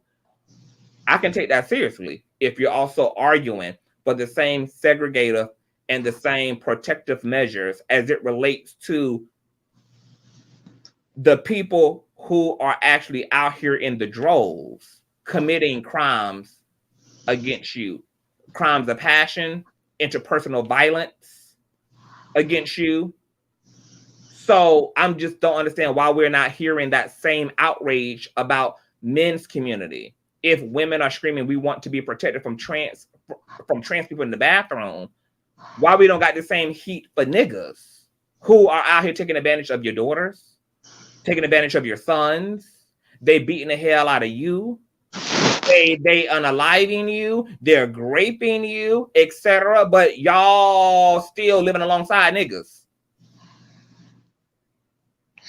That's what we literally call selective outrage, because it's not really about that.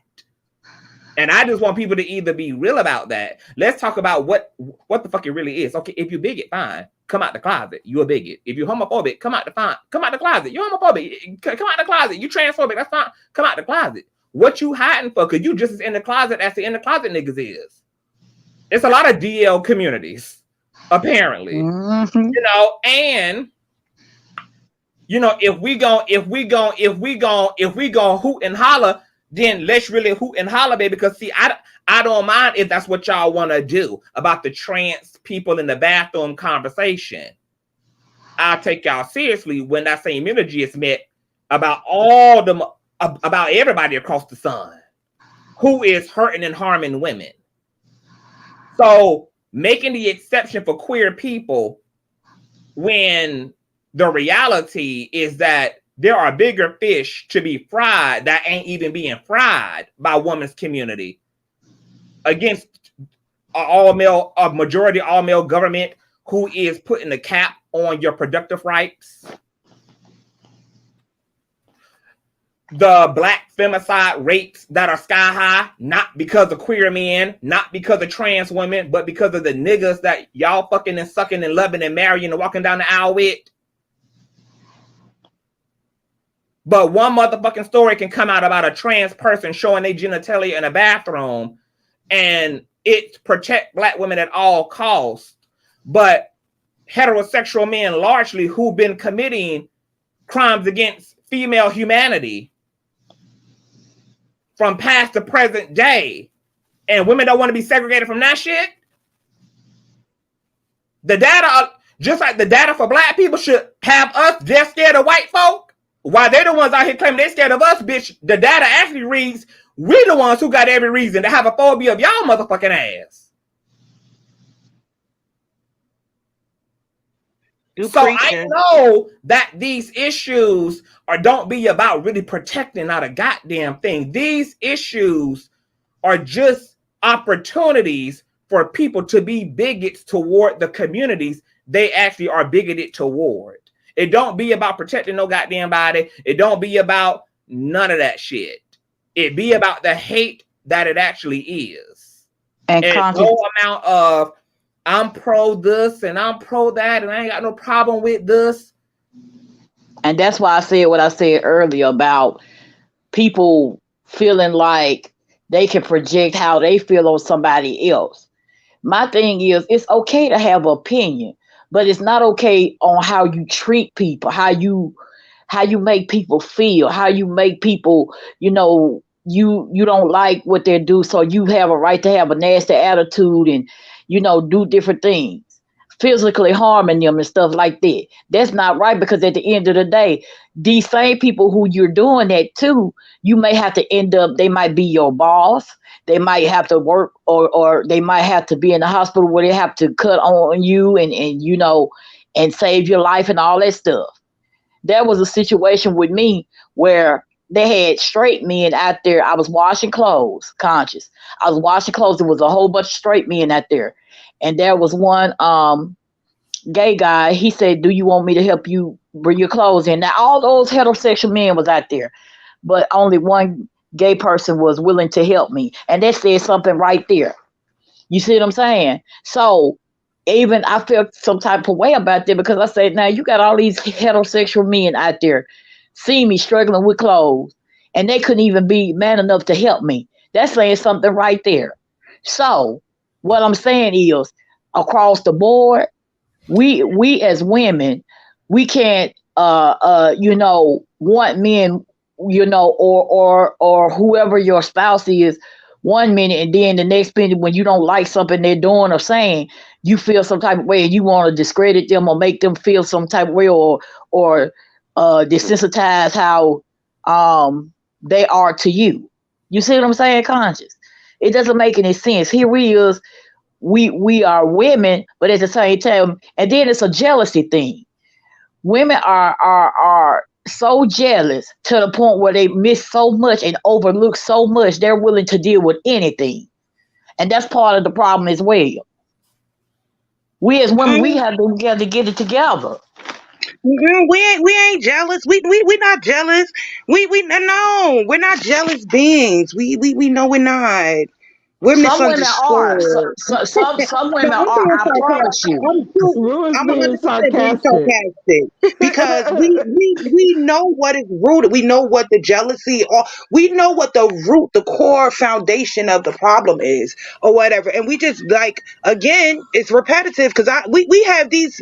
Damn, I don't know how many times I've been on a panel, or just even just watched us have these type of dialogues about this topic, Mm-hmm. and you know, we do know that there's going to be lots of pushbacks, because people, I say it all the time, are lazy. People like to be ignorant, you know. But That what I part. think I like about this particular conversation is because we're telling you, we know that you are, and we just want you to just admit that. Not even so much admit that you are, because you don't have to admit anything to us. We just want you to live your truth.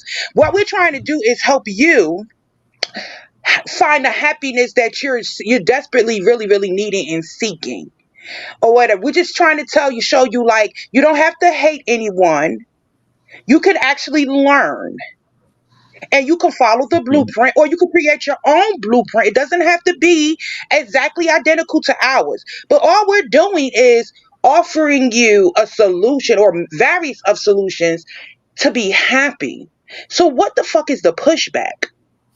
Yeah, like What is we're the actually pushback? pushing against all of the shit that's holding y'all back, so that y'all can, to Rumors and T point, get to the damn promised land. We're actually trying to push all of the barricades and all of the speed bumps and all of that out of the way. It's like anybody else, Rumors and T, when people have a lot of trauma and have a lot of cultural, societal, intergenerational trauma and upside down behavior and pathology, it's like people fighting you against their own healing. That's what we're experiencing here.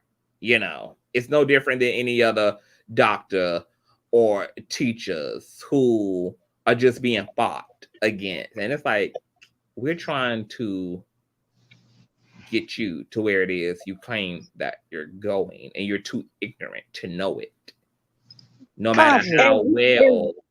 Do you think they love being dysfunctional? That's what I want to know. I I mean, want of to course, ask I think that people are, you know, like, everybody's normal is whatever their condition is. So, you know, there are some people who have made a home in dysfunction that does feel normal to them. That's familiar to them. That's the world they're used to being in. It's the world they've mastered. But just because, you know, they might have a sense of pseudo security and familiarity, and that dysfunction doesn't mean that it's not dysfunction. So, you know, that's why I said earlier, you get tested and tried here mentally and intellectually. We raise the bar. We are the pushers. We're going to push. We're going to pry because we're helping you to reach deeper into your state of mind. We're driving you and actually trying to assist you in some personal agency here to actually get behind the wheel of your own brain. You know, we're trying to like literally give people that opportunity to have that independency, but that's a choice, you know. So this is an invitation, and yes, people get very comfortable in the ignorances that are their lives and that are their brains. And you know, that's why Harriet Tubman, you know, allegedly didn't say that she could have saved so many more had them niggas known that they were slaves. Like, had only they knew they were slaves. Hold on, is that how the saying goes? That's exactly how it goes. Oh, okay, yeah. Okay, so something felt. Yeah, you know, I could have saved so many more. You know, I had only they knew, you know, because to her point, like, that's their lives. They've made a home on the plantation. They know that terrain. They know what to expect every day. Just like when the Israelites, you know, called for God to save them. And then when he saved them and they were in unfamiliar, uncharted territory, they were ready to haul back to Egypt because Egypt was predictable. They knew where their meals were going to come from. They knew what the routine was. There was familiarity. They were shooketh. You know, when they got thrusted out there and had to traverse the wilderness in order to get to the promised land. So a lot of these people, yeah, you know, they stuck on stupid. They stuck on hook. You know, they ain't even hooked on phonics. You know, that would even be a upgrade at this point, is to get hooked on some damn phonics. But they stuck in gear. They stuck on ignorance. So, you know, as Jesus said, you know, my attitude is, at this point, I'm not emotionally invested in who don't get it. I'm just going to be the messenger. And I'm just going to offer the space for the work to be done in. But in the words of my Lord and Savior, let whomever have ears hear and let whomever have eyes see. Okay? That's who the message for. Whomever can receive the message. Whomever can got the capacity. Whomever ready for that quantum leap. Because I'm not going to stress myself out about no motherfucking body who ain't ready to go. Your ass ain't ready to go, baby. You ain't ready to go. My foot on the motherfucking pedal. So I'm not invested in that way in whether people get it or not, which is why I created the type of space I fucking created and why I do what I do as it relates to all these subjects that we talk about. Because if I was invested, I would have been discouraged a long time ago. I wouldn't even be wanting to do fucking YouTube. But I've learned that that's what burns you out, is when you get overly invested. Your job is to be the messenger. When Charlemagne asked Iyanla and said, why won't I ever see you breaking down with these people? Why won't I ever see, like, you know, these people be breaking down and crying and they do it? She said, baby, because I'm not invested. She said, that's not my job. My job is to be the messenger. I'm the facilitator. I'm not there. I'm not there to be invested in whether they get it or not. I'm just the invitation. I'm just a catalyst for these people. So you're not going to see me hooting and hollering and crying and breaking down because these folks don't get it. They ain't getting it, etc. I'm just going to do my job as the messenger. That's it. I'm just a supplier. Just like when you come to a store, the motherfucking shelves ain't invested in whether you pick a motherfucking thing off their asses. The shelves just have the products. And you either purchasing those products or you not. But the shelves are going to shelf. Just like the teachers are going to teach. The healers are going to heal. You know. Conscious, I think that what I wanted to say is, I used to feel guilty, and thank you for saying it, because I used to feel guilty. Like when I tell somebody something, even now, I'm like, okay, you know, I did what I supposed to do. And, you know, people have made me feel guilty because they didn't get it. But then later on, they come back and say, Rashawn, you were right. I'm like, so why you took me through all of that you know, I'm just giving you a message what was going on. And you mad at me for telling you. So I'm at a point where I'm fine with, and with everything, what I'm saying? Even when I give a person a message, I'm fine with, You gotta if be. there's it. Because Yeah. see, that Cause is you'll weigh weighing on my yourself heart. thin, child. You will weigh yourself thin, focus on on what they're gonna do with it. What they gonna do with it. That ain't our job to worry about what they're gonna do with it. Our only job is to give it to their ass. Once it's in their hand, it's all on them. Yeah, Because then they get so to make an informed decision with what you Yeah. gave them. Mhm. And you got to my remember, heart is a whole lot better. Yeah. Because and that's what I wanted to tell you. Thank you so much for just being there for me and standing up for me and making sure I was good, because like I said, I don't want to cry nothing like that, but You bet not. I'm not. But cry so It's you your can party, see child. You can TV cry do if you want dog and to. cry. but Petty. yeah, I know. yeah. And I want to say this person, the reason why I'm saying all of this, I had lost my uncle last week and everything, Oh, but I'm I'm sorry to hear okay. that. Yeah, so I'm I'm sorry. okay. I'm okay, but here's the thing. Yeah. Even with that, people something else. I'm gonna say this too. Love on people while they're here. Okay? Don't wait till they die or something happen to them or when they sick or whatever. You get what I'm saying? It's so many people that's insensitive, and that's why I'm bringing this up. It's so many people insensitive and choose to be ignorant about different situations. If you don't know something, it's best to ask. And if you don't understand something, it's best to ask. Don't just assume something. And if you don't know nothing, don't say nothing. Because like I said, it not only shows how ignorant you is, but it also it opens up a whole lot of people where people can take advantage of you. They see when you're ignorant, they can take advantage of it. You get what I'm saying, Conscious? Mm-hmm. Have you ever been in a situation like that where, you say something that people take it the wrong way and then try to Of course. I'm a content creator. Mhm. That happens all the time. Yes. But Hell you get yeah. what I'm saying. You get what I'm saying. I'm like, okay, all I'm doing is trying to love people, love, and just, have love. I don't care what nobody thinks and how they feel. But at the same time, what you gonna do, and you gonna respect me when I tell you something. Because at the end of the day, I didn't have to tell you in the first place. You see what I'm saying? People think that you owe them something. That's another thing. And that's why we have all these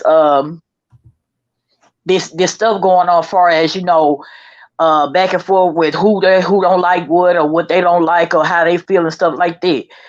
It ain't about what you don't like. If you can respect somebody, you will get a lot further in life. I learned it. If you respect people's spaces, if you respect folks, God will fix it to where He'll bless you to meet people in different aspects of your life, because you don't know if you may need that person or not. So what I'm telling y'all all got to have a mind to be versatile. It's too many closed-minded people, Conscious. And that's why I'm saying what I'm saying. It's too many closed-minded people that choosing to be dysfunctional and ignorant, and then get mad because you know something and they don't. You get what I'm saying? Oh, just like Yeah. I was told that it was weird because I can actually take in information and compute it and decide with the informed information that I got that I wanted to change my mind or to clarify what I was saying. Because, like I told CTV earlier, when he asked the bisexual question, I had never even considered it before, and I just gave a impulsive response. But when I went back and thought about it, I was like, that's just not true for me because being who I am, if I'm fucking with you, if you tell me you bisexual, that's not gonna make a difference to me. And that's from Right. real world experience. Because I also had a friend of mine to come And out baby, to I need to me. find that motherfucking show, because when I tell you that me and Purple had it going on that motherfucking show, baby, Hmm. we was putting blood in the land in that conversation, Hmm. baby. Perp was motherfucking dragging me to the ground, baby. We had it going on in that topic. That was off the chain. It was And amazing. that's why I like conversations that challenge me Because then I get to really see, do I really believe this? Or is this something I just kind of accepted into my realm Because a without lot of people actually have just giving it never a even well had. thought out? Because a lot of people have never just had to even think about it. Like that's what because that's what we're talking about. Like a lot of people are just like we're just floating with stuff that's just become us as a result of just being alive and just moving along through life, and we haven't even realized that we haven't even really thought about these things. We've just accepted that surface information, our surface assumptions, and we never had to really contemplate or think a lot of this stuff through until we're prompted to. But see, sometimes I think everybody else loves that process because I love that process. Yeah, I I love to it. smash my head up against the wall. Like I love when people like are brain fucking me and mind fucking me. Like I love to be mind fucked. Like that's one of my my go-tos, even when it comes to like a lover, is can you like stimulate me? Like I want you to give me aha moments. Like make me think about shit. Like I wanna float. I wanna orbit. Like send me into outer space. Like give me another angle. If you can do that, that turns me on all by itself. That's when I become fucking bisexual. I even realize I be turned on by fucking women who can mind fuck me too. Like if you can mind fuck me, pretty much we fucking. Hell yeah, baby. Because that's why I joined the debate team, because you really don't know what you believe until you have to take the opposite stance of what it is that you believe, and then argue that point and see if your point still holds up to the spotlight. It's just like the Easter Bunny, y'all. Do you know now, Conscious? I know you smart, but you know they have they have a commercial every year. Every year they had this commercial around April, March, and April. I think I know which one you're talking about too. They didn't mind putting people in their mind that the Easter Bunny lay eggs. Now, Conscious. When have ever Easter Bunny? Look, I make y'all laugh. Are y'all getting into all this personal tea that Shauna spilling about her damn self in the chat? Shauna said, "Don't tell nobody, but I used to smell chairs after people." That was Amazon. Wow. That's why earlier I was defining the word preference, because people are always calling something. It's always calling something a preference when it's actually mandatory, and something that's mandatory is no longer a preference. If you're saying I will not do this, then that's not a preference. Right. But my point is, y'all. Now, y'all, if y'all smart, y'all know doggone well. Don't know Easter Bunny lay no eggs. Easter Bunny, a bunny is a rabbit. They lay chocolate eggs. That part. Shauna got a strong stomach. She got a strong stomach, because I know every kiss she smelled did not come with a beautiful fragrance. Okay, so we know Shauna like a lot of bullshit. Okay. Smelling like my ass cheeks.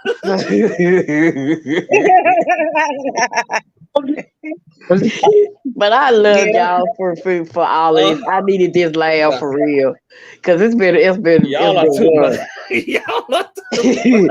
It's been rough. But I'm saying they don't. I found out, y'all. I found out that they didn't teach this in school, that bunny, you know, is like a mammal. Some people really don't know this, y'all. And I'm like, how y'all don't know this, but I do. So I'm telling them, do you know they actually got on me about this? I'm like, okay, y'all, you ain't gotta believe me. Yeah, you was talking about the Cadbury commercial, right? Yeah, right. Yes, the Cadbury Easter Bunny. Do y'all remember the turkey that hopped off the table and ran down the hallway? Lord have mercy. All I'm saying is, this is prime example why I said what I said, y'all. They will get everybody to believe anything and lie at the same time. When Cat Williams said what he said they lied to us and tell us the truth at the same time. That's exactly what he meant. Facts. So So I need to tell y'all the truth. I need to take my ass to bed. I love y'all, but happy birthday, Rashonda. Are you doing anything for your birthday, or have you already celebrated your birthday? I'm celebrating for 2 months. I'm celebrating the entire month too because my birthday was Period, last honey. Monday. So Period. y'all know I'm gonna be Celebrate to the celebrating. bone, It's an honey. Aries thing, For baby. all the Aries. I'm gonna give me a cake. I'm gonna do something for me for a change. I've been doing stuff for Period. everybody else. Thank y'all Do you for follow just me, having me. Rashonda, on Instagram? I do. Okay. So Message me on send me a message on Instagram. I will. And Okay. all I want to say is thank y'all for just loving on me. And I love when we have these conversations. It's a blessing that I get to interact with y'all. I love each and every one of y'all. Thank y'all for my birthday wishes. And y'all make my birthday a little bit brighter and special. I really do appreciate everything. Do you got a Cash App, Rashonda? Yeah, I do. What's your Cash App? My Cash App is, I know it's crazy. It's Rashonda. I'm going to spell it. Thank y'all. It's RASHAWNDA, meow 33. Not meow 33. Rashonda I hear meow you, 33. little freaky thing, meow 33. Yes. I Well, love y'all to death. I love you all as well. I'm going to say good morning, good night to everyone. As always, it's been great and a pleasure. And we'll see each other again when, the next live. I love y'all to death, and thank you, Conscious, for everything you have done. Do you know that means the world to me? I've been rocking with you for years now. I love you to death, and much love and much success. Same You to you, deserve baby. everything that you get. Thank you. I thank God for you. You have Thank just been a light you. in my life. Same here. I couldn't have done this all without y'all. Y'all make this thing go round and round with me. We family, child. So y'all don't fuck with me now. Y'all stuck with me now, child. So we in this thing Happy together. birthday, sweetie. Thank you. I'm gonna hit your Cash App too, Rashonda. So be looking out. I love you, Conscious. I love you too, baby. Enjoy it all. Enjoy it all. Live your life, child. Set the world on fire and know that you are loved and you are valuable. And we are wishing and sending so much more light and love on your journey. And we're going to be here for you.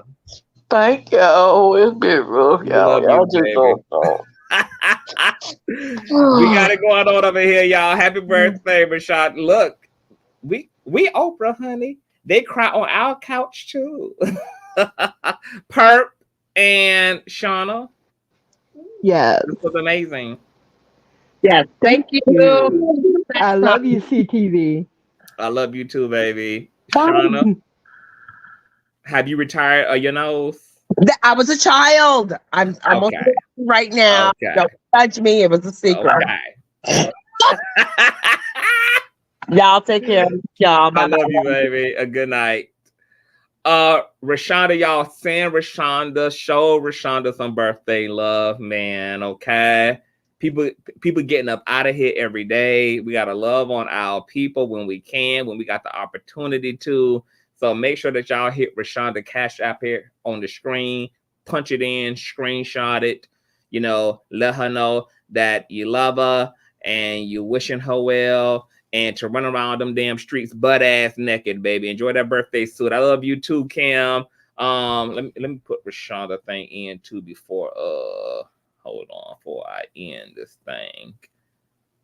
Cause let me see. I hope I typed this out right. Okay, hold on. Let me Rashonda. Oh, yep, it came right on up. Yep, that's the right one, y'all. Hold on. Happy B-Day, baby.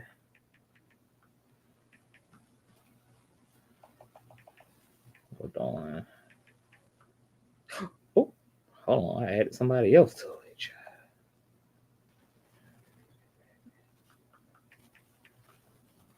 Hold on, y'all.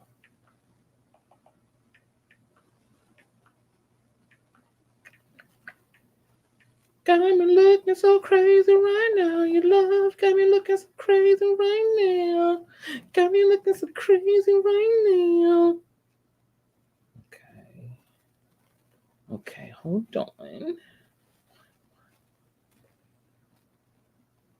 Sending my boo some birthday love. All right, we're trying to check your Cash App, child. I love y'all. Probably what's today? Monday, Tuesday. We're probably back today. Y'all know I ain't really into the news cycle. It's like, I don't know. It is a lot of shit going on with the celebrities, but I don't know. Ain't nothing really jumping out at me like that. So we're just gonna continue to just talk about whatever the fuck come up until I get in the swing of wanting to talk about a bunch of fucking rich ass people being idiots. But that spirit may hit me by tomorrow, child. You know, whenever the spirit land, girl, we'll be back into the celebrity gossip shit. Until then, we just gonna carry and talk about random shit. And if y'all have suggestions, anything come up, y'all DM me, email me, do all of that good jazz. All right. Good night, Rashawn. Good night, Kim. See y'all. God bless you too. CNC Evil. See, we even converted CNC Evil. CNC Evil came over here trolling, and then eventually, you know, got whooped and beat into formation. Okay. He happy now. She happy now, child. Good night, Tanya. I love y'all. Bye.